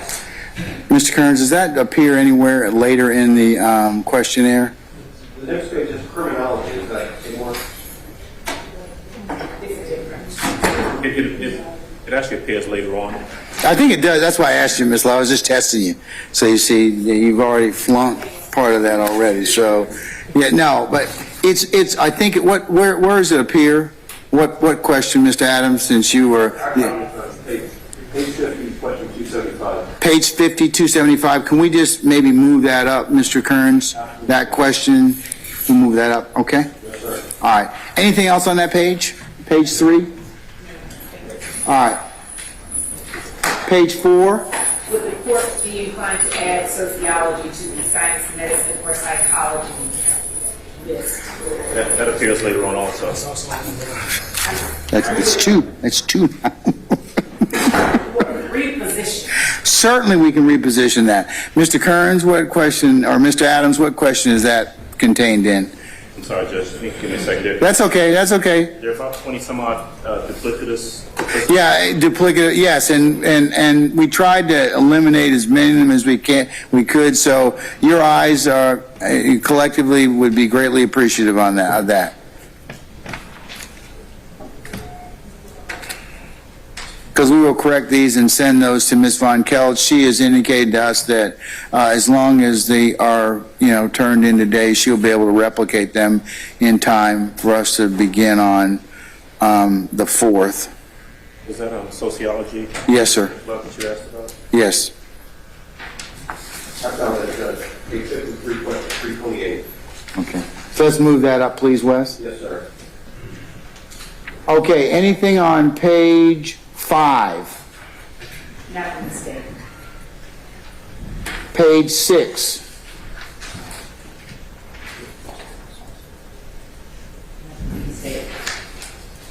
If I don't hear anything, I'm going to move on, just unless you all lodge a question or rework or rephrase. What about 7? On page 7, what I believe is question 28, was your current or past religious affiliation. Hold on, wait 1 second.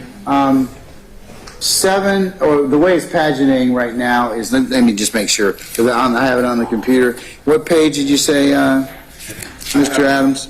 I have it as page 7, and I apologize. Oh, hold on, no, it may just be, Question number 28. okay, let me just, it's on page 8 now? Okay, I'll go ahead and, All right, so question number 28. what is your current or past religious affiliation? Yes, sir. Okay, That is repeated in questions number 62 through 65. all right, 62 through 65, can we collapse those, Wes, please? Yes, sir.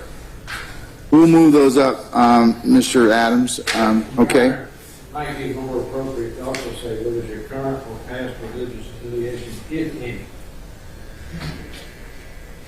That sounds appropriate. Okay. All right, anything else through question 31? Yes. Go ahead. Question number 29 Have you ever served in the military? is the same as question number 13. Have you ever served in the armed forces? So let's collapse or put number 29 under 13, Wes? Yes, sir. Okay.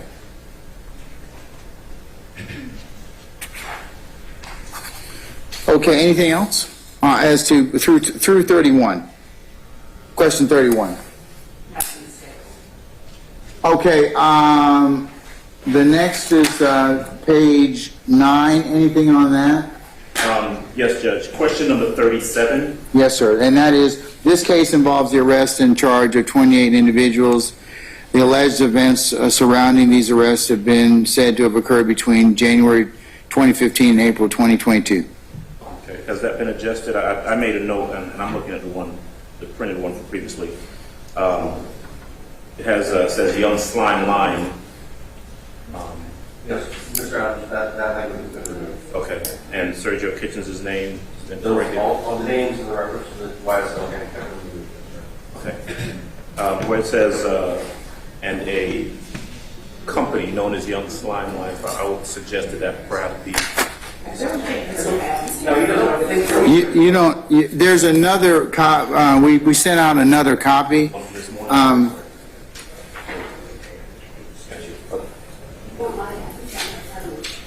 Yeah, we adjusted that one already, Mr. Adams.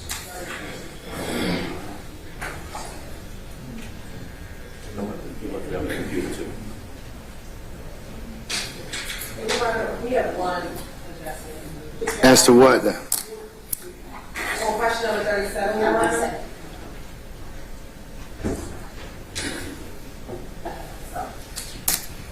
For question number 37, it should be events that occurred between January 2015 and May 2012. All right, we can change that to May of 2022. Wes, can you do that? Yes, Your Honor. Okay. All right, anything else in terms of 37 that needs to be adjusted?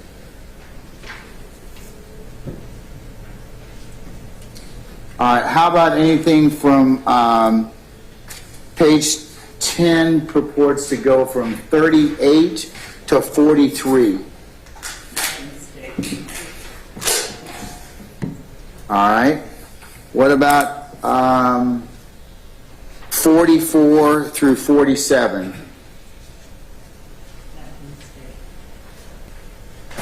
What about 48 through 51?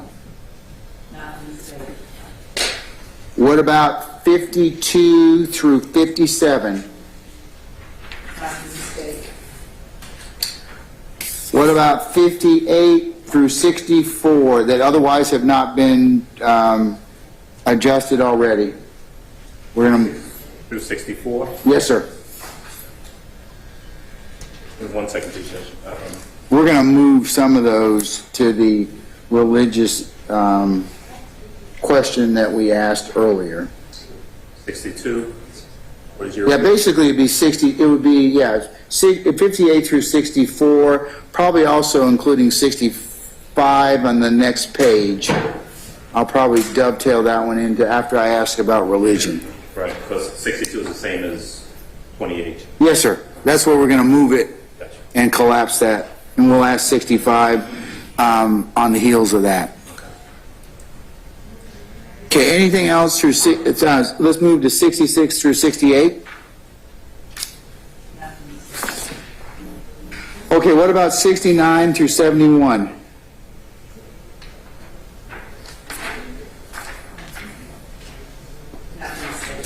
No, just 69. Have you ever, and let me just, I need to read it so for record.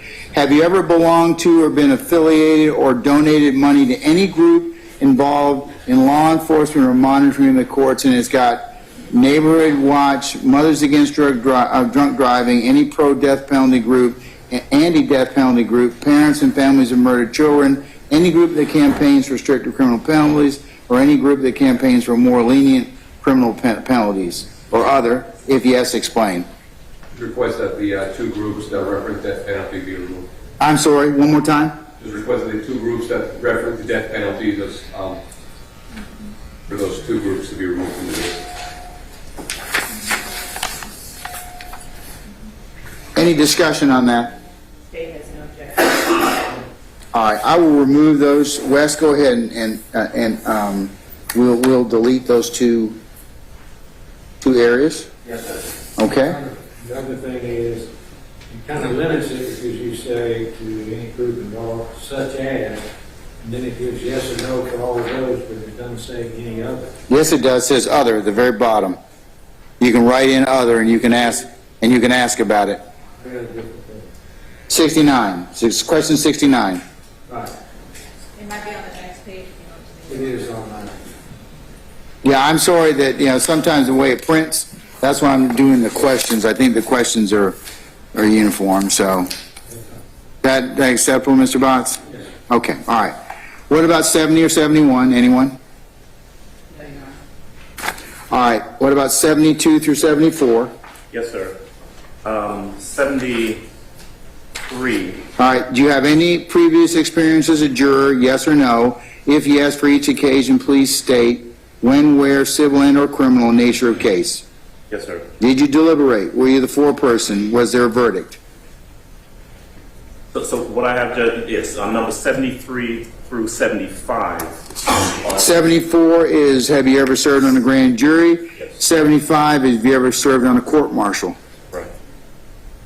Those are repeated again in questions 112 through 114. All right, let's 112 through 114. Can we just delete those, Wes? Yes, Judge. Okay.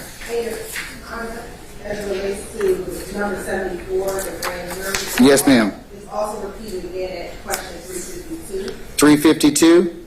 All right, we will delete that out as well. And we do want to add one additional that relates to the grand jury. I'm sorry, just speak up.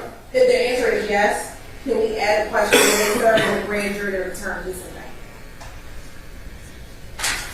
I don't see that. All right, we'll add that.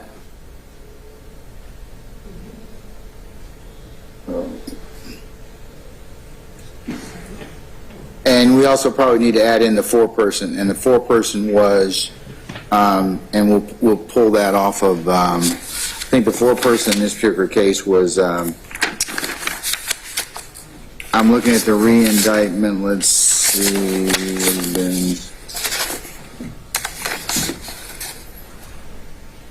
is it T.S. David? Is that it?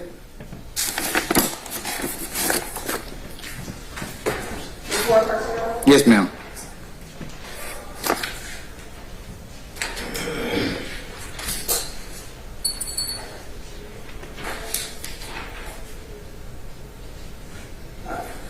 Thomas David.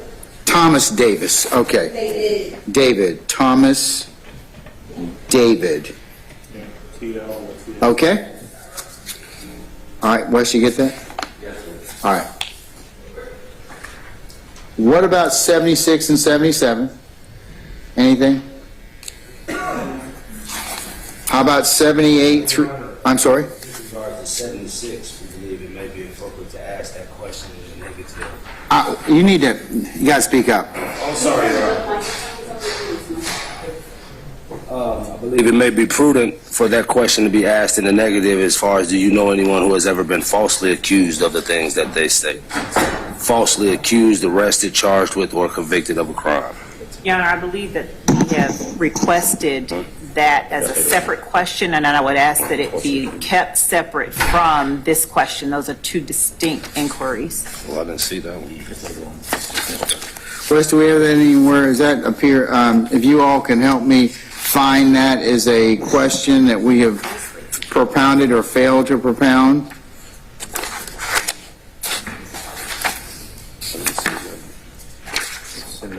We started doing the state questions.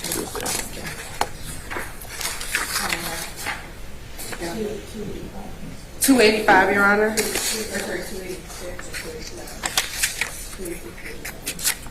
Look at councils. We're going to add that. We'll add Mr. Johnson's that question. I think is fairly contained. Let me see. Just make sure it's question 286 and 287. Let me just. 285, Judge. 285 and 286. And 287. Do you know anyone that you believe was unfairly accused of a crime? Do you believe that you have been unfairly accused of a crime? Yeah, that's 286 and 287. We could move 286 and 287 behind 76, okay? And also, Your Honor, would it be possible to style it with a similar language, because 286 and 287 only refer to being accused of a crime, whereas 76 lists accused of, arrested for, charged with, and or convicted of? You've asked me, that's a separate issue, so I'll move the fairly accused of a crime. You can follow up if they decide to say, if they answer a positive response.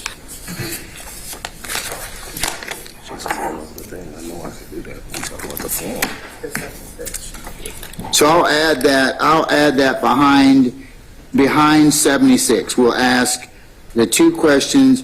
Do you know anyone, I see what you're saying. Okay, let's add have you, a family member or a close friend, ever been unfairly accused of a crime? And then we'll ask that same thing we can delete out 287, Wes. So the question 76 should ask the family member, have you, a family member or anyone? Actually, it replicates, it's kind of repetitious. Judge, with respect to questions 286 and 287, I would ask the way that it was. Yeah, I'm over your objection, Mr. Johnson. I'm going to go ahead and just leave them as is. I think that they need to kind of be separate questions. What I would like to do, and I think that one above it, you, close friend or family member, anyone else, that would encompass that. That would be accused, arrested, charged, or convicted. So I'm going to leave those two. I'll just move them up. For clarification, Your Honor, I wasn't asking that 76 be modified. No, I know that. Okay. I know that. Okay, all right. We'll move those behind 76, 286, and 287. Wes, go ahead and do that. All right.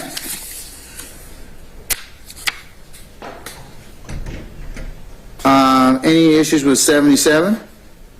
Not from the state, Your Honor. All right. What about 78 through 79?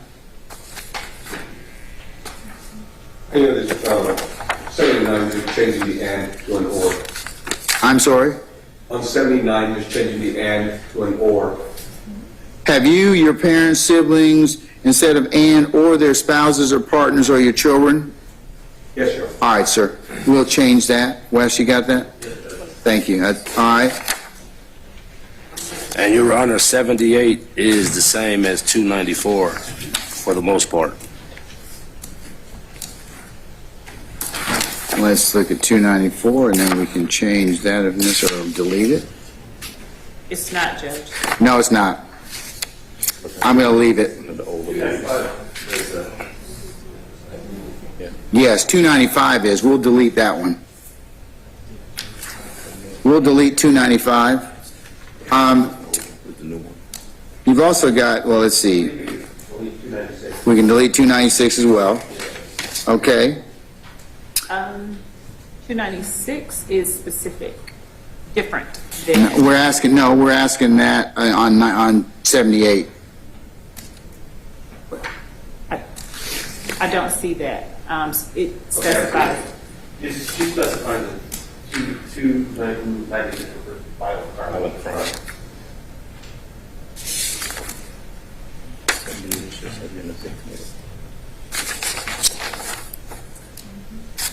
Let's collapse that and put, have you ever been the victim of a crime or violent crime?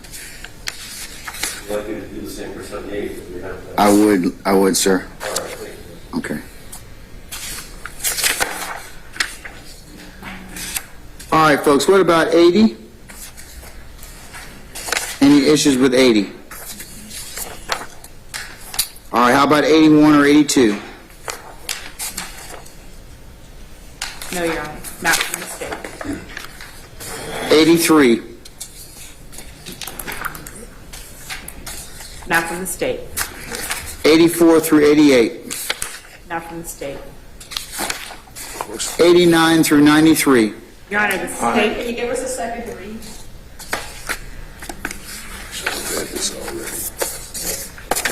I can tell you that on 93, going over from the last sentence on page 24, it says the court is asking these questions regarding your feelings about you take out death. It says death, Georgia, RICO, and gang. We'll take out the word death, sir. Yes, sir. And Your Honor, with respect to 92 and 93, the state objects to both of those. I don't believe that there is any allegation or any matter within this entire case that.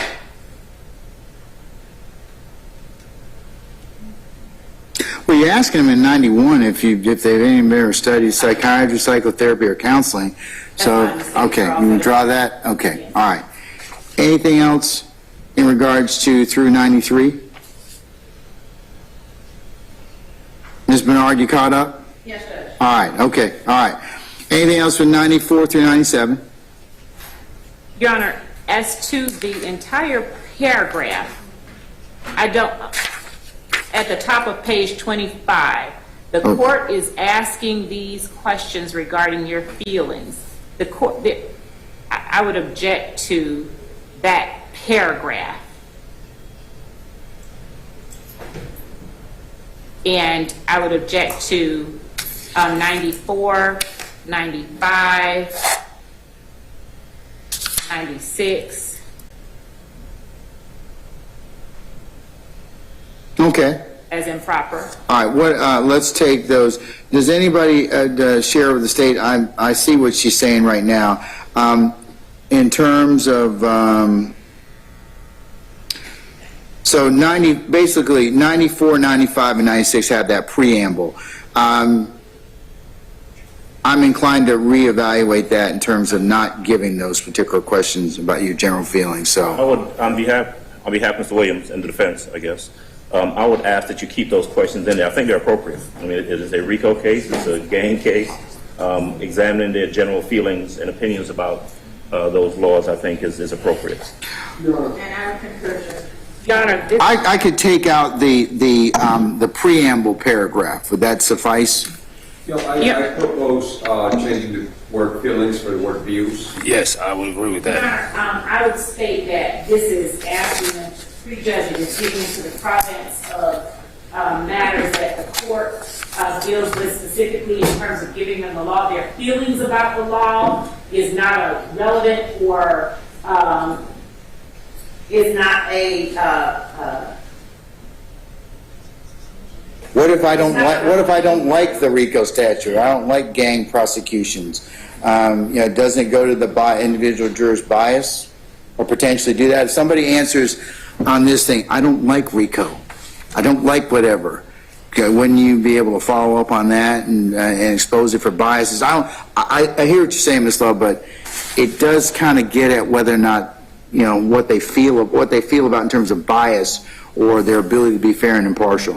Your Honor, I believe that whether or not they will or can, are inclined or are not inclined to follow the law regardless of their feelings is an accurate and proper and pertinent inquiry. But their feelings about any particular laws, well, why don't we just ask, what are your feelings about murder? What are your feelings about armed robbery? What are your feelings about all of the crimes alleged in this indictment? But asking them their feelings about the Georgia RICO and gang laws is actually a broad and kind of amorphous inquiry. Okay. But I understand. Anybody else? I completely agree with the state that the gang is overly broad. However, when we have a prosecution and marijuana is involved, we do tend to ask this type of questions when they come in. As the state would like to know, what are your feelings on me? What are your feelings about drugs? What are your feelings about alcohol? What are your feelings about, it gets asked, Ms. Love, in those types of matters, so why wouldn't it be different in this particular case? Yes, Your Honor, I defer to the court. Okay, all right. And Your Honor, with position 94 and 95, they're pretty much basically saying the same thing, just a different characterization, general feelings, and your opinion. I tell you what I'm going to do. I'm going to delete out the intro paragraph. I'm not going to ask that. What I will do in 94 is I'll just say, what are your general views regarding Georgia RICO and gang laws, and why do you feel that way? If any general views regarding the Georgia RICO and gang laws, if any.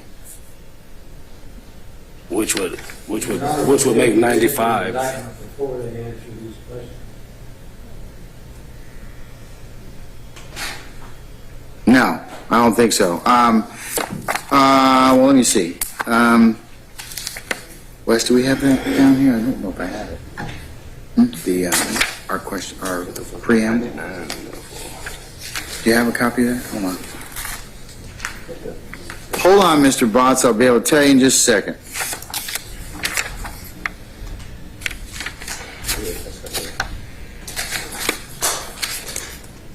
Yes, sir. I will have read them the indictment. They will have seen it on tape. So they'll be somewhat familiar.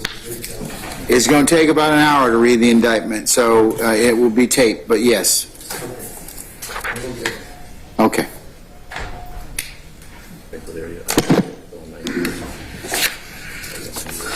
All right. Okay. Any issues about 97? Are you affiliated with any organization that advocates in favor of prosecution of RICO and gang cases? All right. Anything about 98 through 102? Yes, sir.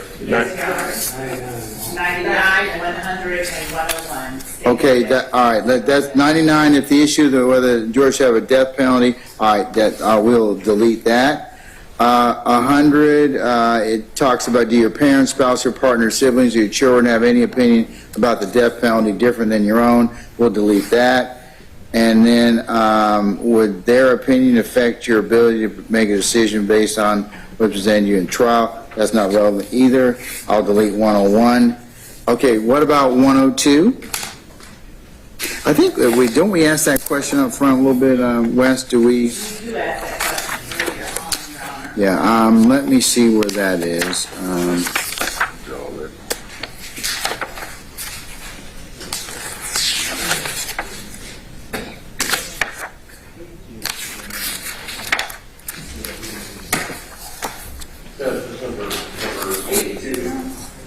Number 82? All right, let's see.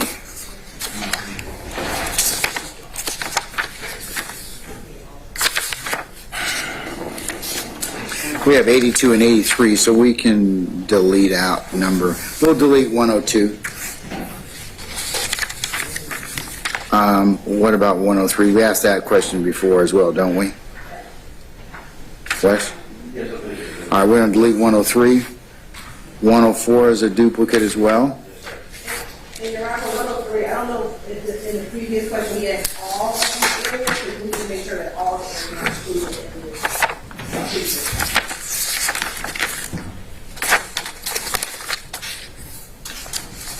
Wes, where's the other question we asked that? Let's see. I think that's. Oh, there we go, 27. Yep, 27 is exactly that. So we're going to delete out 103. 103, 104.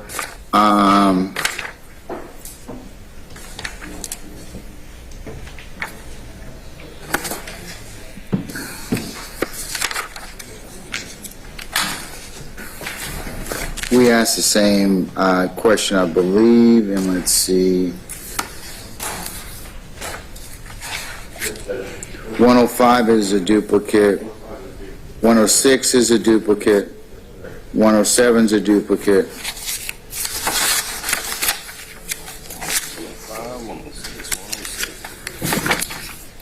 All right. What about anything from 108 to 113, councils? I believe 112 was previously mentioned, Your Honor.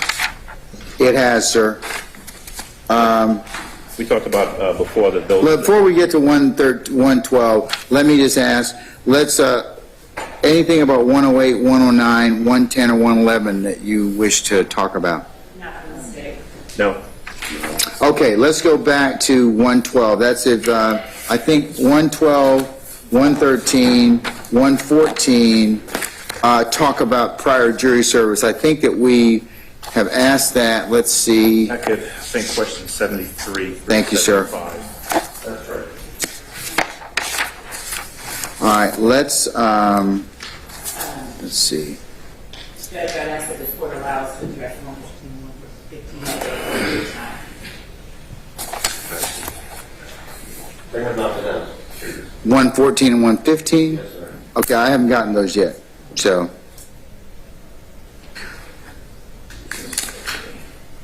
Okay, 112 is duplicitous, so we're gonna delete that because it's asked in it's asked in 73 already, through 75.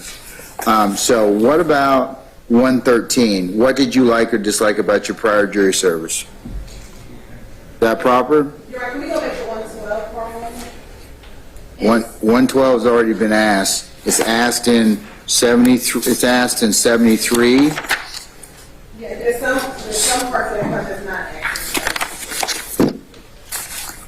Such as? Such as how long ago? It's not in 70. Oh, when? Sorry. Y'all have gotten 3 strikes over there, okay? Between you and Miss Love. Just irritating me. Oh, no, don't work that way, okay? So, all right.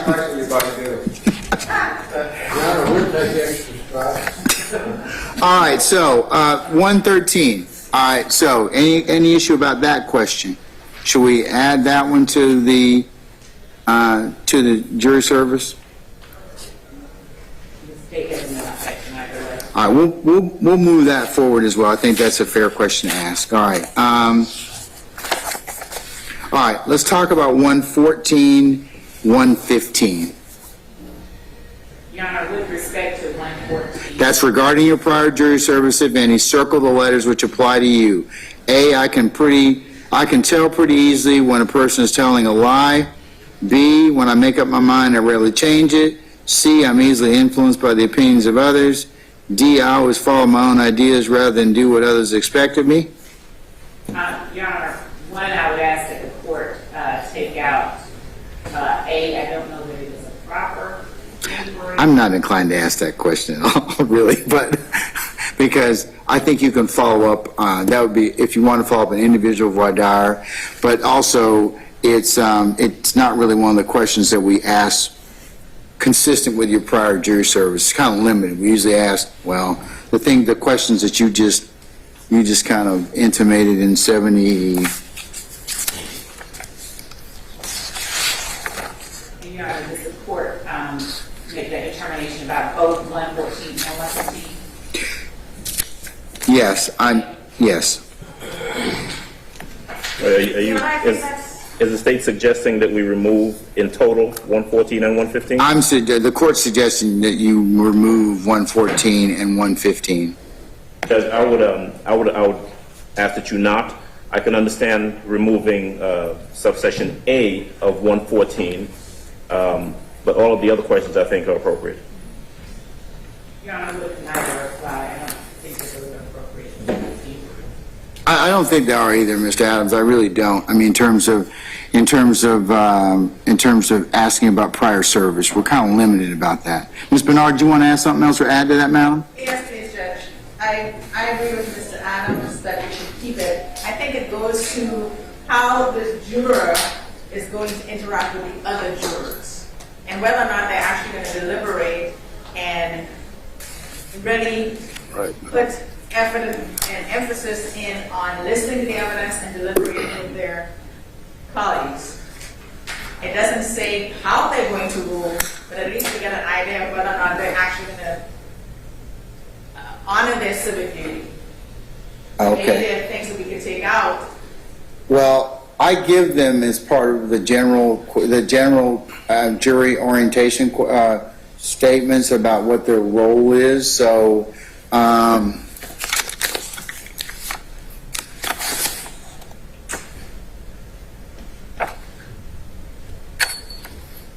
In particular, 115. In particular, to 115. Well,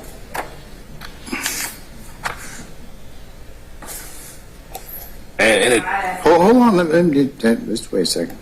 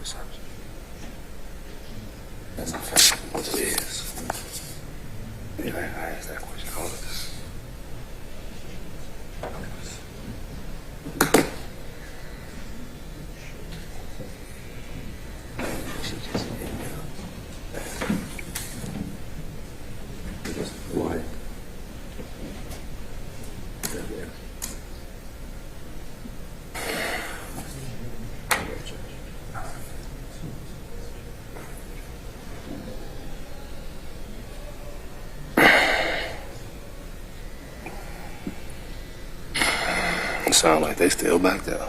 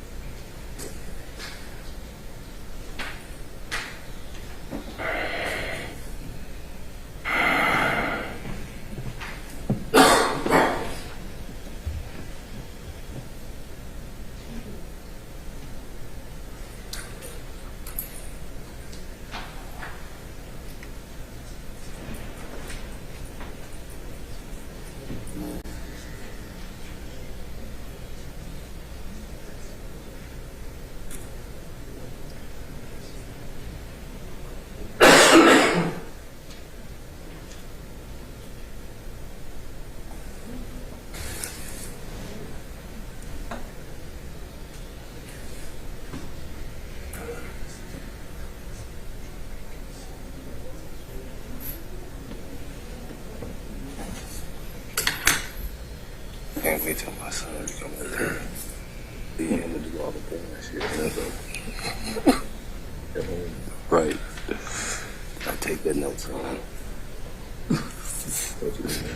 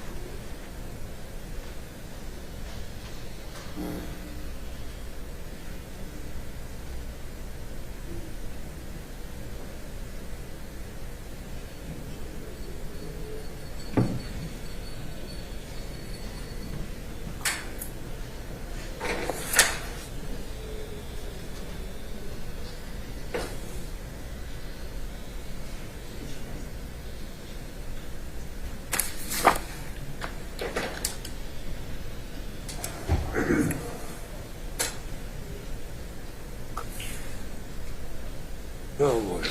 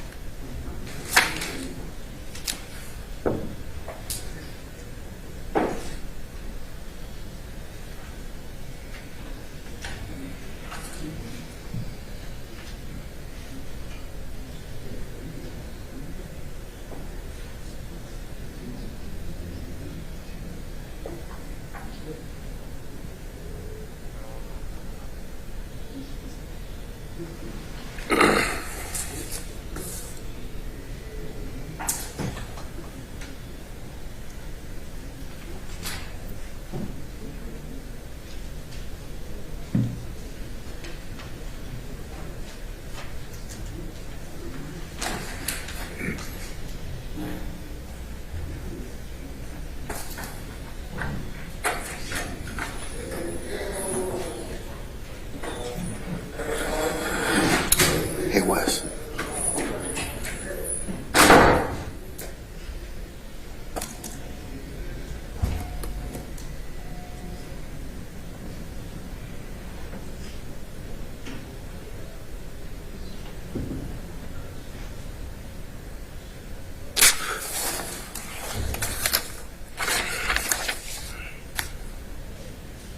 Counsel, what I'm going to do, I've had an opportunity to ponder 114 regarding your prior jury service, if any, and please circle the letter of the statement that best suits you.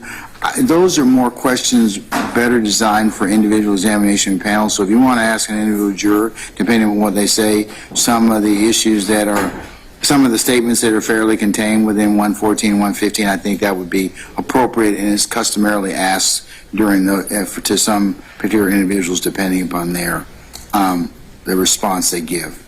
So I'm not saying that they're not appropriate for general questions to the panel as a whole, but they are appropriate in some respects depending upon the response to the jurors for individual examination. So, all right.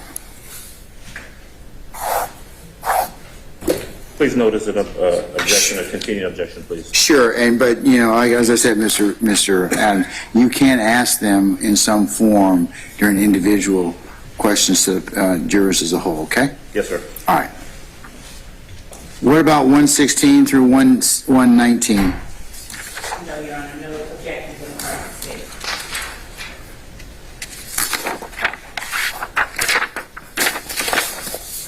How about 120 through 125? 124 has a typo. I believe that's meant to be YFN Lucci. That was something that they would I'm sorry? It says, are you familiar with the rapper known as Lucci FN? I think that's actually supposed to be YFN. If YFN Lucci. Yes. Okay, all right, we will change that. Wes, can you do that? Okay, all right. Relevance of 125. Your Honor, as to 123, Do you listen to hip hop? or as opposed to that slash, rap. Hip hop or rap? Yes. Okay, we can change that. And, Your Honor, as to 124,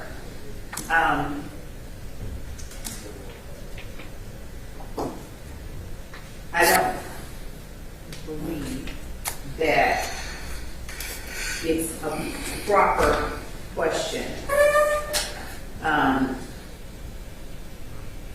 As this person was named, one of the named victims in this case, I don't believe that it is proper to ask so broadly if you're opinion of this person. I'm not sure. Don't say it. There's a question about Is YFN Lucci, and YFN Lucci is in the indictment, is that correct? Or? One of the persons, right? All right. he's a witness, isn't he? me on the witness list also? Right. All right, how about I just ask you for his familiarity? I don't have to ask you what are your opinions, but I can certainly ask, or certainly suggest, are you familiar with this particular individual, YFN Lucci? And you can follow up on that in individual Wadar if you like. Yeah. Like you could ask, I mean, it would be appropriate. You could ask him, what do you think about? What are your opinions of him at that point? I mean, I do think you could ask that if a juror says, yeah, I know who YFN Lucci is. What do you think? So, yeah, did you have another inquiry, Mr.? Yes, with regards to 124 and 125, I just asked, Let's do 124 first, okay? All right, what's your objection on 124? Just requesting to follow the same nomenclature, the same style as we are following 126 and 127. Let's put their government name as regards to Mr. Lil Wayne, we put Mr. Carter, and same thing for Mr. YFN Lucci. Just put their AKA alongside their real name. Okay, all right. Are you familiar with what's Mr. Lucci's, what's YFN's government name? Rashawn Bennett. Rashawn, spell it for us, please. I believe that's RAYSHAWN. Am I correct? Yes. All right, so we'll frame it, Wes, as the same thing as that 126, for example. Are you familiar with a rapper named Jeffery Williams who performs under the name Young Thug? So we'll do the same thing with Mr. YFN Lucci. Are you familiar with a rapper named Rashawn Bennett who performs under the name YFN Lucci? Okay. Lil Wayne, same thing in 125. Is that acceptable, Mr. Jimenez? Okay, all right. We'll take care of that. Dwayne Michael Carter, I think Jr. No, he's got a son. Dwayne Michael Carter, right? Yes. Yes. Okay, Lil Wayne. All right, okay. We'll change that. All right. Anything else about 126 through 129? Just to be clear, so the only question that will be asked for 124, 25, 26, and 27 are you familiar with the person who performs under the name? We're not asking the second question. We're not asking about opinions. Okay. If the person says that they know them, you can ask their opinions or an individual Wadar if you choose to follow up on that. Yes. Your Honor, we ask that the court adds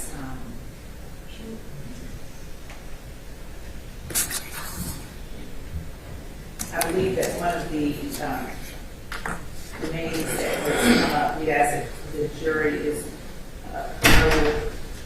Mr. Lamar, Desquantes Lamar, who has Rich Tony Juan, and the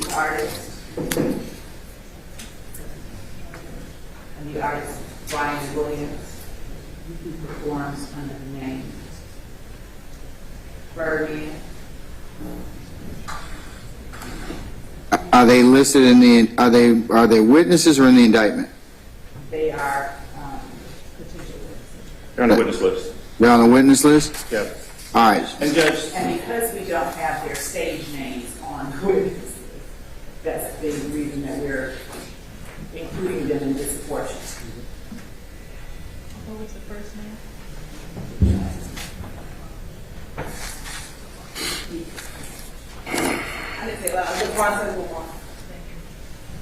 So, are you familiar with a rapper named who?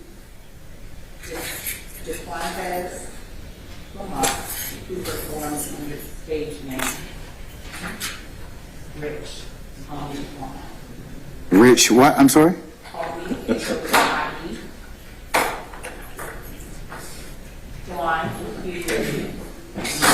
Okay. Can you write the process for the records of D-E-Q-U-A-N-T-E-S?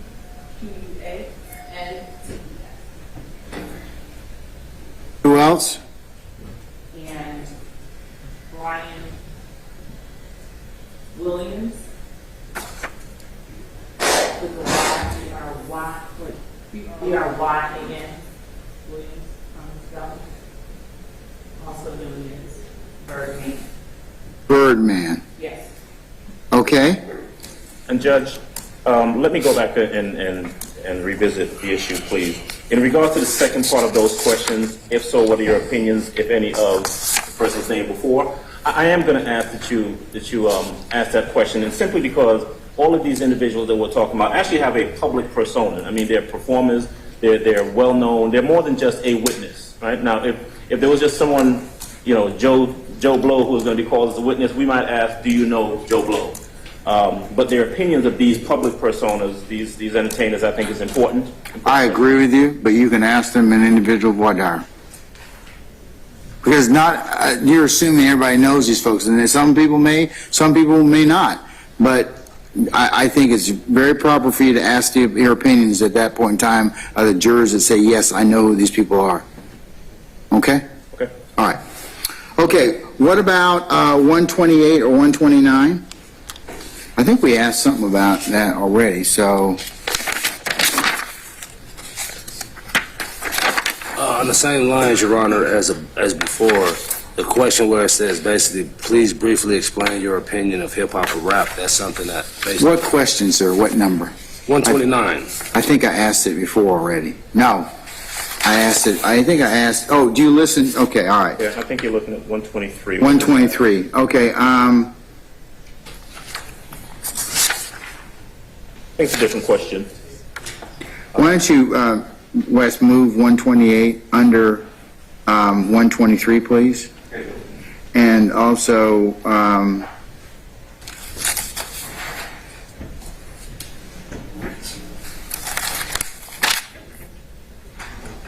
let's... It may be more pertinent to move 123 or 128 after the...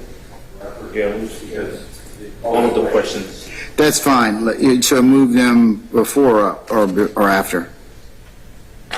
Wes?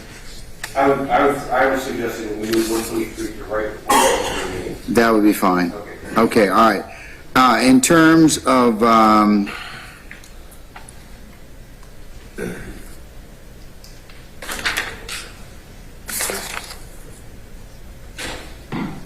Okay, as in terms of 129, if somebody says they listen to rap or rap, hip-hop or rap, you can ask them their opinion at that point in time in individual voir dire. Okay, so I'm going to delete 129, but it's for general voir dire, not for individual voir dire. You can ask that appropriately. All right, what about 130? Your Honor, we object to 130, 131, 132, and 133 as asking the... Okay, let's do 130 first. Do you associate hip-hop artists and rappers with criminal behavior or believe they break the law more than average citizens? I'm inclined to delete that. Anybody from the defense want to have any discussion about it? Yes, I'd like that to be kept, and I think it's an extremely pertinent inquiry of the jury. I mean, I don't think we can, if we're just talking, I don't think we can really pretend that there aren't images associated with rappers and any connection to criminal behavior. That, quite frankly, is what this case is about. That's why the state has injected lyrics and videos into their indictment. So I think the opinions of these potential jurors in regards to that is very important. We need to know as they're coming in whether or not they make any association of rappers, where there are several in this case, with criminal behavior. Goes to bias. And Your Honor, I'd ask that I submit to the court that is asking the jury to prejudge. I would ask that the court not allow such a question as this. It's no different than, do you believe you should believe a police officer over anyone else? Asking whether or not they believe a certain group of individuals breaks the laws more than average citizens is asking the jury to prejudge evidence that they may see or hear in this case. And we submit that this question, simply because it contains an element or an aspect of this case, doesn't make it any different than asking whether they believe women more than men commit crimes. And I would ask that the court not allow this question to be asked, as it is asking the jury to prejudge evidence that they may hear in this case. Your Honor, This matter does not in any way ask the jury to prejudge anything in this matter. It's asking whether or not they associate, which is going directly to their biases, which is what we're trying to find out in this particular matter. And I believe that 130, 132, and 133 should be admitted, but also they should be admitted with simply yes or no, because these are yes or no questions. The don't know selection creates ambiguity with regards to their answers in this particular case. But each of these are important. As Mr. Adams stated, we have rappers that are involved in this case. If these individuals have predetermined notions about these individuals simply because of something that they do which is legal, being a rapper is legal. So if they have negative predisposed notions of these individuals simply because of a legal activity that they participate in, that is something that we definitely need to know during this jury selection process. And Your Honor, we're not asking them to prejudge, we're asking them if they have prejudged. The problem I have with these questions is that it may run afoul of inserting or character or some other things that may kind of be improper. I mean, I know what you're getting at, but I don't think I could necessarily ask that particular question. And the 130, that's framed. 131 is framed.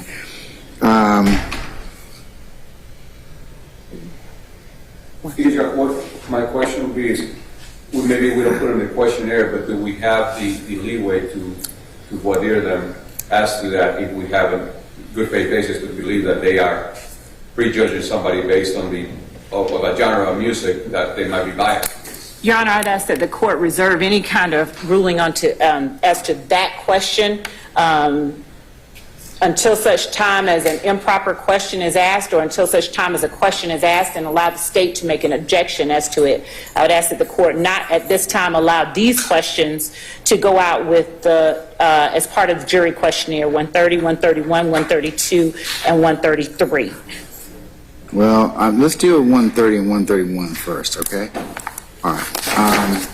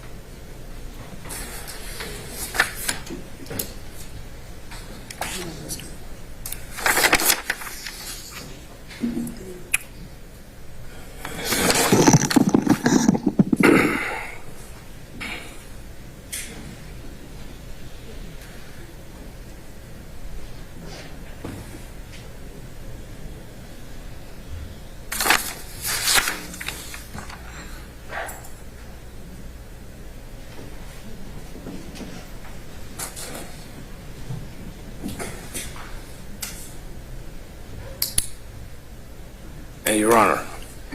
Oh, okay.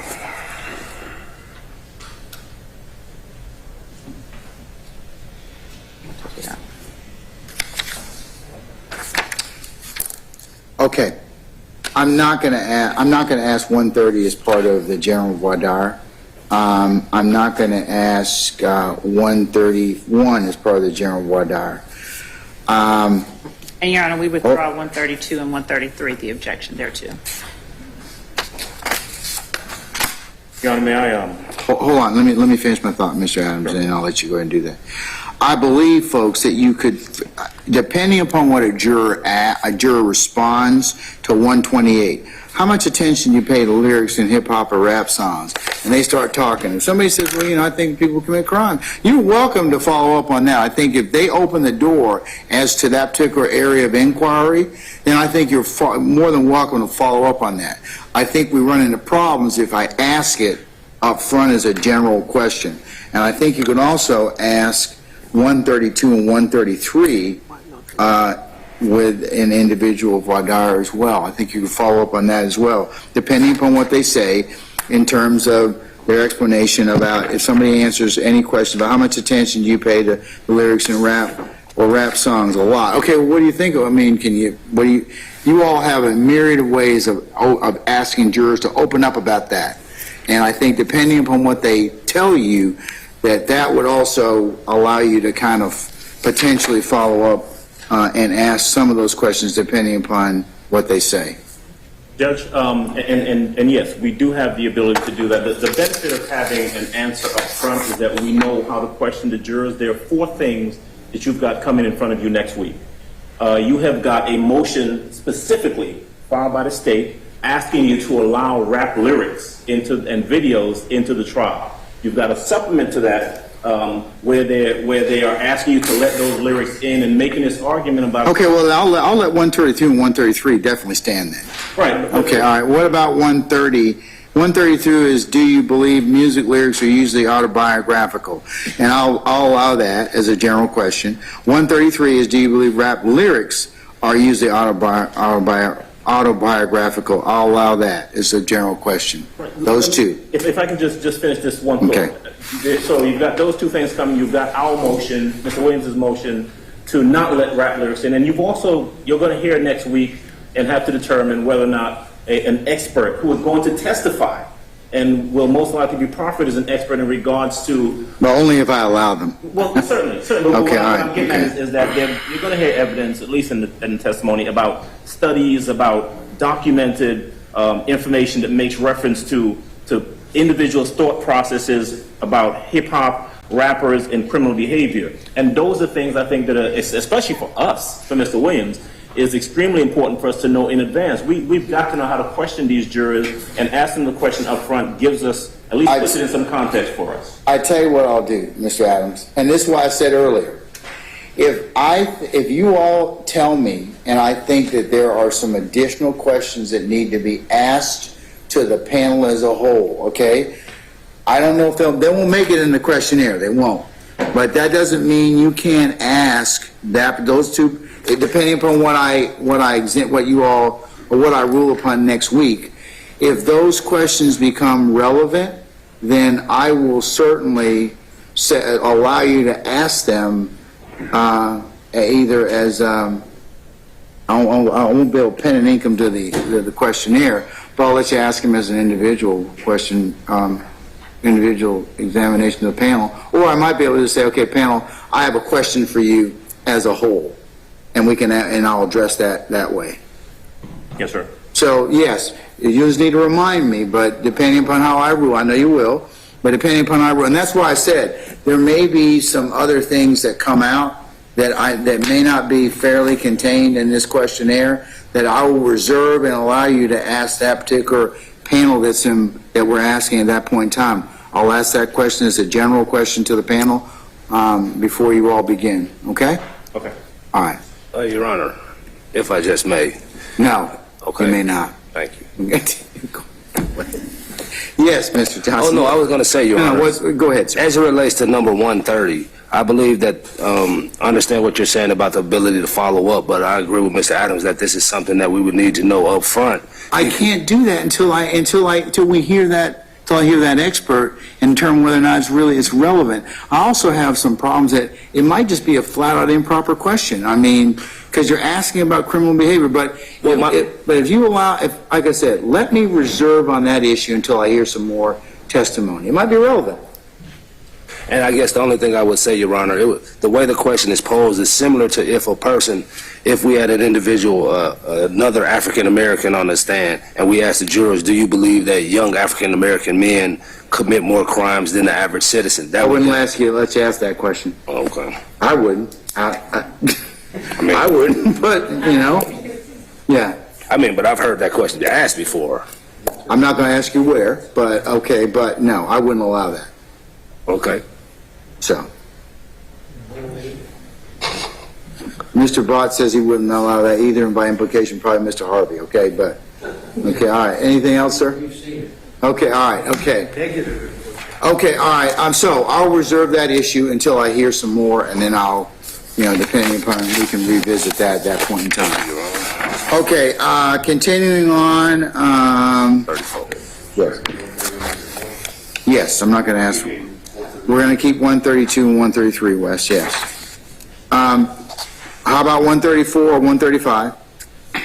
That's the record label YSL and Young Slime Life. That's 134 and 135. Any objection?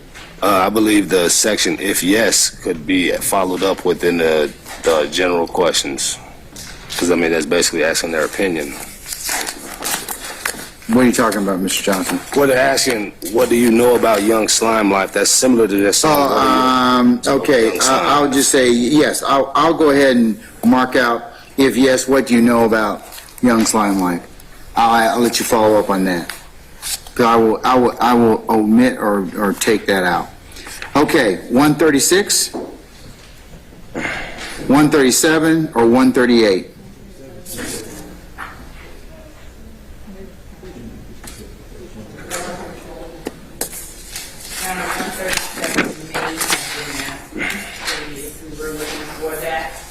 Let's find out.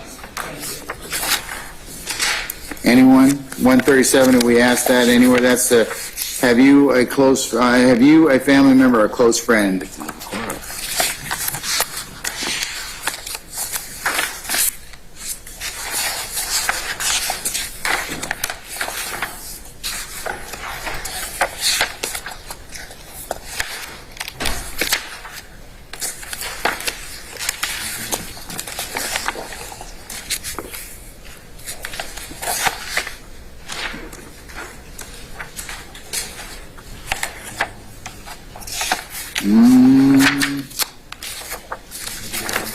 I don't think we've asked that. Well, Your Honor, 78 is, have you been the victim of a crime? And Okay, all right, let's see. Okay, hold on. 78 is, 79 is, have you, your parents, siblings, or spouses been a victim of a crime? Number 80 is, have you ever witnessed a crime? Yeah, I'm going to take one. I'll omit 137. I think we've asked that already, and several other questions. What about 138? 136 is fine. 138. What about 138?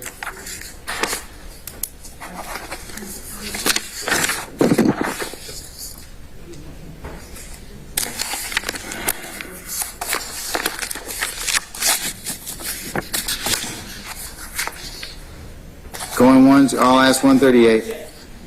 No objection to 138. Your Honor, I'd ask that the court make sure that all of the questions in 137 were previously asked. Some of them are looking for them specifically not yet identified. They're fairly contained within 78 and 79 and 1 and 80. Yeah, I mean, you got several of them that are already I think those three questions kind of break out 78, 79, 80, 81, break out that particular inquiry that we've kind of collapsed in 137. So, okay. All right, 138's fine. Okay, what about 139 through 146? 140 and 162 are the same? Yes. I'm sorry, Ms. Bernard? 140 and 162 are the same? 140 and 152. 62. 162. Your Honor, it's just getting to the ones that are duplicative of the ones that have been previously asked, that the court allows us to address them, but as of now, 140 hasn't been asked, so. No, she's right. She's just saying it's duplicative of 162. So, I'll ask 140. I'll delete 162. Another thing that the board people prefer to keep on 160. We're not going to ask, if so, please describe your feelings about it. We'll just, no, I'm not going to ask that part. You have a question for me? Yeah, we can get rid of all of if so.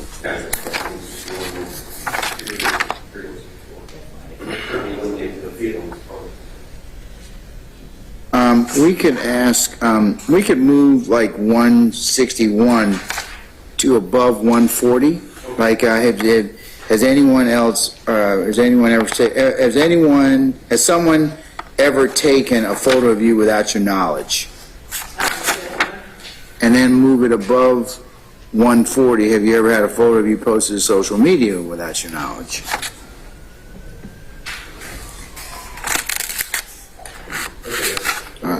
let's do that, and then we can delete 162.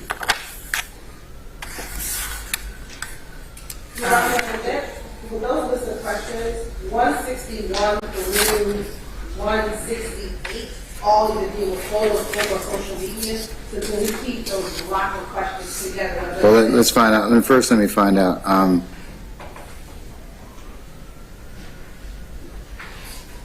Okay, let's, other than the, for 163 through 168, I'm going to delete out the if so, please describe your feelings about that. You can follow up on that if you choose to do so. But I'll move those as a block to above, to continue, to keep those with social media. So we'll ask the photo without your knowledge, we'll ask posting to social media, and then we'll follow that with the questions in 63, 163, 164, 165, 166, 167, and 168, less the if so, please describe. All right? Okay, all right, let me go back to 141. 141 or 146, any issues through those? I think 141, do you own a firearm, is the same as 169. Do you own a firearm? Okay. Let's do this. Yes, we will delete out 169. Speak up, hold on, madam, go ahead. 142 and 175 are the same. All right. Okay, we will delete the, on 142, we'll do if yes, please describe, and then we will delete out the 175. Okay, what about 176 related to 142? 176, about do you keep a firearm in your vehicle? No, do you believe that use of marijuana leads to crime? 76. Yeah, I'm gonna take that out. I'm gonna delete out 176. All right, so about the firearm, going back to 141, do you own a firearm? Yes. Do you keep it in your vehicle? Yes or no? Any other questions related or that need to be grouped with that firearm question? Yes, Your Honor, 170. 170 is, do you have a relative that owns a firearm? Okay, we can move that. Wes?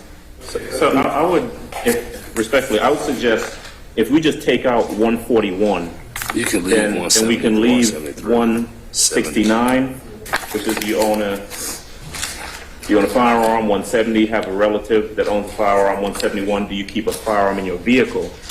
All of those. I'm okay with that. Okay. I'm okay with that. So Wes, delete out 141, and then just keep 169 through 172 as a block, please. Okay, all right. Now, can I go back to 143?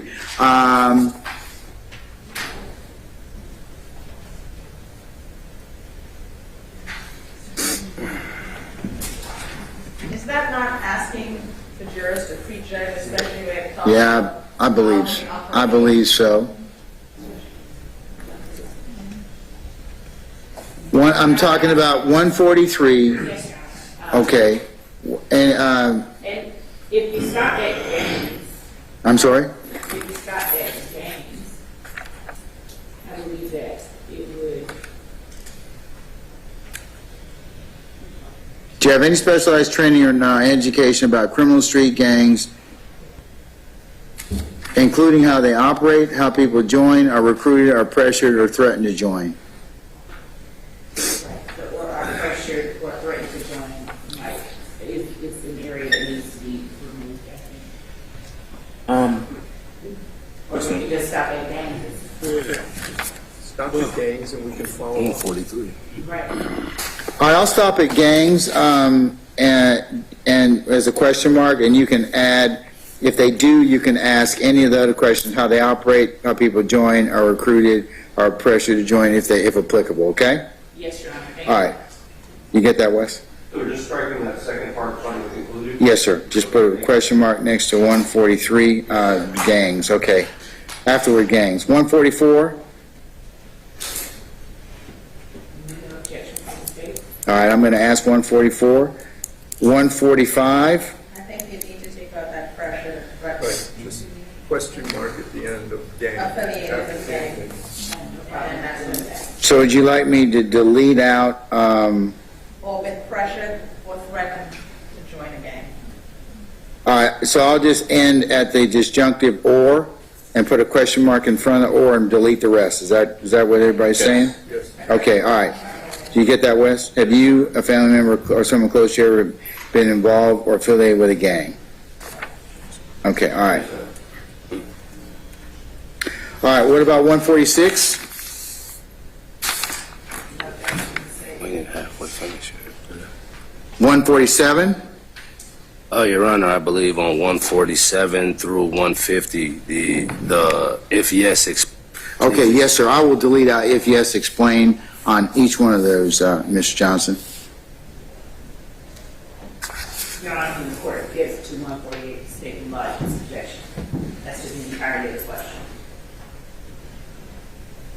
Yeah, I would agree with that. Do you believe individuals from certain neighborhoods or areas are more likely to engage in criminal activity? I'm going to delete 148. Well, I would actually object to that. Okay. And Well, that's prejudicial. I mean, but as framed. I mean, listen, the state's evidence it revolves around them saying that certain areas or gangs operate in certain areas. You know what? Yeah, we can deal with that during the trial. I don't have no objection to taking that out. All right, I'll delete it. Okay, all right. What about 149? Any issue? All right. 150, I've deleted out, and that's involving 30 deep. I'm going to just delete out if yes, please explain your familiarity. Okay? All right. Hey, Your Honor, I'm Yes, trying Mr. to understand. If you look at number 149, when they ask, has anyone ever participated in an anti-gang campaign education program? What the state is attempting to elicit, well, I'm sorry, they have no objection to it. So this particular question elicits to see if anyone has basically a prejudice against the prosecution of gangs or anything else like that. Well, they're entitled to a fair trial like you are as well, and they can ask those questions. Oh, I understand, entitled to do it. But this question seeks to find out prejudices prior to entering the situation, which is what we've been talking about the questions that we had before, trying to find out prejudice that are established upon entering the trial. So I think this is in the same context. They've asked, look, bias or prejudice for or against the state or you all is something that both of you wish to find out. Whether or not, and it kind of strikes at the heart of, if people can't be fair and impartial because of that, then of course you get a causal strike for that. So I would think you'd want to know that. That's what that question answers. I mean, if somebody says, yeah, I've been involved with an anti-gang campaign, and I don't particularly care for gang members, or I can't be fair and impartial, then asking that question roots out that particular bias. And given the answer of the court, what would be the difference than an individual saying, oh, I don't like rappers, or I don't like people who make... Well, then you ask the same thing. There may be evidence that several of these people may be rappers. Do you think that you could give them a fair trial? They may say, no, I can't. It's the same thing. Right, but it goes to the question goes. It roots out bias, or it allows you to examine for bias. Right. Because then you also get asked, well, why did you involve or why did you get involved with an anti-gang campaign? It also allows you to ask some individual follow-up on that particular issue, which might be helpful to you. Oh, I don't have a problem with it being in, Your Honor. I was just asking. Well, then why are you sweating me, man? The reason being, Your Honor... If you don't have any problem with it being in, why are you sweating me? Because I have a problem with some of the stuff that was put out before. Well, that's that. This is this question. No problem. Remember, I can't remember. Not the Oracle of Delphi. I mean, Mr. Harvey knows who that is, okay? All right? Hey, wait a minute. All right. Who that is? In fact, I think he may have met the Oracle of Delphi at some point in time. Okay, that's right. But I can't rule on that until, remember, if you have some questions which might be appropriate because of what's developed next week, I'll be more, like I said, that's what I told you to begin with. There may be some things that I need to go ahead and add given what's developed. So if it's relevant, you can, like I told Mr. Adams, please, I know that you will remind me of that. Judge, we heard from such and such, this is relevant, we need to ask the panel as a whole this particular question. I agree. Okay? Yes, Your Honor. All right. So I'm going to leave that in, 149. Oh, I should say 149, that's the anti-gang campaign or educational program. 30 deep, we've already talked about. I'll delete out the if yes, please explain. I think we're at 151 now. I'd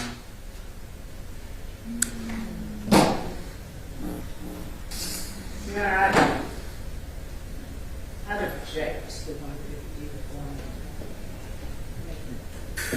Well, why don't I just add, why don't we just reword this one? Have you had any experiences with gangs that would prevent you or make it difficult for you to evaluate this case in an impartial manner? And just, they say yes, you can follow up on it.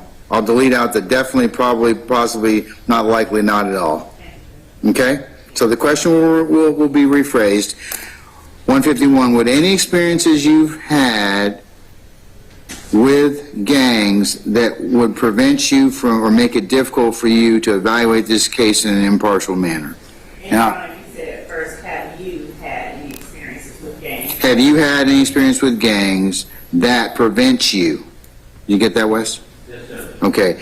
And then the disjunctive is, or make it difficult for you to evaluate this case in an impartial manner, and then delete out the choices. Okay? The definitely, probably, possibly, not likely at all. Can we delete that out, Wes? Yes, sir. Okay, good. All right. Okay, what about 152? I object, Your Honor. I'd ask, or state that it is asking the jury to prejudge or different than... You gonna ask, look, you have asked me, because your investigator has asked me to take photos of many of these people. You to reject or disbelieve that? No, I mean, the thing about it is, I don't mind if you have any opinions or feelings about tattoos on the face, but does it cause you to reject or disbelieve? That's like asking... okay,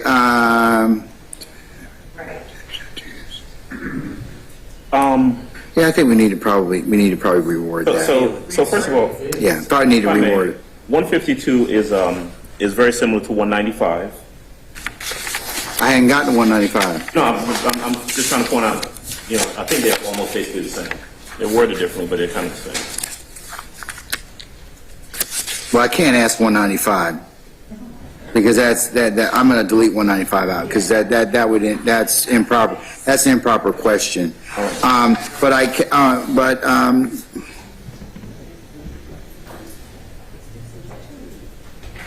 Your Honor, if we might suggest that 152 simply be reverted to Okay, cause you to reject or disbelieve and ask simply if they have an opinion about persons who have extensive tattoos, including face tattoos.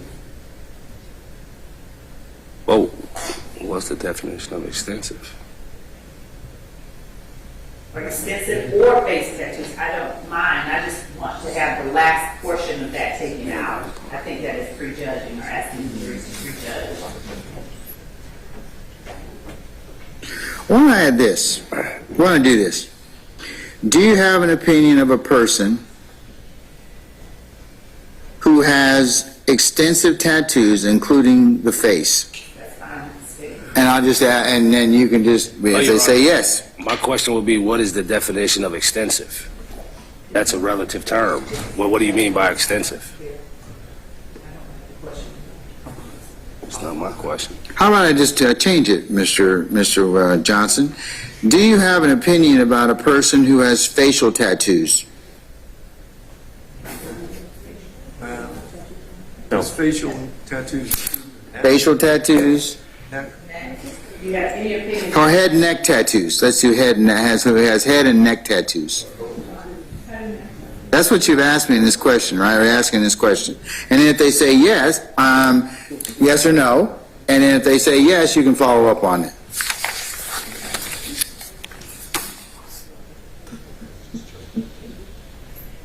Do you have an opinion of a person who has head and neck tattoos? Yes or no? All right, I'll reword it to that. That's Vice Mr. Johnson? Yes, Your Honor. Okay, all right. Okay, what about 153? I object to 153, describing your feelings about someone who has dreadlocks and tattoos, who wears jewelry, baggy pants, hoodies, colors, who flashes guns, cash, or gang signs. Describe your feelings.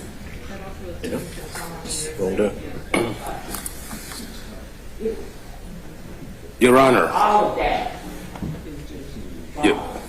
Your Honor, part of the Improper form. Well, you could ask it this way. Judge.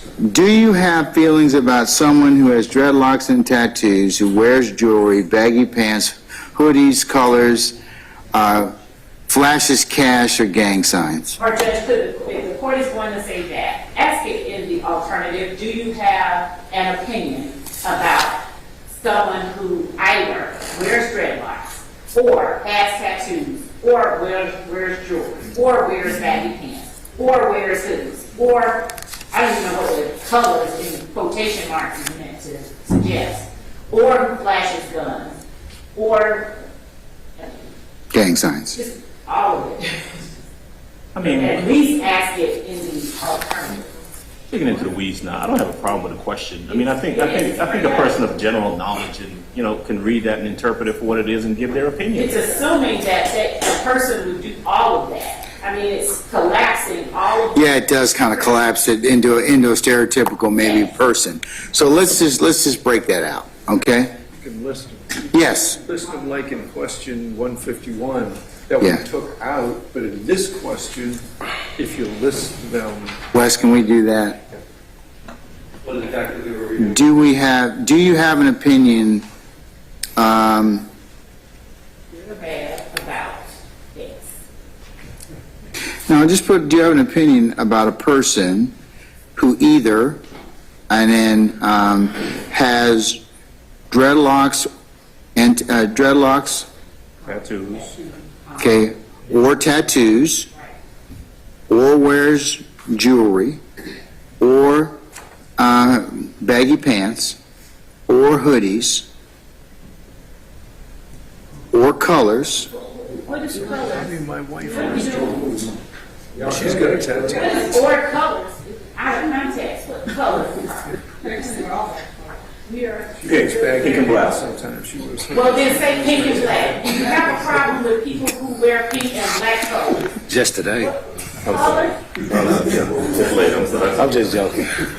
No, I love that color. Or red and black coming up this weekend. Hey, Ohio State. hey, that's right.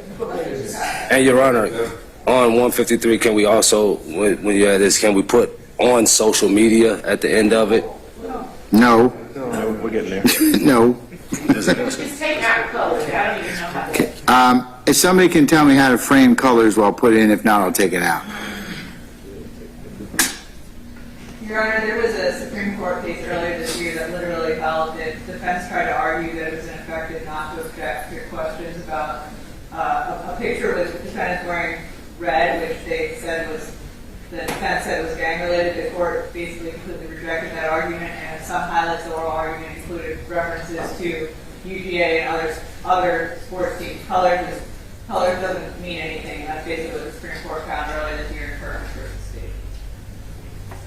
Yeah, that's because none of them wear any colors. So don't let the expert come in and talk about no game colors. Colors don't mean nothing.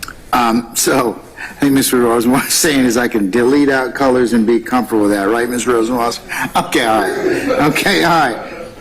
Folks, if you have something, no, in all seriousness, if you have a way for me to phrase it, that's fine, I'll consider it, but I don't think in and of itself, it colors, kind of drives the analysis. But I can add, or flashes guns, or flashes cash, or flashes gang signs. I got those. All right. What about 154? 55? 56? Motherfuckers not relevant. Do any of the children in the neighborhood get in trouble?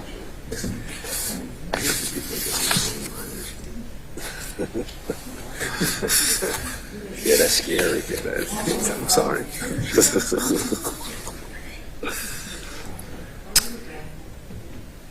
Judge, it is just simply overly broad. Yeah, I agree. I'm going to go ahead and delete it out. I'll delete 156. I'll delete 157. 158's appropriate.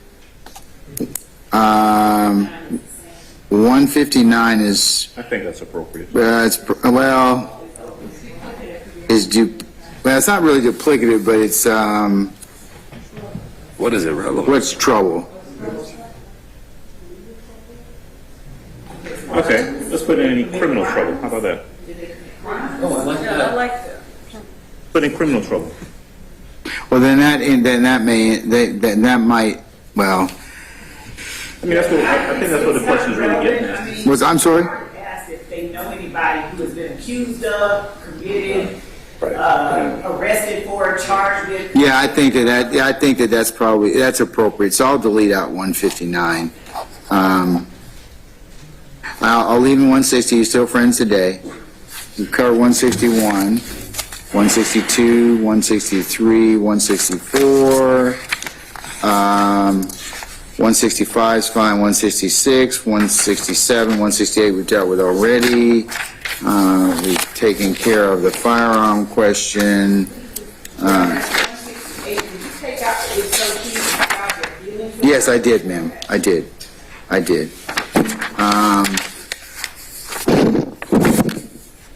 Wes, did we move the firearm, can we put 170 relative owns a firearm?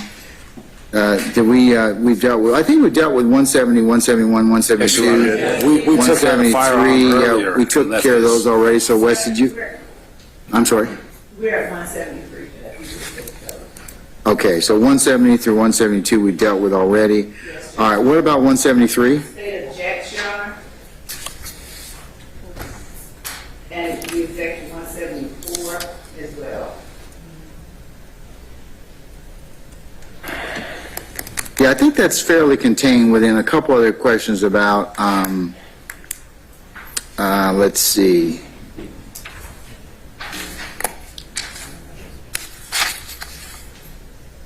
About accusation of a crime, accusation or accused of a crime.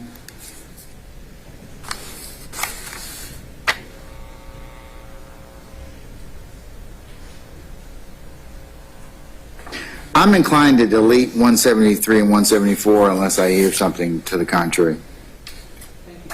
Okay. All right, we dealt with 175, 176. Okay, what about 177? We don't have any objections. Okay, we'll ask 177. Turning to 178 through 184. 178 is exactly the same as 177. Let's see.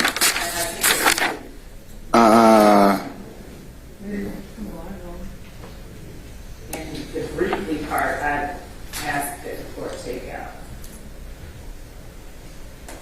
I'm sorry, about what?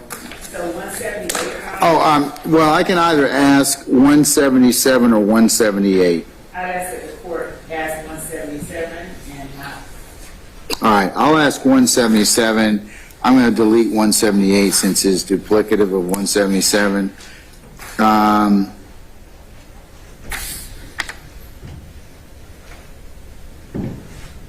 Actually, 179 is actually a better question.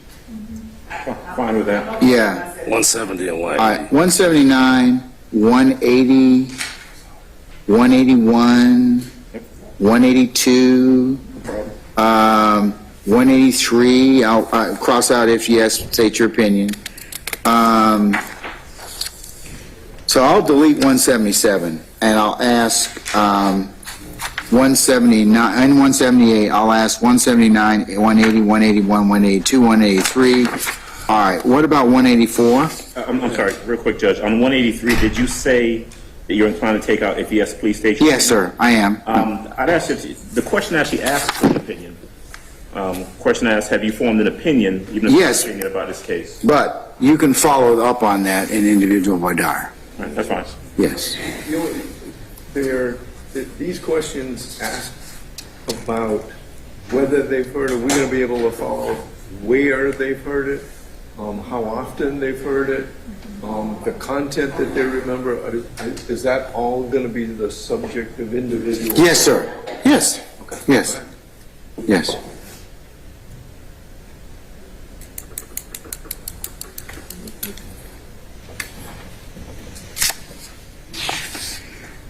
All right, anything else? We're down to 184. Those gotta stay. I have no objection to 184 as long as it is a proper entry into the law. It is a necessary entry into the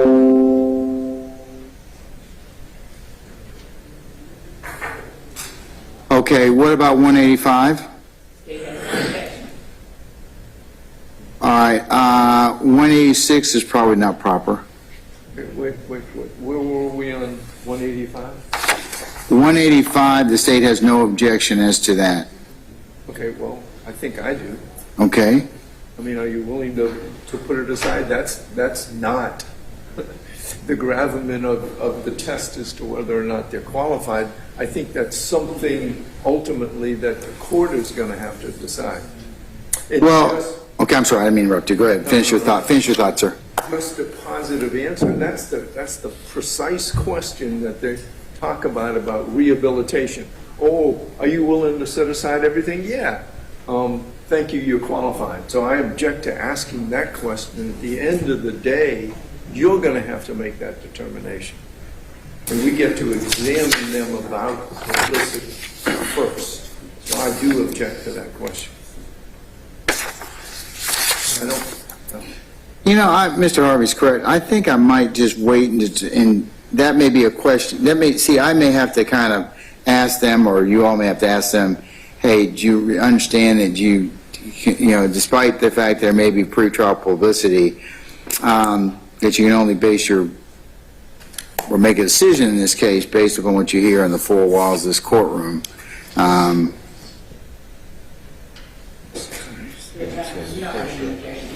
All right, I'm going to delete 185. What about 186?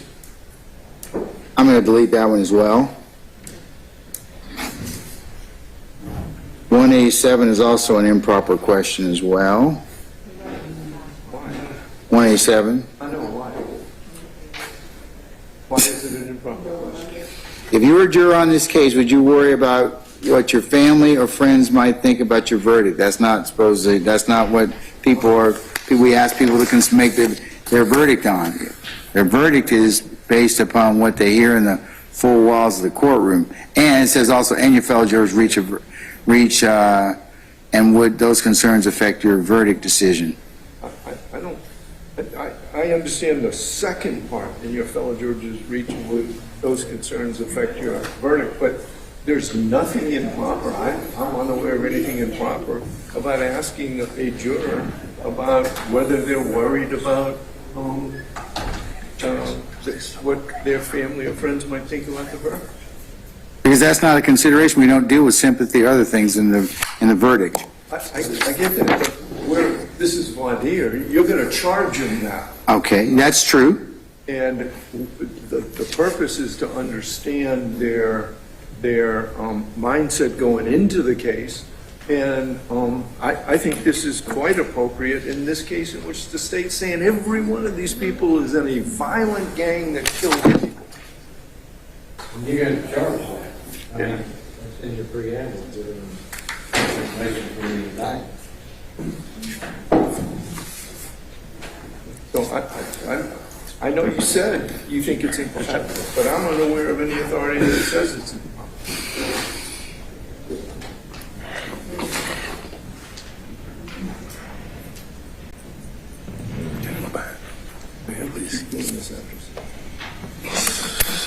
Just got my second win. Yeah, you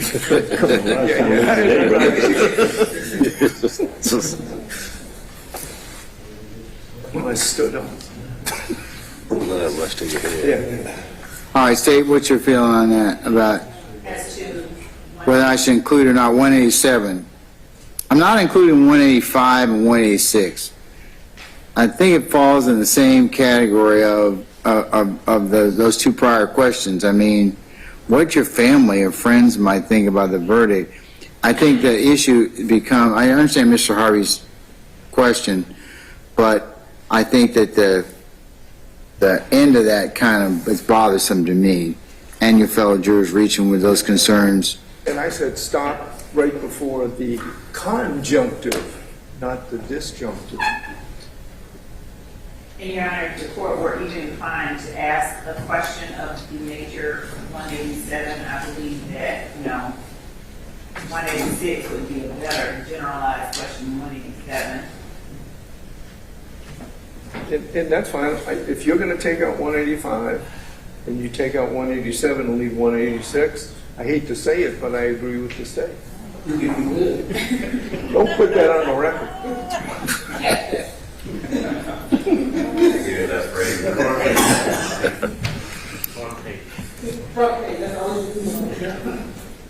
All right, so Then I withdraw that. so what do you all think? Do you all let's see. We can imagine yourself. 186. Well, 186 is fine. What you feel? is that good? Yes. which one? So we keep 186, 185, 187 goes. And 187, leave 186. That was David Bond.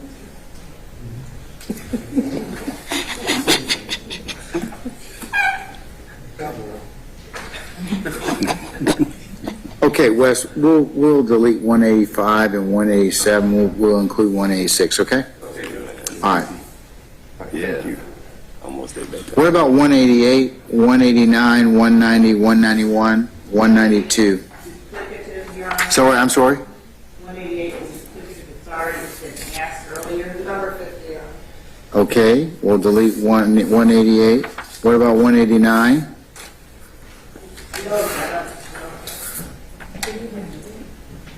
All right, what about 190? Where do you get your news? I think that's asked earlier. What question? I believe the prior question was about where did they get information about this case. This is a more generalized question. Nah, it's a little different, so. We could actually, It's 52. Do you frequently follow news reports concerning current events? If yes, please describe or not. so 52's already been asked, so we'll delete out 190. But 190 is broader. I don't mind 190 or 52. I just hear this one.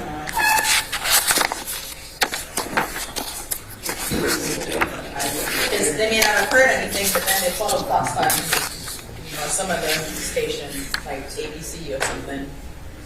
No, do you follow current news reports concerning current Everybody events? watches WSB TV. Yeah. But Yeah, the next question asks you what television and or radio programs you frequently watch or listen to is 53. So, all right, I'm going to delete 190.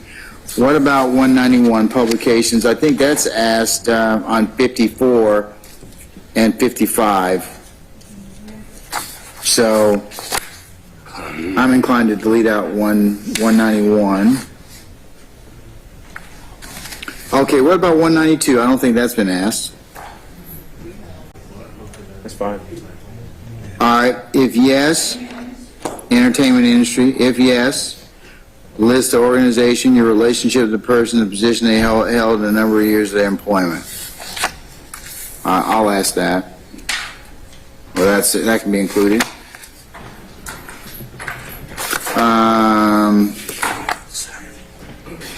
Yeah, what about 193, less the if yes, please explain? I would take out strong, only because somebody might have an opinion. Yes, I'll take out omit strong. Do you have any opinions one way or another about private gun ownership? Yes or no? Okay, I'm just going to take out if yes, please explain. All right, what about 194? Please rate how serious you feel crime problem is in Atlanta.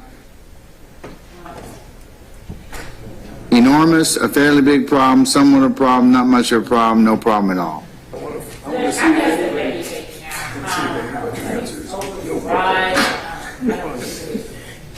No problem, it's all good. Especially at Lenox Mall. Bankhead, you know how that goes. Why don't can we ask the question, let them put an answer. A couple of lines for an answer, and then if we need to, we can follow up, and then we've got a written explanation of what we're said. How about I ask it this way? Said do yes, no, please explain.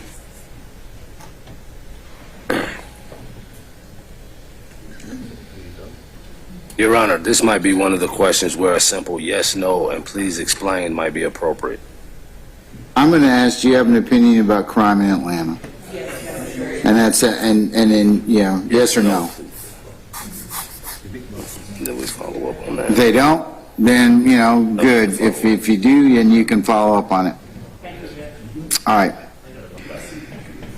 We deleted out 195. What about 196? There are 28 defendants.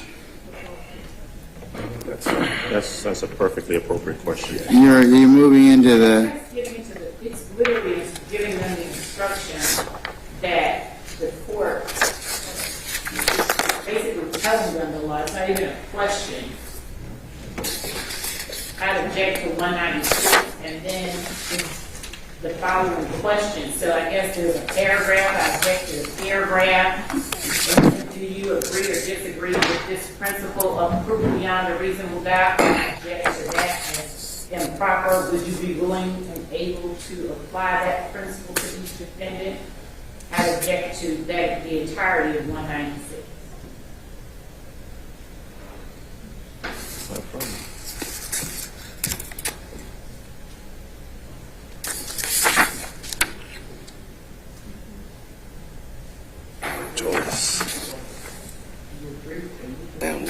Actually, the court's got an issue with 196 through 199.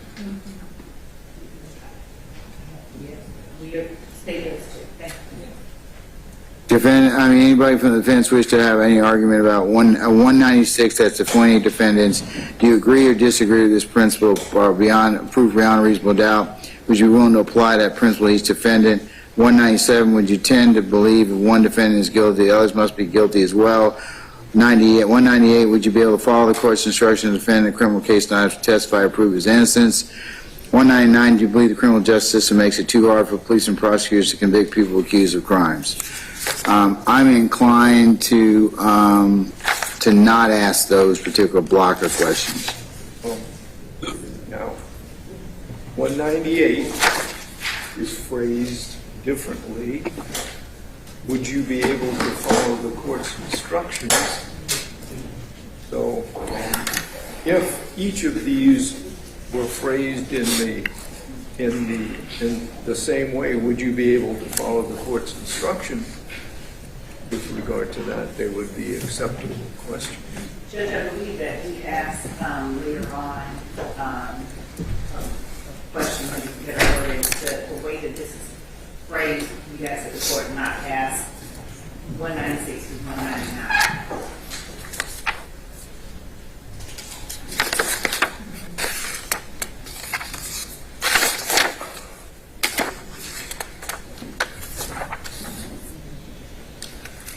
And Your Honor,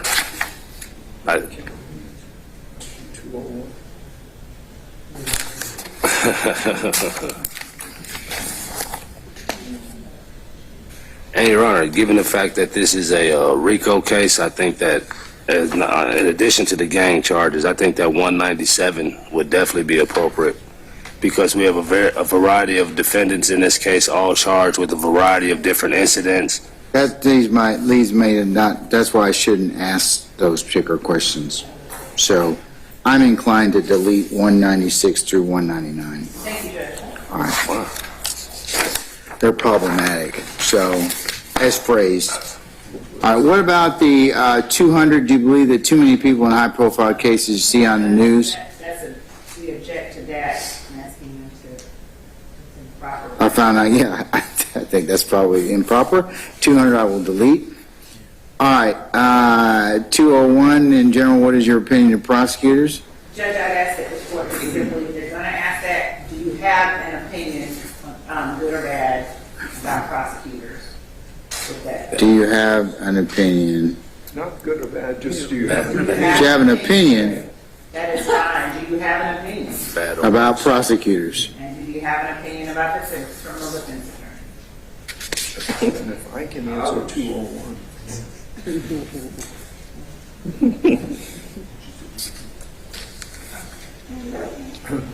About criminal defense lawyers. Okay, all right. That'll be two separate questions. Oh, yeah, I'm going to ask, 201 is, do you have an opinion about prosecutors? And then we'll delete out the rest of the very positive choices. And then 202 will be, do you have an opinion about criminal defense lawyers? And we'll delete out the same. And how are they going to, And then you say, if yes, positive, somewhat if yes, please explain. No, just say, do you have an opinion? If they don't have an opinion, then you won't ask them anything. I got it. But there's got to be a line that says yes or no, right? No, if you don't have an opinion, you just don't raise your hand. This is a question. Yes or no? Yeah. No? I don't know. And just put it on there, man. You got it on there. Every question. Like every other question. Yes or no? Like every other Wes, you can add that after the, okay? All right. Okay, 203. Object, Your Honor. Prejudge. Yeah, we don't usually ask that, but our credibility of law enforcement. I'll omit 203. 204, I can't introduce that either. Plea bargaining. 205 is duplicative of something we've already admitted. 206 asked about me. That's proper. It is. I mean, it is. You have a case signed to me. Yes, that's proper as well. Yeah. There's always, there's always somebody. Please, Mr. Harvey. Detail. Leave the rest of the page blank for that. Right, okay. Sure, I got one. Okay, all right. What about 207? Okay, so we have the folks that are listed here. Do you, a family member, a close friend, know any of the following people who are defendants in this case or their family? And then it's got the people who are listed in the indictment. Are we happy with everyone who's listed through 43 and 44? Judge, is the court going to place on the jury, are they related to, or because if not, we'd ask that be made a part of this, because I think it's stated later on, are you related to, by blood or marriage, anyone listed on this indictment or any of the prosecutors? I'll add the clause, or are you related to any of the following people? Correct. Okay? Do you, a family member, a close friend, related to any of the following, know or related to any of the following people? What, you got that, Wes? Yes, sir. Okay, all right. So we'll go down, that's in 207. What about 208, folks? Bruce already and I are deeply offended that we're not listening. Me too. Bruce Harvey is in fact listed. Oh, yeah, okay. I didn't have. Let's take out David Ross. Who can we take out? Who are we taking out? You ready? Where's the? I know we're all talking. I know. I saw some person in here listed as Robert Botts. We need to take out Robert Bonds because nobody knows Robert Bonds. I was just asked that question. So Wes, we can change Mr. Bond's first name to David. Yeah, thank you. Okay. Little David. Little David. L-I''L. Stop it. Stop it. Bruce. What about it? All right, is everybody listening 208 fine? Venera. I've done that, yes, ma'am. Who? Has Overton been taken out? I've taken over the, yes, ma'am. We need to take out John Floyd. Oh, I think we've done that one, right? No, Mr. Floyd's no longer. Can I take out Mr. Floyd, John Floyd? Ms. Love?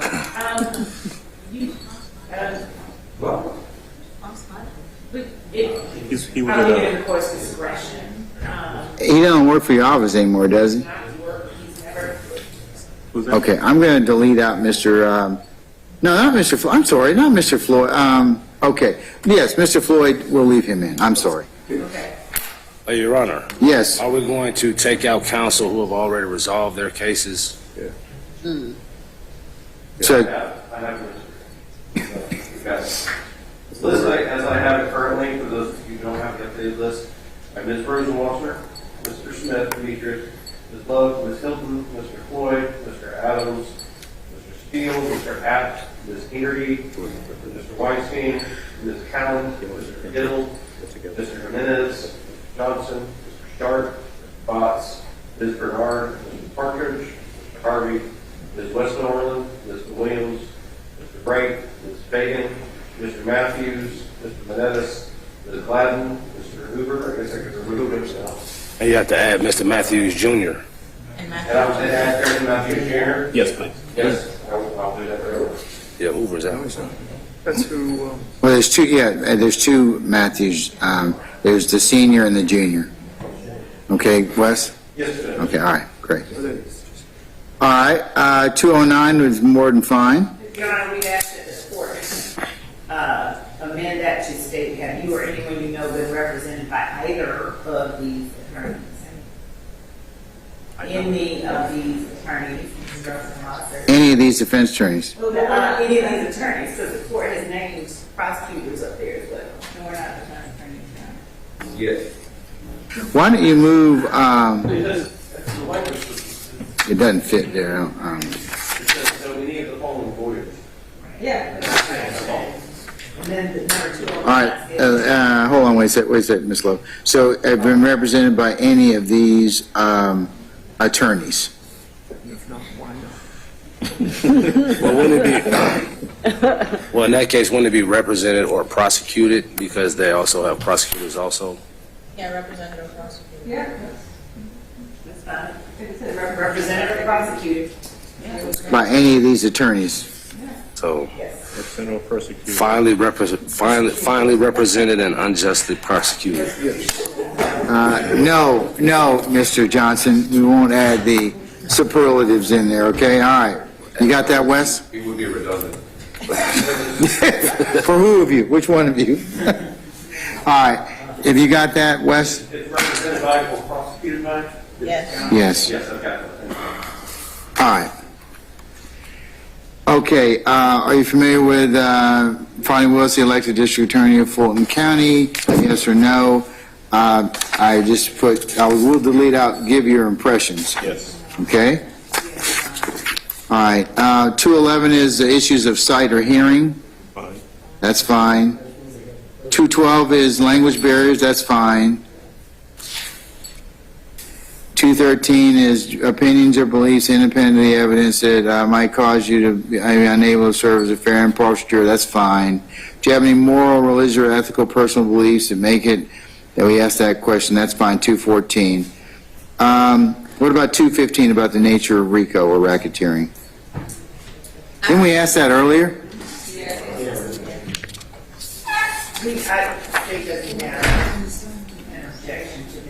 I think we asked it some earlier during the questions. 216.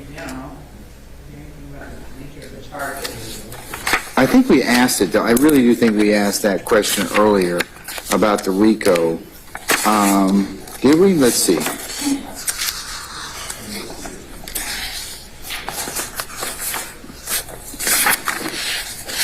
Folks, didn't we ask the RICO question earlier? There was a question about RICO and a question about gangs. Say again? There was a question about the RICO statute, a question about the gangs. Which question was that, Mr. Adams? Trying to find it. 94? Yes. Okay. All right. Okay. What are your views? What are your views regarding the Georgia RICO and gang laws, if any? All right. And 95 goes on to ask some more questions about your opinion regarding the Georgia RICO and gang laws. We can probably do without 215? 15, yes. All right, we'll delete 215. All right. What about 216? I'm not inclined to ask that.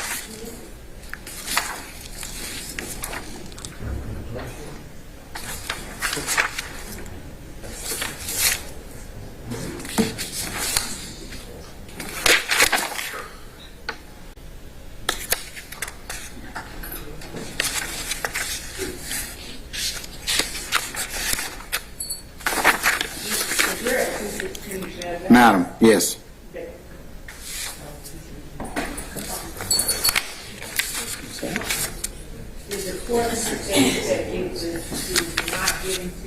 I'm inclined not to give 216. If you don't have any objection with me giving it, not giving it, I'm inclined not to give it.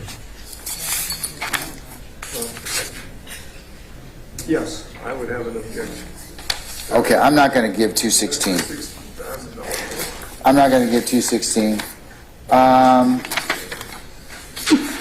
217 goes to hardship. Yes. I will ask that. I'm not going to ask them their circumstances because what we'll do is I'll solicit who wants to be examined for hardship, and I will examine those people with you all's assistance. Is the question, is the estimate, and this is, I guess, for everybody's benefit, including the jurors, is the estimate still 6 to 12 months? With the number of people who have resolved their case? Judge, I think that it would be safe to give them a broader estimate so that we don't lose people if it extends beyond if we underestimate the time. I think the court doubled my initial. I did because look, over 30 years, I have learned that people, lawyers in particular, are grossly underestimate their time. And you always double what they tell you, and then you're fine. I mean, so you indicated to me at least we could put up in 3 months, but I was like, okay, so that's 6. And I'm also looking at a historical trial you all tried involving the APS, and it went 9 months. So that's why I came up with 6 to 9 months. But given the fact that you have resolved some or whatever, do you wish to reevaluate that? Because you told me to begin with 300 witnesses. So, right, Your Honor, I think that it's a safe, I think that leaving it as the court has it. What, 6 to 9 months would be, or 6 to 12? 6 to 12, it could last, 6 to 12. I think that that's a safer path to take. Well, look, you're gonna lose a number of people who just can't be jurors for that period of time. So I'd like to give them a realistic range. I mean, but if I can serve for the ringing of the bell's not me, it's Jack. Okay. He's getting antsy. That's right. Okay. Do you want me to leave it? What do you? I mean, I'm okay with leaving it as well. I'll leave it. Okay. 6 to 9, 6 to 12, same thing.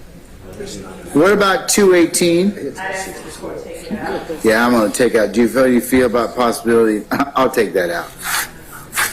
All right. What about 219? About question? Anything else in this questionnaire? This covering is 359.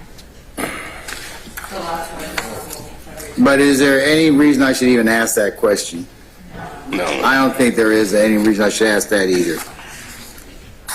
I'm going to delete out 219 as well as 359. Me too. I'm sorry, Wes? No, we did not. All right, let's go to 220. 220 through 225. Any objection to those questions? So we've asked 223. Right. Judge, and we just, You've asked 223 already? Yeah, because he's a defendant. Okay, all right, I'll delete that out. Okay. Jamari Holmes is the victim in the murder case of Mr. Ryan and Mr. Blaylock. So we will, I mean, I don't have any objection about asking if they know of or are related to. So 220, no objection to that? That's a relationship to Jamari Keyshawn Holmes? Mr. Holmes is deceased? Yes. 221,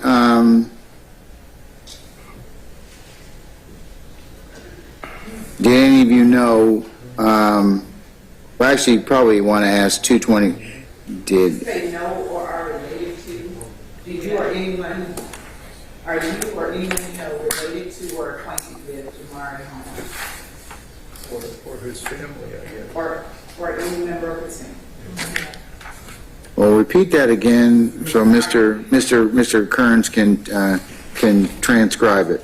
Are you or anyone that you know related to, or were you related to, or acquainted with Jamari Keyshawn Holmes or any member of his family?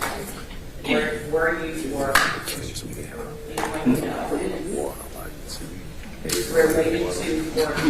with Jamari Keyshawn Holmes or any member of his family? Wes, once you get that, go ahead and read it back, please. Okay.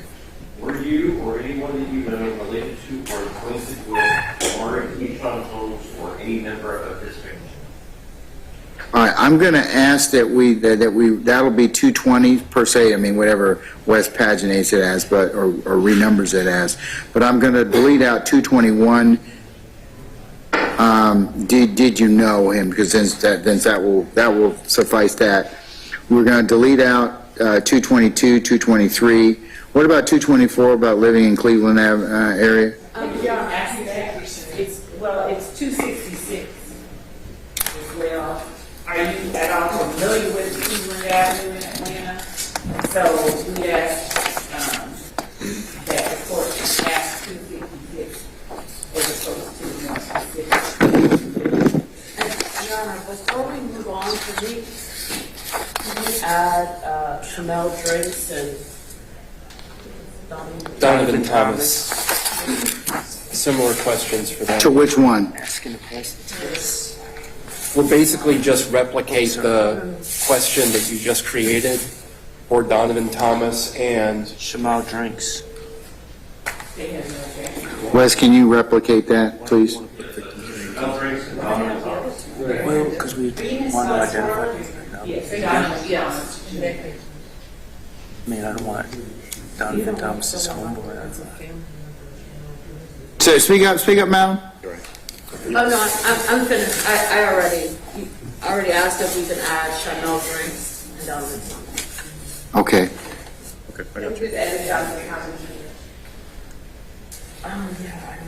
Thank you. All right, so you got that, Wes? No Drinks and Donovan Thomas? Yes.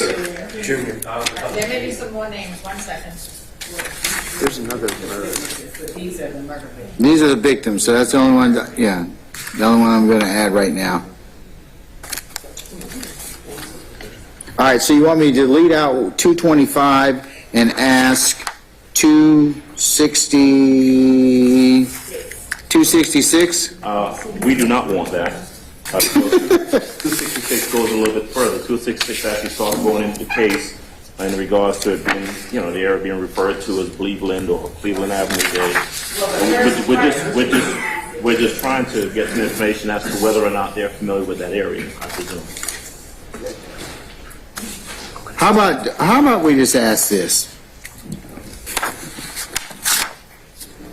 Do you have any familiarity with or live in the Cleveland Avenue area of Atlanta? That's fine. Yes or no? Wes, did you get that? Do you have any Familiarity with or live in the Cleveland Avenue area? yes? Yeah, I'm sorry. Wes? Do you have any familiarity with or live in the Cleveland Avenue area in Atlanta? Way to go. It's that word. And it'll be Wes, yes or no? Way to go, Wes. Good job. Okay, and so I'm going to delete out 266, and we will ask that question, and 224 as reframed. Hey, Your Honor. You still want me to ask the Zone 3 question? Same thing. Does that suffice to Cleveland Avenue? People don't even know. Some people don't even know they live in what zone they live in anyway, so. Hey, Your Honor. Hold on, let me finish this other, do we have any issues with the Zone 3? Do you want me to delete it out? You want me to include it? I'm gonna delete it. Check. I'm gonna delete it. Okay, all right. So, Mr. Johnson, anything else, sir? I'm gonna delete out Zone. Oh, yes, Your Honor. Going back to the question that was posed as it relates to the victim in this case. Which victim? Just the section that's being created for the victims in the questionnaire. I just wanted There's to. 4 people, as I understand it, so Right, far. there are 4 more I'd like to add. One is an Officer David Rogers, Officer William Johnson, Mr. Willie Moore, and Mr. Darius Smith. Are you related to the same question? Are they witnesses? No, they're victims. Okay, all right, add those 4. Give us those names again. Officer David Rogers, Officer William Johnson, Mr. Willie Moore, and Mr. Darius Smith. The dog approves. Here's a dog. Willie Moore, M-O-O-R-E. And the area is D-A-R-I-U-S? Yes. Sorry, can you tell me the second officer's name, please? William Johnson. Yes. Thank you, sir. And it's David Rogers with the D. R-O-D-G-E-R-S. Thank you, sir. Appreciate it. Your Honor, if I may ask of the court for clarity, will the court be asking the general jury pool the statutory questions verbally?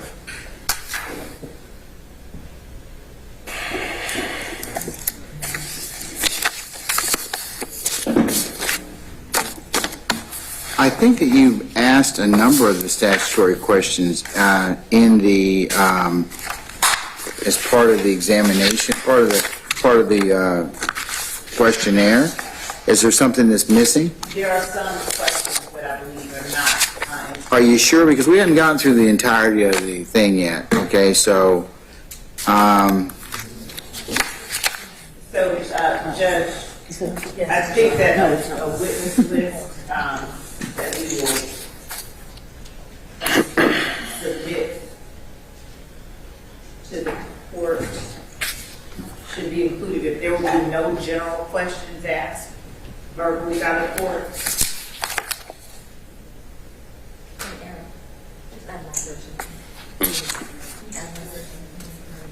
Kimberly Craig.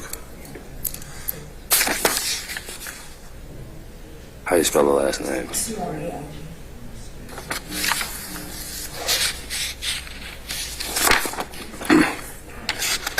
Okay, let's focus to begin with. Ms. Lowe, let me answer your question to begin with, okay? And if there is a particularized question that I have failed to ask and that is a statutory question,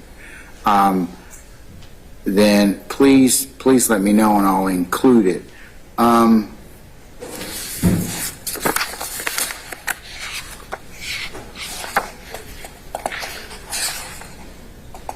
And Your Honor, Hold on, just wait.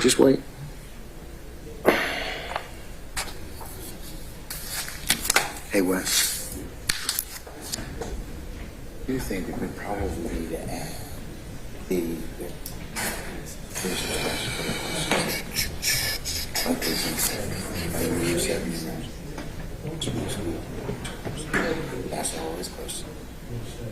Does anybody have the statutory questions that are required to be asked?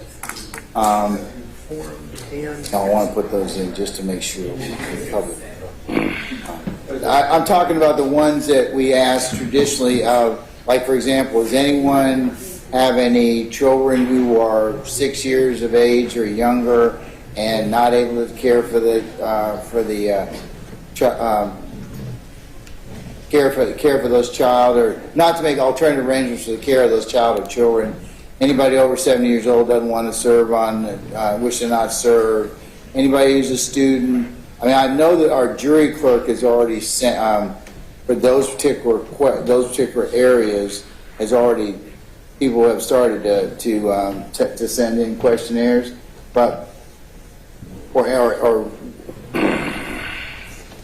I've authorized to excuse, but I think we should probably put those questions in there just so they're encapsulated. So if anybody's got that list of statutory questions, they can just forward us. I'm pulling them up. I'll email it to everybody. Yeah, let me just kind of, if you could email them right now, I'll include those right at the very beginning of our examination to make sure that we have them.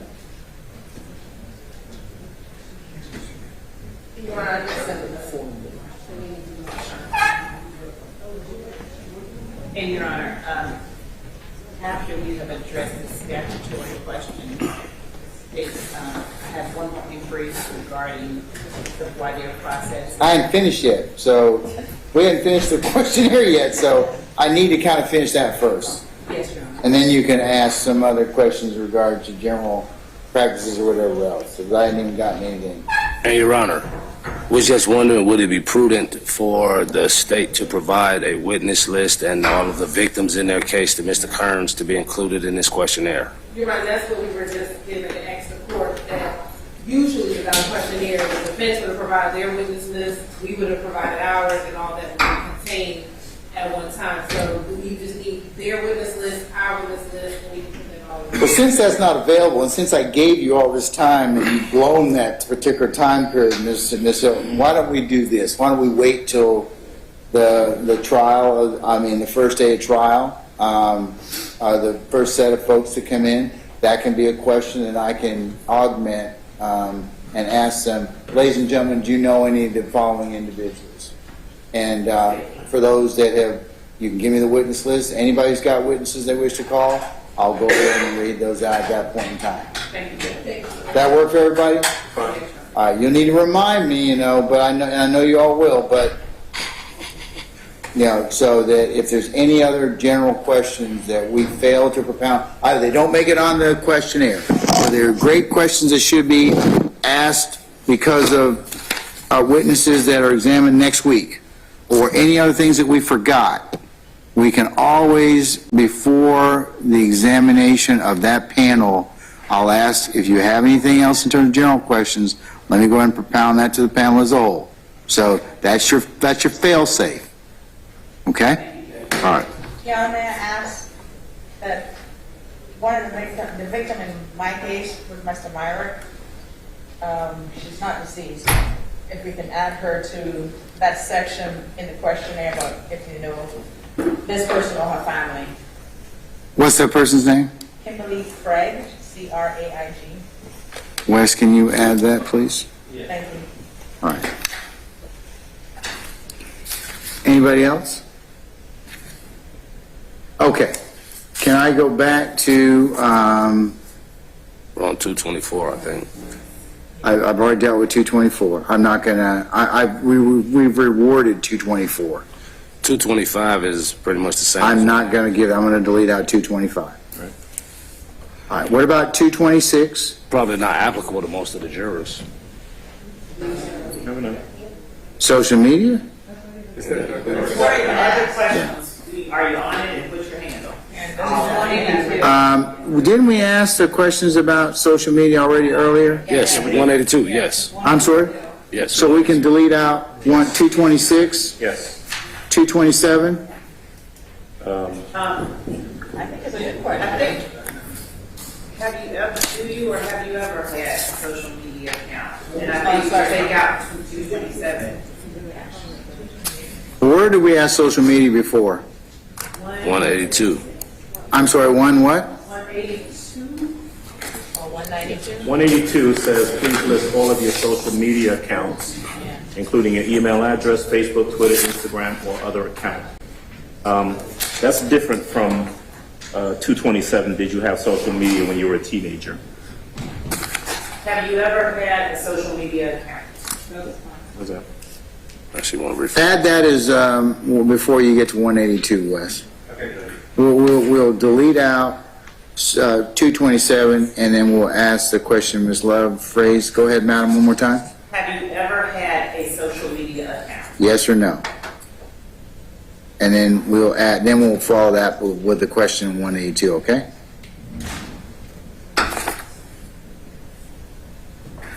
All right, you got that, Wes? Yes, sir. Okay, all right. How about 228? Legislative Jackson. I would agree. I'm not gonna ask that. I can answer that one. I bet you can, Mr. Harvey, but you wish to be heard on that issue? Okay, all right. How about 229? Didn't we add, I think this, now we're getting into some duplicitous questions about, many of these have already been asked. 229? I think that the way that we ask is, at 229 is the more inclusive. We'd ask that the court ask 229 as opposed to whatever earlier iteration. I think it's already been asked, and it's part of the. What number, Ms. Bernard, to help us out? I think it's the question where you ask about, have you had a bad experience or a good experience, something like that. What's your opinion of a prosecution? I think you can follow up with that. Would that affect your ability to be fair and impartial? And also formally needs to. And also, Your Honor. Oh, Mr. Johnson, just hang tight. Hang tight.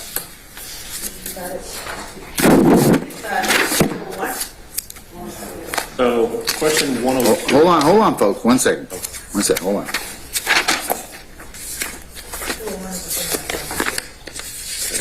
One or two is after relatives, close friends.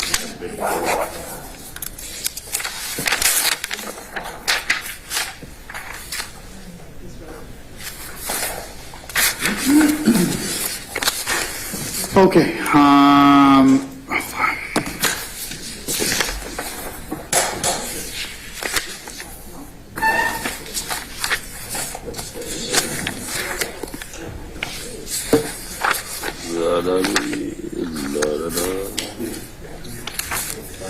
Shooby-dooby-dooby-dooby. 229 was asked when? 82 and 8, that's what I was looking for. Let's look at 102 also.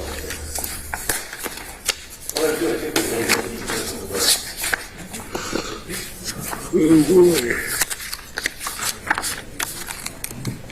It's at 102. Yeah, we've asked 229 and 230. It's fairly contained within 83. You can follow up on that, okay?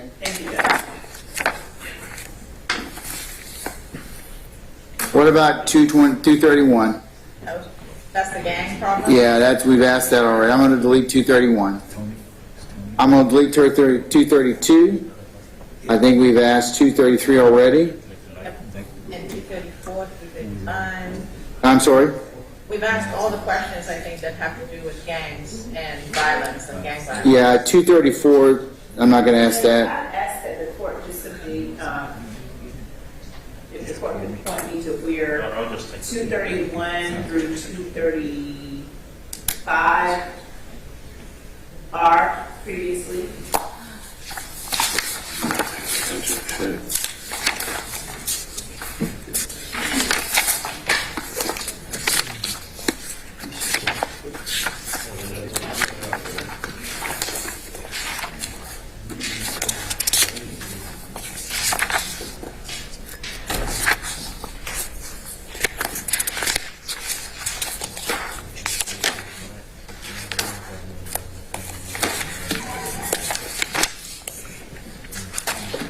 So question 143 asks, do you have any specialized training or education about criminal street gangs? We adjusted that question a bit. Question 144 asks about, are you aware of gang activity in your neighborhood? Question 145 asks about, have you, a family member, or someone close to you ever been involved with, affiliated with a gang? So we've got a bunch of gang questions. 146, you've been a victim. Yes, I'm not going to ask 231, 232, 233, 234. What about, I'm not going to ask 235. I think we've already asked 236. Yes. 237, we've already asked about that. 238. We didn't ask. That assumes it's a gang. Right. All we said is, do you know anyone who is associated with or who is a member of YSL? Member presupposes that there's an organization that you're a member of. Associated with. What question? I'm objecting to that. What is YSL? Yeah, I'm trying about what Yes. Sorry.